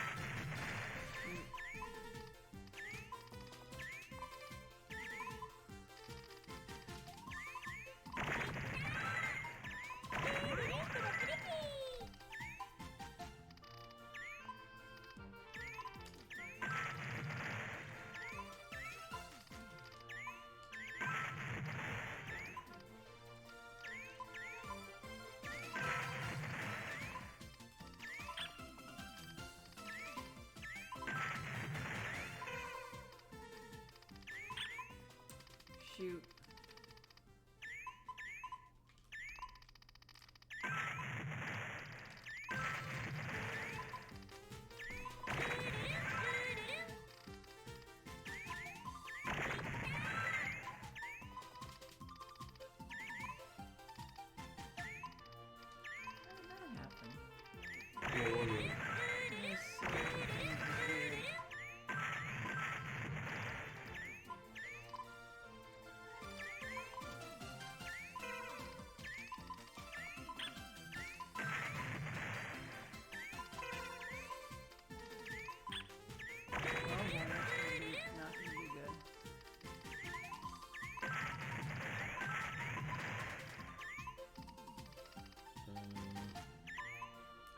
Nope. Yeah, I don't know what to do. Oh, well, now. Oh, you got Oh, it. that was close. It was a long. We lasted a long time on that one. We did. That was. That was over 4 minutes we ran on that. Wow, It said turn 16 seconds. At first I had to stop and think, but hold on. How long do we take on that?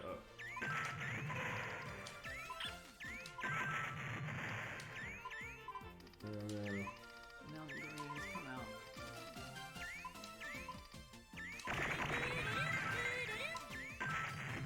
But yeah, we're now by the beach. I do love that case. And there's RB Super playing Legend of Zelda Tears of the Kingdom Switch 2 edition. Who's that? Coworker. Oh, because they come online. Yeah, basically anytime I'm playing on Switch 2, it's a case where if anybody's coming online, we see what they're playing. Oh. It's also interesting because I said that a few weeks ago when it came to case of Crusader64 playing Donkey Kong Bonanza. He's like, how'd you know I'm playing Donkey Kong? Wait, how'd you know I bought Switch 2? He's like, oh, because I'm playing Donkey Kong Bonanza. And then I asked him, I said, like, hey, I can imagine he was sitting there asking, what the fuck is Dino Land? He's like, what do you mean? He's like, yeah, you're right, I was asking what that was. As far as that pinball game that you bought over the holiday.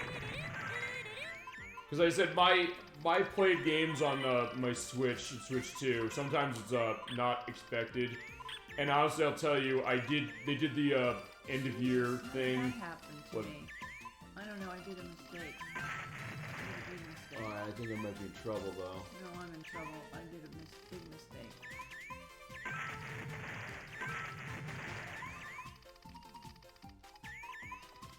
But they had that end of year Switch thing going on. Yeah, I played with the line, so you were one. So it is tied. But for that, you hit start. Oops. Yeah, there you go.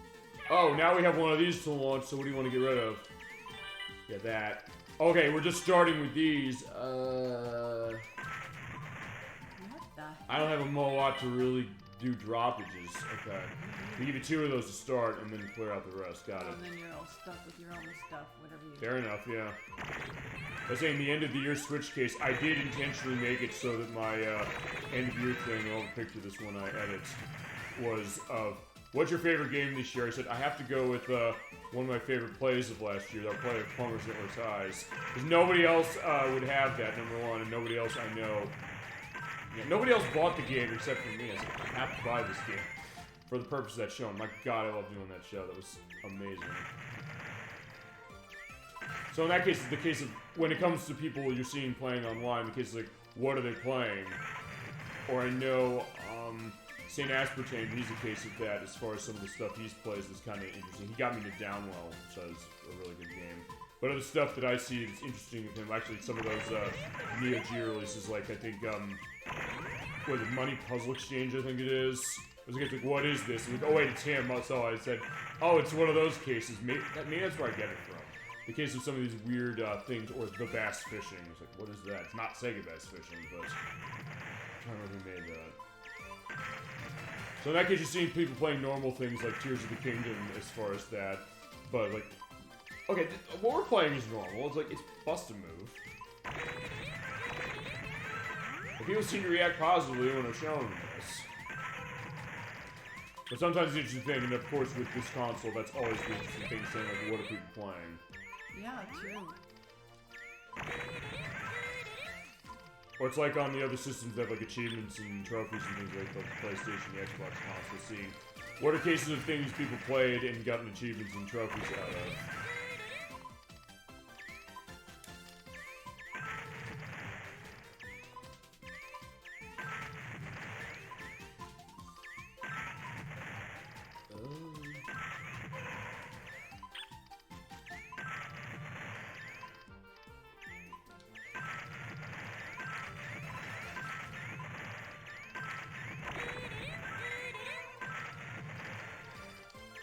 Honestly, I get the sense also we're both so fixated that we're not paying attention to those sounds coming from Chun-Chun and 1.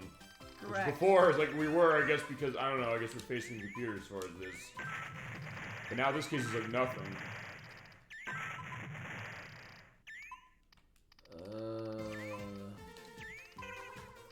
Yeah, nothing else shows just how entrenched you get in something like this.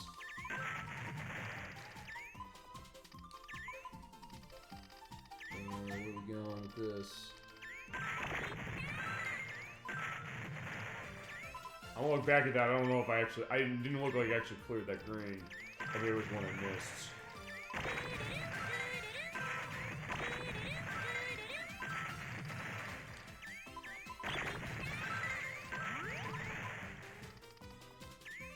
I also want to look on the end of this battle. Like how long are we going for this one?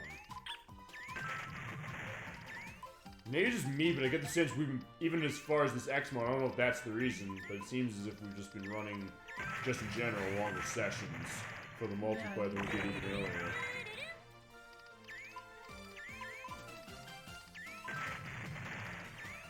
I think it's probably a combination, I guess, of our skills improving over the night because of that, or I don't know how much the X variety mode is like for that, isn't it?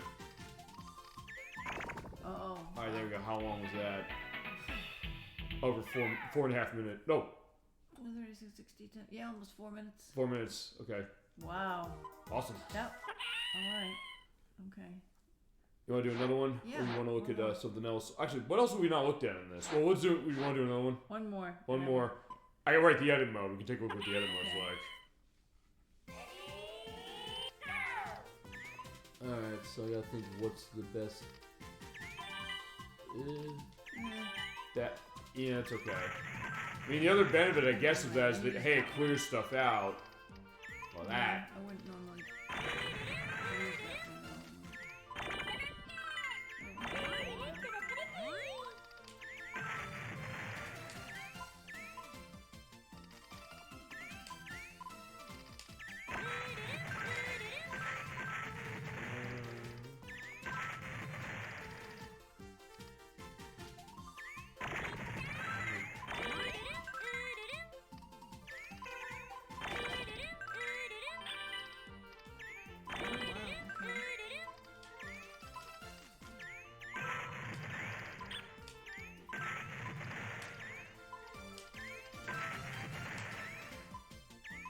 Oh, that looked like it was gonna be.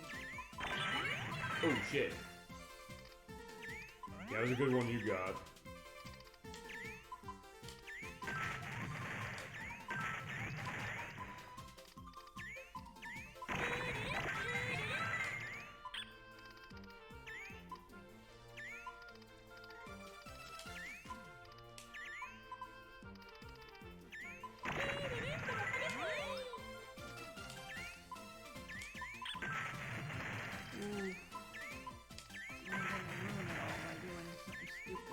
I don't know though. It seems like so far we're pretty close on like the distance on the line. I don't have any greens.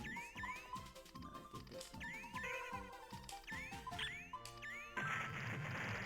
Not any of those either. No purples.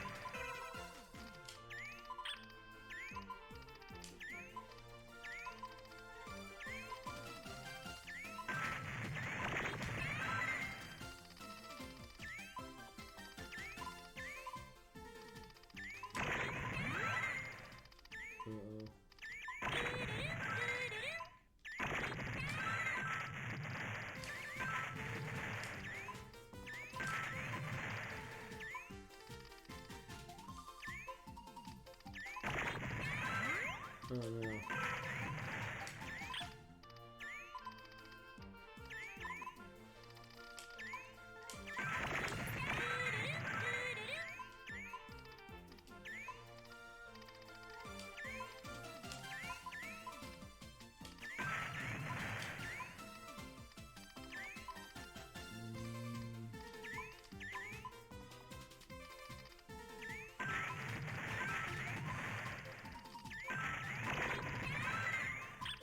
Yeah, I'm not gonna win this. Yeah, I'm dead. Okay, so yeah, that was pretty good. I've gotten another case of it. Yeah, if you win again, you're off. Okay, trouble bubbles. Oh, crummy bubby. Yeah, as soon as you hear that, you're like, oh no. See, it's funny, as far as going through this play, I never really kind of gave too much of a thought. Now in the middle, it's like, oh no. Me either. And I knew what they were, but I'm saying like, well, okay, trouble bubbles, I can manage that. And, like, and we did, as far as going through the puzzle mode. We did, but...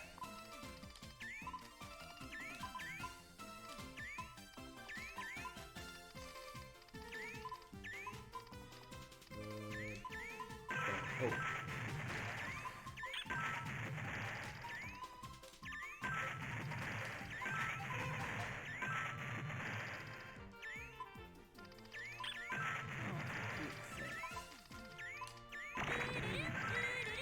You're on a roll and then you just do something stupid, you know, that's kind of the thing. But you still save yourself. So Can you? that. Sometimes, depends on what it is. I don't think I can. We saw it in the story mode. I don't think I can on this one. I think I'm really screwed on this one. Is it the trouble bubbles are the trouble here, honestly, because of the fact that you can't have to do a drop on them in order to get rid of them. No, I'm I totally... I haven't even dug out for mine. No, I'm like... I'm a mess. Oh no. I'm gonna win. Okay, there you go. It was actually closer than I thought. As far as the fact that I was almost at the end. Alright, one more. So yeah, this is the tiebreaker.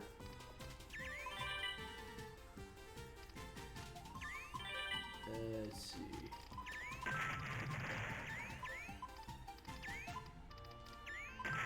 That's gone.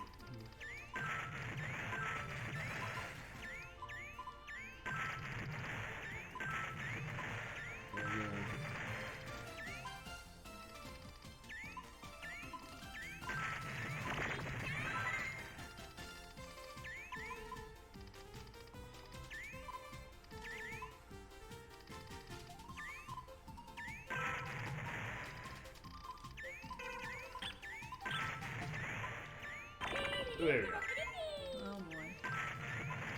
Well, help with trouble bubbles, nothing else, like literally.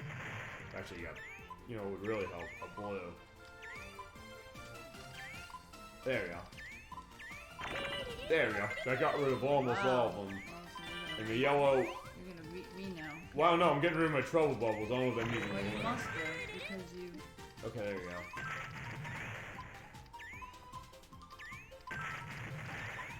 You must do, 'cause...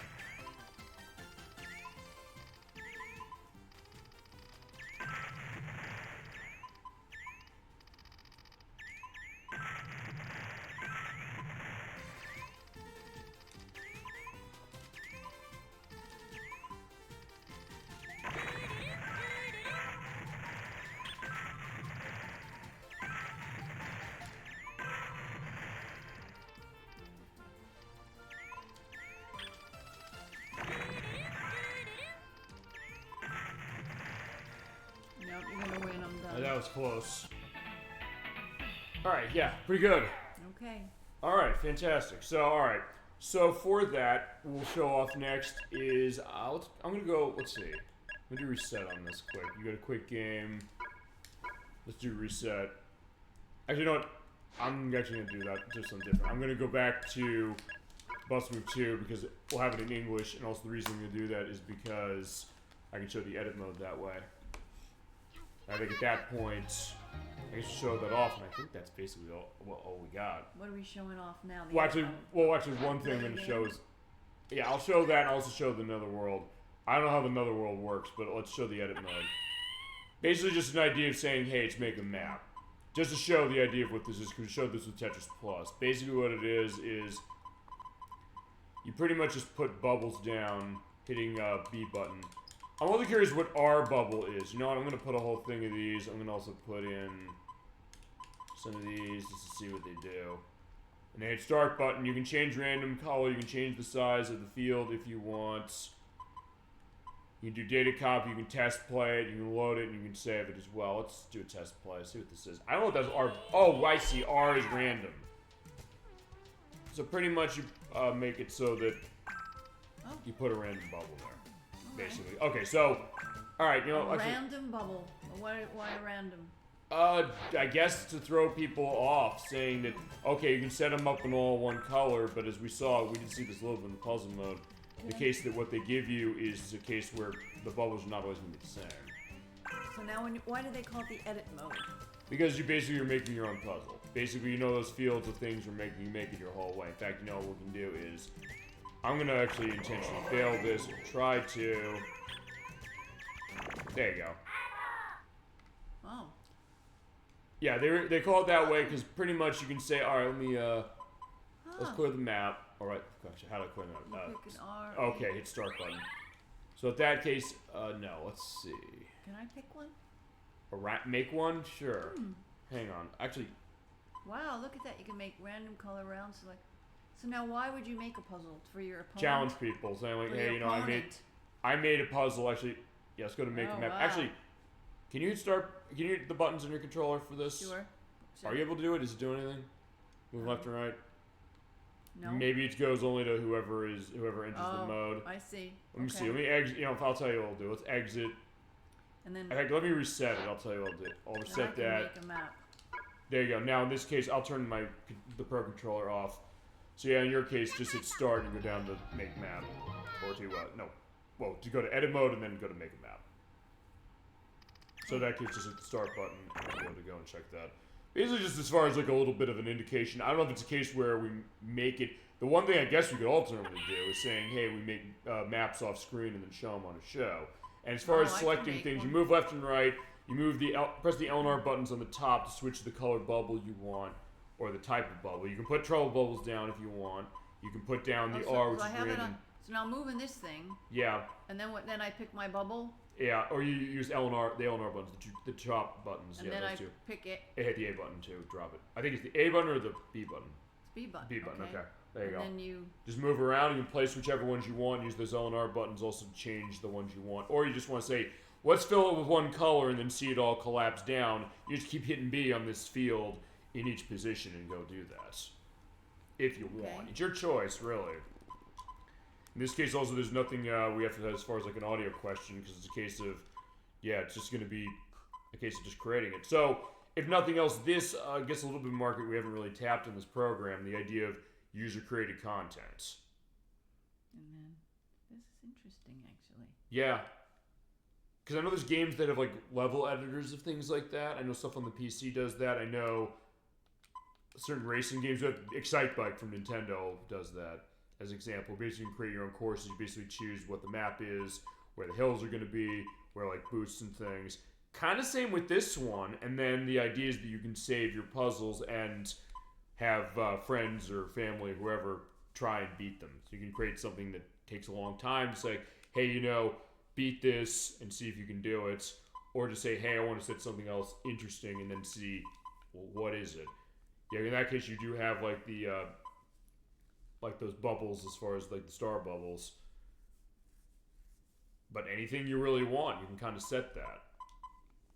Although I guess on this, actually, you know what, honestly, I'll say this, of the modern consoles, one question I guess is, I don't think there's an option for doing trading online for this. So as far as like playing puzzles, I think for this one it would be pretty much dedicated to your copy of the game as opposed to on the PlayStation, the Saturn, where you could use the memory card or the memory card on the Saturn and then transfer that between systems and then say, oh yeah, here's my save file for this, run it on your game, perhaps.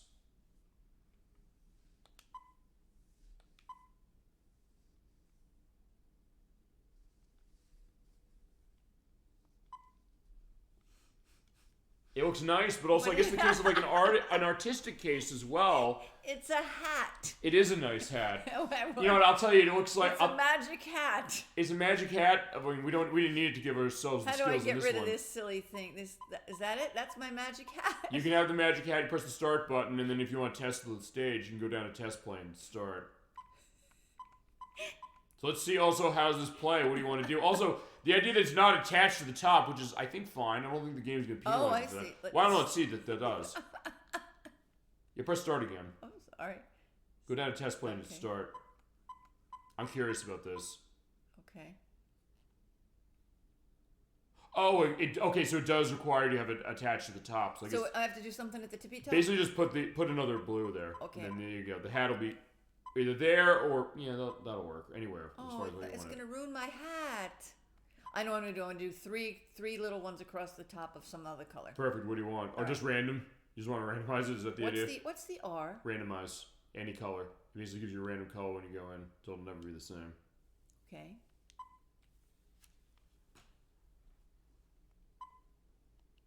So I guess then they say, okay, you do have to have it attached to something. I didn't know, like, hey, if it was not attached to anything, there's that. Okay, there you go. That looks good. Okay, and then? Hit start and then go down to test play and hit start again. Start. Okay, so now play your level. How do you take your hat down? You can do it. Let's see what you do. Oh, I don't know that wow. You can do it. It's not like you can't. If you hit your shot right, the hat collapses. Now you have to get rid of the rest of it. Okay. Oh yeah, they picked drunk for the purpose of this as far as the character. So in that case, yeah, clear the rest of it. So in the next stage, now we create a level, you create a stage saying, now solve it. Right. Which is a great concept, and in a way it gives this game, I guess, infinite replay value, because you could say, oh yeah, I just create stuff, the whole case, as far as like sitting down and playing around with it. Or it's like something like Super Mario Maker, say. You create levels for that. I don't want to do that, but I just was...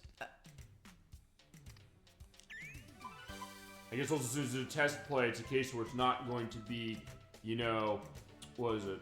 It's not gonna... That good? Well, no. What it's not gonna do is it's not gonna have, like, the top come down as far as it's... Oh, I was gonna try to do this one. I mean, this is perfect for a test, although the other thing we could do is if you wanted to intentionally lose it, we can save it and then run it as far as actually a played map. I want to try to get to my green, but I'm not going to get to the green. It's going to the blue. Oh, there's the green, right? Okay, never mind, it is. Okay, fine. Fuck what I just said, then. It is going to actually have the top come down. And since it did randomize what the top is never going to be the same. In fact, what we probably should do is it probably should save this as far as it...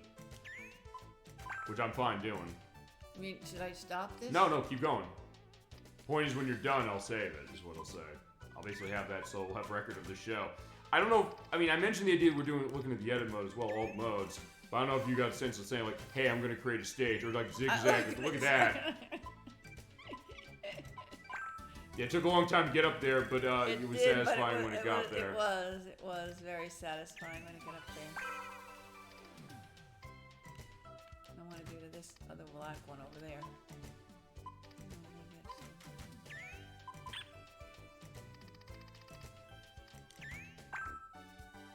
Oh, this doesn't do any good for us, but... You can just have it set to drop pretty much.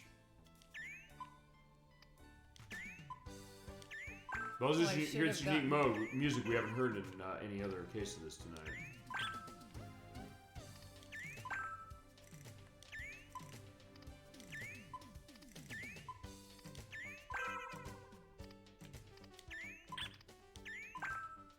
Jeez, you know what though is happening? They're not giving you the ones. Oh, there you go. Now they got it. Just like you asked. Perfect. Awesome. Look at that. So, all right, I'll tell you what we're gonna do. We are gonna save that. So go down here to save. Okay. There you go. But you also create multiple rounds, saying that's round 1. So let me just see about that. Oh my gosh. You can also copy data. You can clear the map. You can change the size of the field. Let's exit. Let's see that since it did save it. Hold on. Made map. Oh. Okay, it's still there. There you go. So you can load your map as far as it, and then basically set it so that you can make multiples and then say like, oh, play through. So It's look at a that. hat. You know, let me play your hat. You play your hat. You played your own hat. I'll play your hat too. Let's see how the hat I'll goes. play how the hat goes. That is too funny. Oh, let's go that way. There you go. Do you think you'd be making a level in a game tonight? It's cool, isn't it? I mean, admittedly, it's a case where you have to... You've gotten pretty good on my hat. Right. Yeah. Yeah, that sounds hilarious in a sentence. I do love it, honestly. I didn't expect that would be the idea. Well, in this case, I don't really have much there. It's not an easy hat, though. You're right. And since you randomize the top, that's the other thing, if nothing else. Saying, oh, that's why. Thinking through, it's not going to be the same colors each time. So it's tricky. So, So it would be different. it's clearing the rest of the hats. Like, well, it seems like it's easy. But then it's like, well, no. There's something else you have to do in order to fully get rid of it. Fully get rid of that hat. Yeah, so if you don't like hats, it's like, well, what do you got to do to get rid of this thing? You got to do another. Boom. There you go. That's awesome. Or you can also say, hey, you know what? For other cases, to say like you build something else totally weird. You could clear this entire field and say, oh, you know, it's going to be all of one color or something like that. But point is, the possibilities are endless. Yeah. So for a game, fun. It is fun and something that the 2X mode in the arcade game added. I don't know how it saved it on the arcade machine. If it did that, but oh right, I forgot because then you have your own mode for this, and then you play. Okay, so play the hat again. Why not? Now the stars, the stars gonna help you? The stars will get rid of any color that you hit it with. So in that case, the yellow ones go there, and then it drops down. Oh, that's the best thing though, is to get the stars. That's that's the best thing. But of course, then the idea is that at the end of it here is like, well, how do you get the rest of it? This is tricky.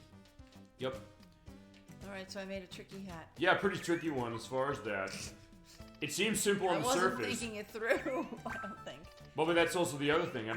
I'm gonna assume that maybe the community on this game is something where people have come up with some interesting things. I bet you. Especially over 30 years. I bet you think that if I were to do it on paper first and then come here, I would think about it. Do better. Well, it's like other games I mentioned, like Excitebike has stuff for the tracks for that, or it's like Excitebike 64 as well. Or Super Mario Maker, where basically make Mario stages. Oh, right. Something like that. Let's make more maps. So the game is also telling you, like, yeah, keep making more maps, because basically you're able to pretty much have your own story path going through that. Wow. But since we only have the one map, there you go. That was game over beating the map. Good job. Or beating the hat. Hat, I should say. Okay. Okay, no, that's okay. Well, let's take a look at the credits as far as this collection, just to thank the people who made it. As far as the collection, I would like to thank the people who made it. Yeah, we'll thank the people who made it. I would like to thank who actually makes it on this list. Who's the one who actually Well, there's the director. They're the people who programmed it. As I mentioned, there's who came up with the idea? Nobuhiro Yoshikawa, who did the engine that runs this version. But this is also the case that. Let me go back on my notes on this one. But like, who comes up with the original idea? Oh no, that's not it. As far as the original game? Yeah, the idea and said, this is an idea I'd like to run. Well, actually, I'll tell you, we can use the quick save we had.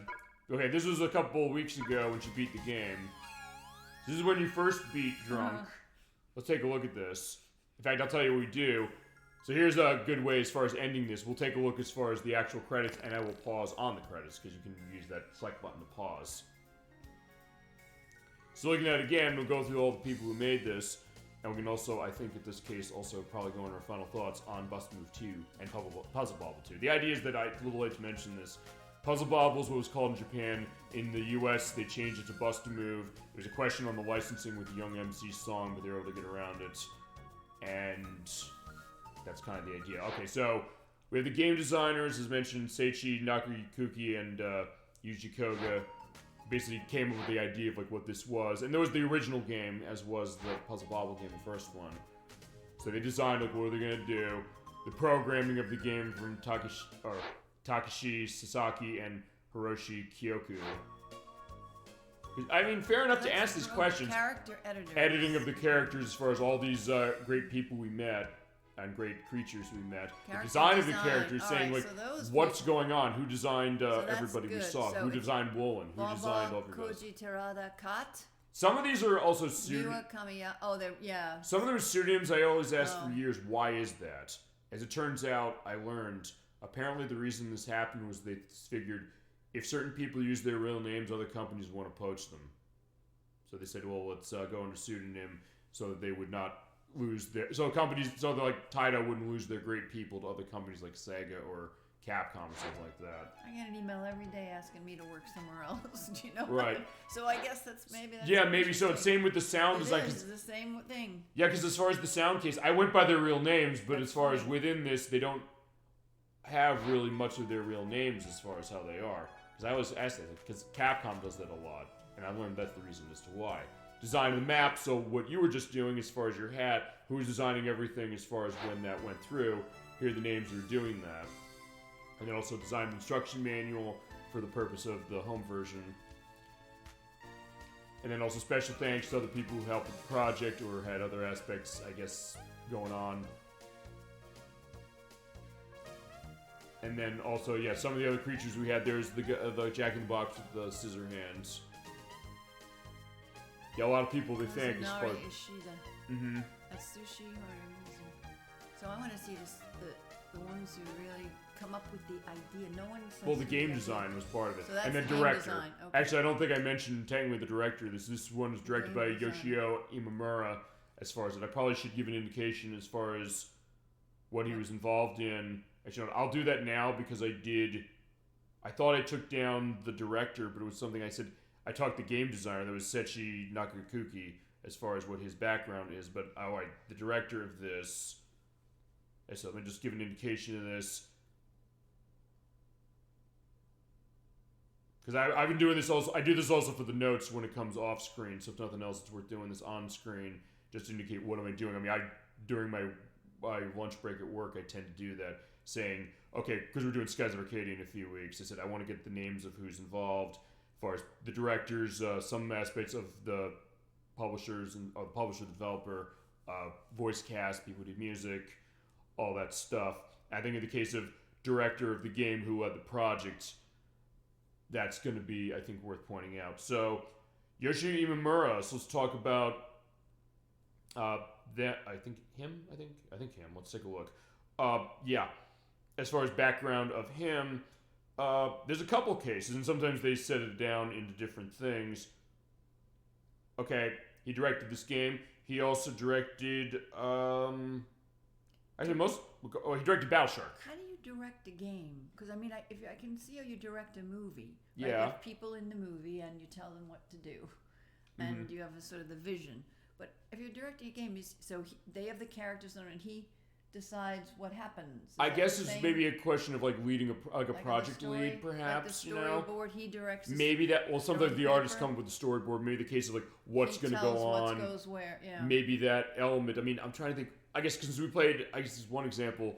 We played Super Mario 64 last week. That was Shigeru Miyamoto who directed that, and because he's as well known as he is, I guess the question of what's he thinking when it comes to like the idea of like what's this game going to look like? What are we going to do as far as 3D? What's the thought of? What's the plan of? I guess for this one they said, all right, we have Bust Move Original, and saying, okay, what do we do for the second one?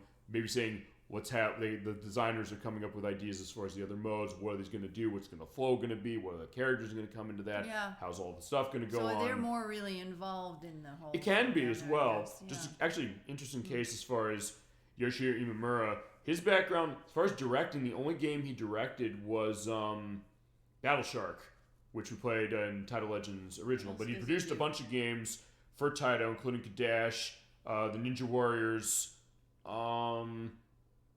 Pachinko Sexually Reaction, which is an arcade game from 1998, but also cases of sound design, interestingly enough, of Chase HQ, Time Gal, which we've not played on the show, Chack and Pop, as I mentioned, Revenge of the Ninja, and actually he did sound on Lunar Rescue. Remember that game I showed? Yeah. Where it was like those pastel colors and we were like landing the lunar thing down in order to go up. He did the sound design on that, which I actually did not indicate, but also like special thanks credits on a bunch of other cases, which sometimes like, hey, support for certain things. So video game credits.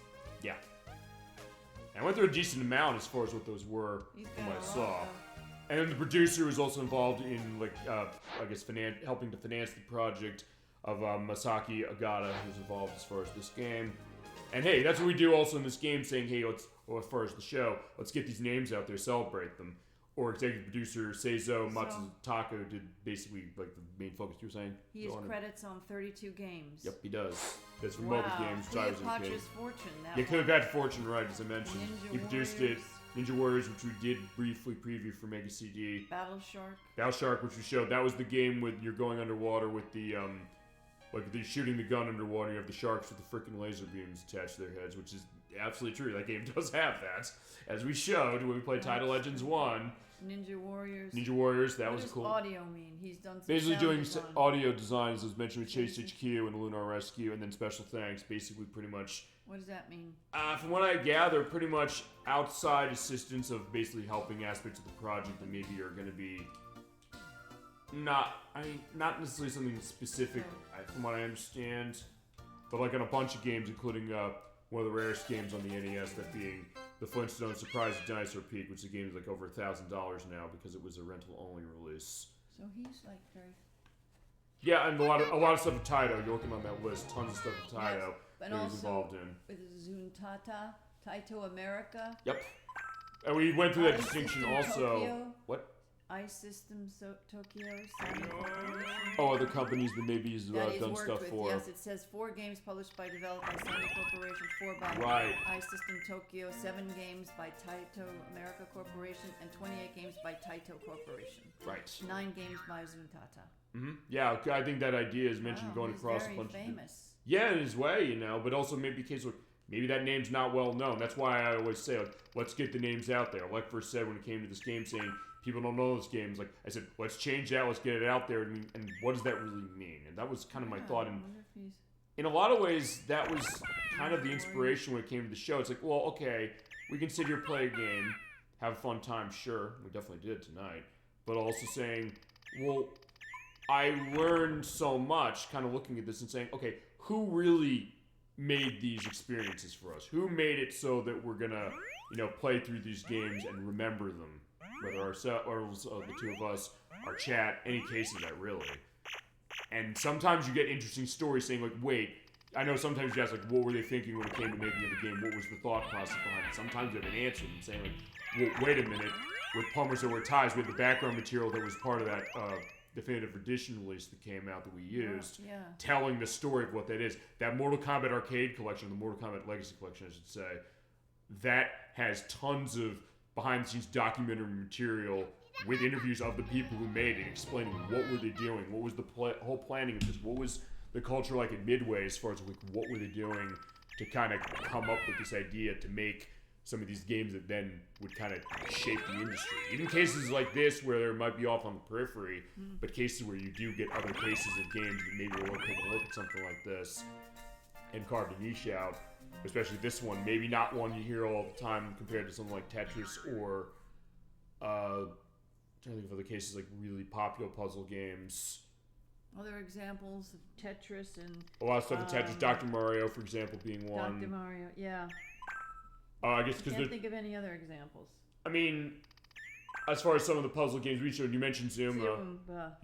Zuma being one case of that. Yeah. A game I know you're going to be involved with the show Peggle, which kind of, I guess... I mean, Peggle's not dissimilar to this in a weird way. There's also a case of kind of like doing a shot off and then having to kind of clear something out. Yeah.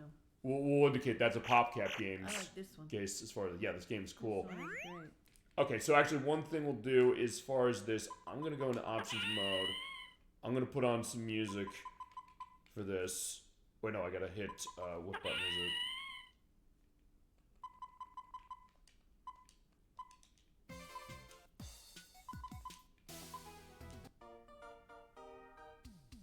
Yeah, we'll have the theme of Actually, wait, before we end, I forgot. I want to show off Another World. Okay, Another World is... Right, you play normal and bonus mode. Actually, no, let's show Another World. Let me just do reset on this, and then we'll listen to the music. Because I, as far as what Another World is, I'm not completely sure.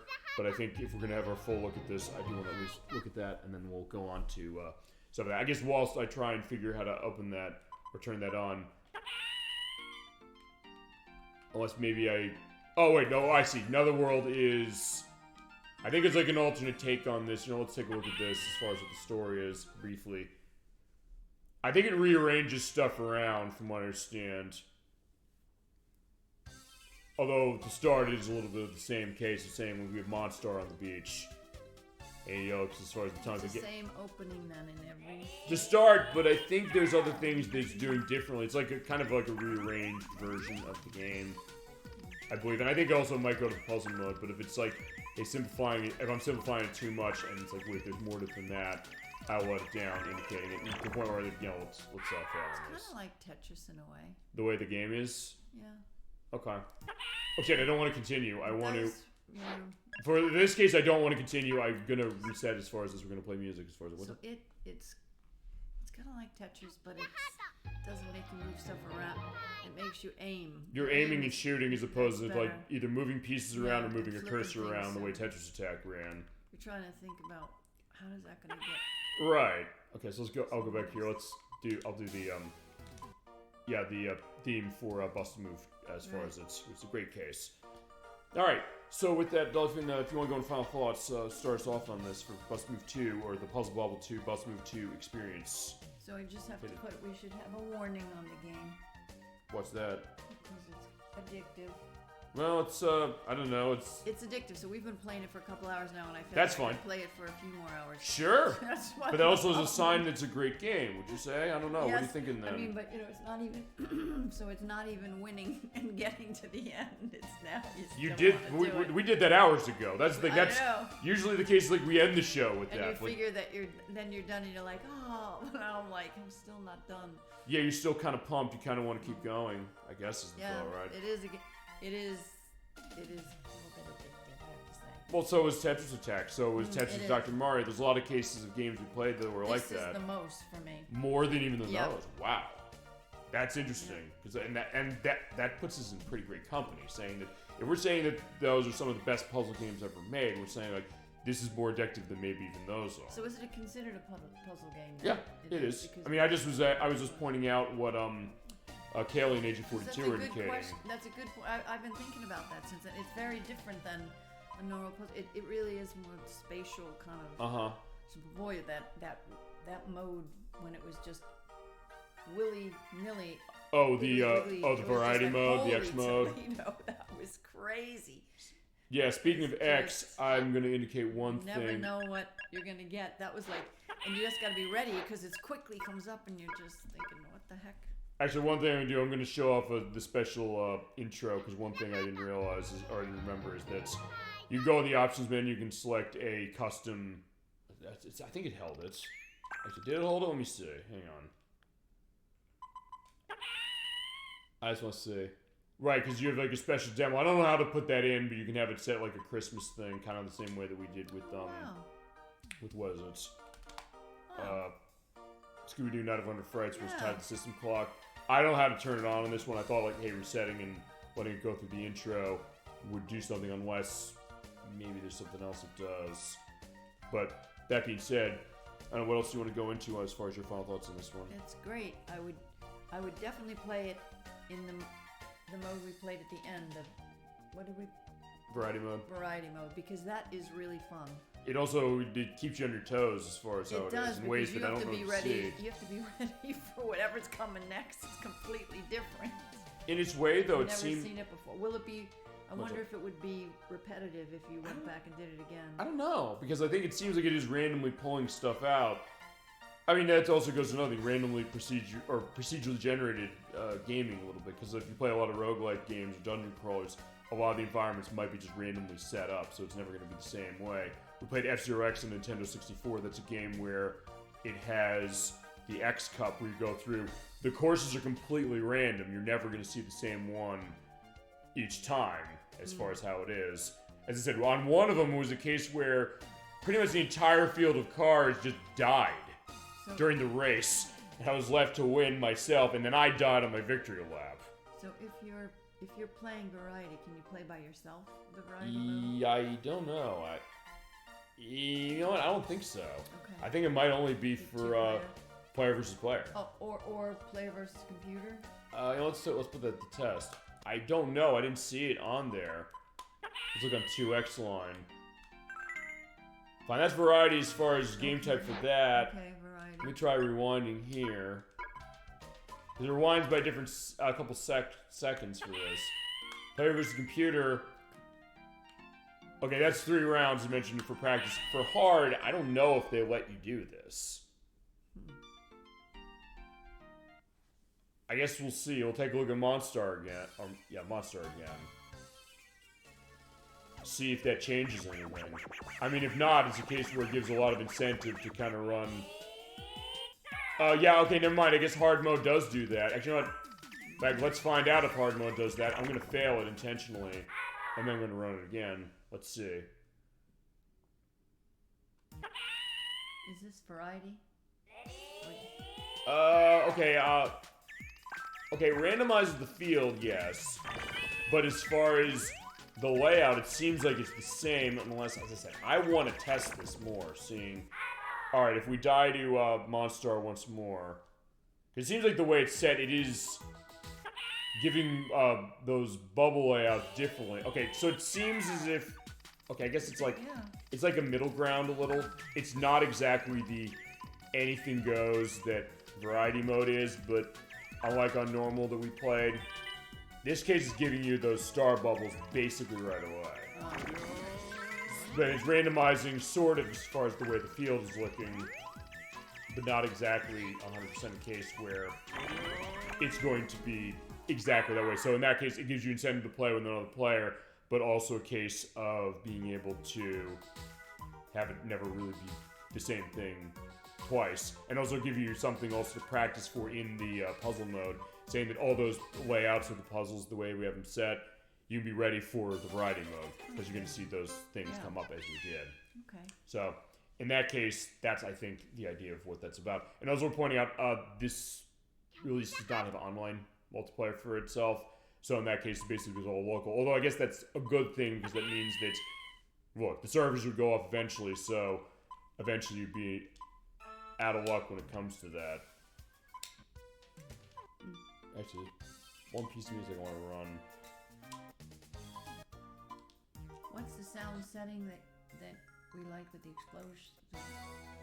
So the option we had, that was extra options of turning on bubble effects. Bubble effect will get everything exploding. Another world is kind of randomized stuff. You can also run on continues. You can have it normals, which limited on continues, or play free play with none. You can go in here to select character options. And as mentioned, also there is Bus Move 3 as a fact of this. Oh, no, I'm trying to look for one particular piece of music on this soundtrack list. I'm not finding it yet, but I don't know if there's anything else you want to go into final thoughts on this that we haven't mentioned, or you haven't. No, I think it's definitely worth it. It's lots of fun. It keeps you busy, and it's like you said, you can do so many different things with that variety mode too. So keeps it fresh. I like that one. Actually, I don't think it has that.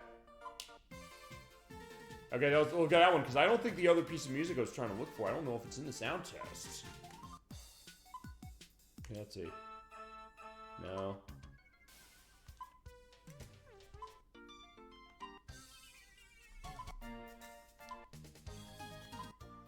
I'm gonna listen to this. We're going the whole way on this, I promise that. As we always do.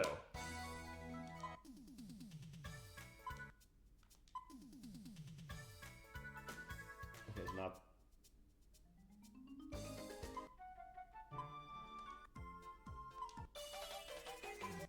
Yeah, it's not. Oh, I played that one. Yeah, it's not on the sound test that won the. I'm surprised it's not the sound tests. Okay, that's interesting as far as. Alright, there you go. So if you have no more final thoughts on that. No, it's a great game. I recommend it highly. Yeah, I'll go into my case as far as this.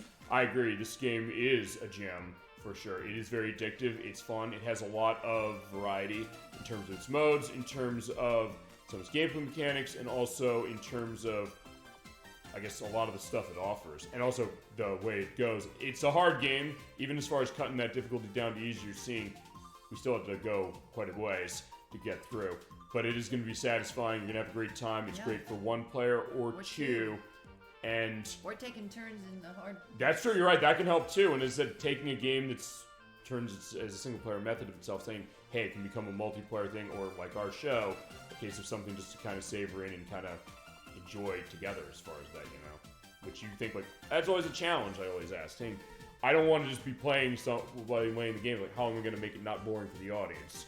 And the case of sometimes that can be the case of it, but also the case of what our chat or our guests have to say about it, what their experience might be. And I agree, this is a fantastic game. If you've never played it before, as I mentioned, the classic consoles, the retro consoles, do have versions of this for PlayStation 1, Nintendo 64, Sega Saturn, Game Boy, and PC. And I'm trying to think if there's anything else as far as what that is. But there's also the Arcade Archives version, but I'd say the bang for your buck here is going to be the Puzzle Bobble 2X / Bust a Move 2 Arcade Edition and Puzzle Bobble 3 / Bust a Move 3 S Tributes. I have to get that full name going every time. It's a long name, but it's worth remembering, and it gives you Bust a Move 3 in the package as well. It's like this one has the same 3 arcade version and a console port, which in this case is Sega Saturn. But it is going to be giving you a bang for your buck for $15, digitally speaking only, but still you're getting a lot of gaming value for your money. And I would highly recommend you pick it up. It is on all the consoles, Switch, PS4, Xbox One, and PC, and the newer Xbox and PlayStation and Switch consoles play it very nicely. As far as our next approach, our next return to Bust a Move, well, we have a couple other games in the series. There's 1, there's 3, which is in this. There's 4, which I don't have, that's on PlayStation 1 and Dreamcast, and then there's Super Bust a Move that was on the PS2. Super Bust a Move 2, I think, was also on the PS2. And other cases as far as that. Actually, wait a second. Okay, no. Alright, because it's supporting Saturn, so it's going to have to fade out the music, so that's the reason why. Okay. Yeah, we can figure that. I mean, yeah, any case as far as your requests as far as that, go ahead. I'm glad we were able to deliver this one. I know I first mentioned saying it needs some more attention, it needs some more love. Absolutely. He's right. And we're giving it that way. And I had a great time doing this. Thank you so much, DollyFinn, for joining me, and also for leading us through the player versus computer mode. Definitely were the lead on that one. Appreciate it. Thank you for having me. Yeah, absolutely. Okay, so with that, there's the end of our Friday show that is going to be into Saturday. But because of that, unless I explicitly state it, we do not have a Saturday show. So yeah, this week, this is our show. We're also coming back next week for a Friday show. That's going to be at 7 p.m. Eastern Standard Time on September 20... Or, not September, on January 23rd. I think September 23rd for something else. But January 23rd is going to be for... Well, I have the Pro Control. I can actually indicate this on this console. I can show exactly what you're playing in a few weeks, or next week. We are going to be going back to a game we already began about a month ago, but it's actually been longer. It's also a case that is very cute and cuddly, but also one that can get pretty difficult depending on how it is. That is, okay, I got the Super Nintendo controllers to use that, which I'll be using anyway for this. Super Mario World 2 Yoshi's Island. We're playing it for part 2. I've beat half of the game already. The next part of it is going to be going through the rest of it. We'll finish it next time for Super Nintendo, but we're not going to be done with the game because we have one other thing that's going to go to that. That'll come in February. The week after that, though, we're going to be doing our first scoping session show. This year, what we're doing is we're taking a game that runs really, really long. Either I'm not ready to do a full show of it to scope out multiple parts, or it's really long that I don't know how to handle it. And in the case of the former, if it's something that's really long or long enough that I don't know if I'm ready to scope it, as far as doing a full show, I always want to demo it. We're going to look at Skies of Arcadia for the Dreamcast. You ever play that? Mm-mm. It is a terrific RPG that was released in 2000 where you're an air pirate. Basically, you're part of a group called the Blue Rogues. You are Vise and Ica. you're going on an adventure with this mysterious girl who fell from the sky, and the Valiant Empire want to have their hands on her for some reason, and you got to figure what's going on there. It's terrific stuff, and it's a case where we're running on the Dreamcast. It's a game that also needs more attention. It's a game that unfortunately costs a lot of money because they've not released it much. It's released on the GameCube, but either way, it's going to be going for well over $150 if you're trying to go for a copy nowadays. Sega's not re-released it as of this recording. Maybe they can. The Dreamcast version we're pointing out has pretty intense flash light warnings. We're going to indicate that anytime we're going to battle. The game looks beautiful, but it is something that, if you have epileptic concerns, do not full screen it. I'll indicate that when we get there, but it is a wonderful game. I've wanted to show it. It's not such a great style and such a great heart to itself, and amazing music. The point where the people who made it, they basically begged Sega, we can't compress this music. Say, compress this so we can put it on one disc. They said, no, please don't make us have to do this. The music is so great. Let us keep it as it is. And they said, okay, we will.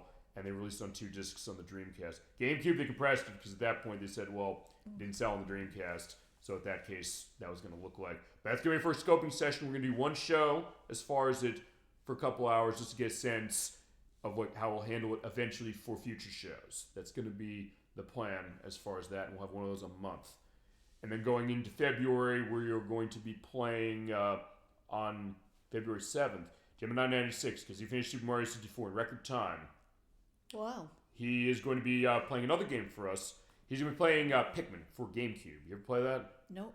It is a real-time strategy game where you're playing as Captain Olimar. He is a creature or character who, his ship crash landed on a weird planet. He is limited on oxygen. He only has a month to live. But he runs into these interesting flower creatures named Pikmin that are willing to help him out to get through the scenario or the case of what's going on. And basically, you pick these creatures up, you're able to grow them out of objects, and they can help you carry resources, break down walls, defeat enemies, and things like that. It's really interesting. It's another one from Shigeru Miyamoto as far as the brainchild of it. When he came up with saying his idea of gardening, saying what can we do as far as something that's cute and approachable, but also something that has this kind of very relaxing atmosphere, amazing music, and also a kind of unique twist on real-time strategy game, which honestly, we've not shown much of real-time strategy on this show. So the fact that we're going to have a full look at that, I'm looking forward to doing that. As far as which version he's going to play, because it is on the Switch as well, and it's on the Wii, he, I think, is going to run the GameCube version, because we actually tested this week. I said, you can plug the GameCube controller into the Switch with the adapter and play, but is it going to be button for button the same as the GameCube? He said, no, it isn't. So I think he might be on the GameCube on that one. He loves this entire franchise. He is one who is going to handle every single game in it. And we're starting with the first one, which is celebrating 25 years of itself this year. That's going to be on February 7th at 7 p.m. Eastern Standard Time. And the week after that, we're on another Friday show. That is going to be for Sonic Labyrinth for Game Gear. Wow. That is going to be played within, and this is on Switch, I can at least demo that idea. We played within the Sonic Origins Plus release. It is a spin-off of Sonic where it's a top-down isometric game where Sonic does not run fast because, according to the story, Dr. Robotnik said Sonic always outruns my traps. So it's like, what if I slow him down? So he sneaks into his house one night and replaces his shoes with slow shoes. A lot of people said, wait a minute, why don't you just do, they take the Scott Evil perspective from Austin Powers, saying, why don't you just kill him? Like, no, he doesn't kill him. So what happens is that Sonic says, well, you can't stop my spin dash. You're going through a group of levels in order to stop Robotnik and get your speed back. It's a game that is not well-liked, going back to Game Gear. I thought it was not a bad game when I grew up. It is a different case as far as Sonic. And it's one where Electris, also going back to him, said, I actually kind of have a soft spot for this game. I said, yeah, sure, let's give a look at that. And we haven't looked at Game Gear game in a while. So we're looking at that. Although when we start that show, I'm going to boot up Sonic Mega Collection Plus on Xbox, so we have a full read of the instruction manual, which is in it. This one doesn't have it. But then I'm coming back to this one for the actual play of it, because going back to flash and light cases, when you pick up items, the whole screen flashes, and the other one, it is strong stuff. I'm saying this is a perfect port, and it cuts it down, so we're going to play it that way through this. And then the rest of the month, Well, one thing we're gonna do is for Yoshi's Island. We're finishing it next week. It's like, wait, what else do we have left? If I'm saying, hey, that's not the end. Well, we're gonna look at the Game Boy Advance version. I know you said, DollyFinn, you played the Super Nintendo game. Mm-hmm. You played the Game Boy Advance game. No. Okay, the thing about the Game Boy Advance game is it is a very faithful recreation, rebuild of the original game, but this one has some extra stuff. It has 6 new levels. So I'm going to show those off. We're going to also show off all the extras within it and see how did they take that Super Nintendo game and put it onto the Game Boy Advance in portable form. Pretty well, actually. With some concessions, yes, but still a case where I wanted to show that off. And that'll be our finale of Yoshi's Island for that. And then we'll have a scoping session. I don't know if it's going to be something that Nocturne wants to do. I have a message out to her saying I know she had ideas. She might have wanted to do Xenoblade Chronicles 2 for that. But I don't know. If not, I might pull out BlazBlue Calamity Trigger for PlayStation 3 to get a sense of how we're handling that. A fighting game from Arc System Works that has a lot of story stuff, so I know we're going to have to get a sense of what are we doing on that one. But that's going to be that idea. Also, I think since we are... Oh, right, I opened that. I'm trying to think of... No, yeah, I'll tell you. No, I was going to say, you know, screw it. Let's give a preview of this now. I always have the music going on the intro of Yoshi's Island for Advance. And you get the voice of Yoshi for that. Just have that talking over as far as this. Because in March, and there won't be too much more on the schedule to go on this. I just want to at least have a little bit of an indication. And you're also seeing some of the differences of the text. And we'll get to this when we look at this in about a month. But it is beautiful. Talk about getting ready to go to nice dreamy sleep. With this beautiful intro. Oh my god, I love it so much. I said we looked at this last month, but another case of being able to reiterate here. Yeah, in March, for our scoping session, the dates on some of these things are kind of up in the air. I don't know when I'm going to have them. But I think for our scoping session, we're going to be doing Kingdom Hearts Rechain of Memories. I want to get back to Kingdom Hearts. I had such a great time playing that one. The experiences that we were kind of going into, the life versus going into on that one in particular. And I want to make that story make sense. That's the next game in the line where, at the end of that game, we did find Pluto with the letter from King Mickey, but like, where is that going? Well, it's going to take us to a place called Castle Oblivion, where we're going to get a sense of a different method of play that's different from how Kingdom Hearts 1 was. And I know it's a game we have to beat twice. That is going to be quite an investment, but I said I want to at least start showing it now as a perspective. Also, March with the next part of Pikmin, that might be the finale. If Gemini 96 needs a third part, that'll be in April. Also in March, we're going to take a look at Snowbird Kids for Nintendo 64. That is a game I've wanted to show for a while. A deeply underrated snowboarding game. Kind of Mario Kart-like, but has a unique feel to itself. And also, I think we should start showing more sports games on the show. And one I want to show that I think is also underrated is Looney Tunes B-Ball for Super Nintendo. I don't know if you ever played that one. No. Sunsoft made that. It was Sculpture Software did the development, but it is basically, if you took NBA Jam, we played on Fire Edition a couple months ago for the Delicit Show, take that, have Looney Tunes in it, make it so it has like Mortal Kombat, like button combinations as you play for specific character transformations and things, or the idea you pick up money on the court, and when you do, you're able to use that to buy into power-ups and things. They give you long-range shots, you basically make a three-pointer from pretty much anywhere on the court. You can make it so that if you take a shot from the free line, you have a roulette going on. If it lines up and you make that shot right, you like triple your points. It has great sense of the Enterprise. We were talking that earlier as far as Looney Tunes stuff. It's really good. And I'm looking forward to showing that off. Another one that's maybe people miss, and I did grow up playing it, but one that sometimes draws a blank, and one I think is definitely worth checking out. And then in April, we have our April Fool's Day show, which is going to be for a Game Boy Advance game. Question of whether it's a bad game or not. So far, it's like, not really. But one that our chat asked about and also said, like, they laughed saying, like, how good could this really be? Maybe better than you think. It's Digimon Racing, which is a kart racing game based on the Digimon franchise. We have not looked at the franchise yet. I know our chat want to see some Digimon representation. We can get that. We might have another part on Sober Kids that month. Don't know. We might have another part of Pikmin that month. Don't know. I also want to show off World Series Baseball for Sega Genesis because we're getting into baseball season. One of my favorite retro baseball games. I'll figure what the scoping session is going to be. And the only other real case is our our compilation show. In May for Memorial Day weekend, we're going to look at Midway Treasures 3 for GameCube. And since there's only 9 games in that, and I don't know if it's going to cover a whole show, I picked up a bunch of arcade ports of Midways for Nintendo 64 to toss in there. So I have Mortal Kombat 4, I have all the cruising games, I have NFL Blitz, I have, I'll put in Wayne Gretzky's 3D Hockey again because it is technically an arcade port, even though it's not much like the arcade version. And that's going to be kind of the idea, and then cool spot as far as June 20th, only because we're going to too many games to be off that week, and I have some off-screen content planned for that week as is. I think with that, that's going to be the end as far as our show. Yeah, it looks like Wade didn't. What's going on as far as Bust a Move? As far as, you know what, fine, I'll end on Bust a Move. It's fair enough to do that because we're playing it. And with that case, I think that's going to be in the show, but I will turn this down a little bit because I'll just keep on the intro as far as the collection. And if you're not picking this collection up, I think it's totally worth the $15. No question. Absolutely. And we'll definitely come back to other stuff of Taito's and of the stuff of Bust a Move for sure, because honestly, over the past year or so that I've kind of become more acclimated with Taito as a company, it's something I keep being impressed. I keep finding these really unique games that are surprisingly fun, these great experiences that I like telling other people about.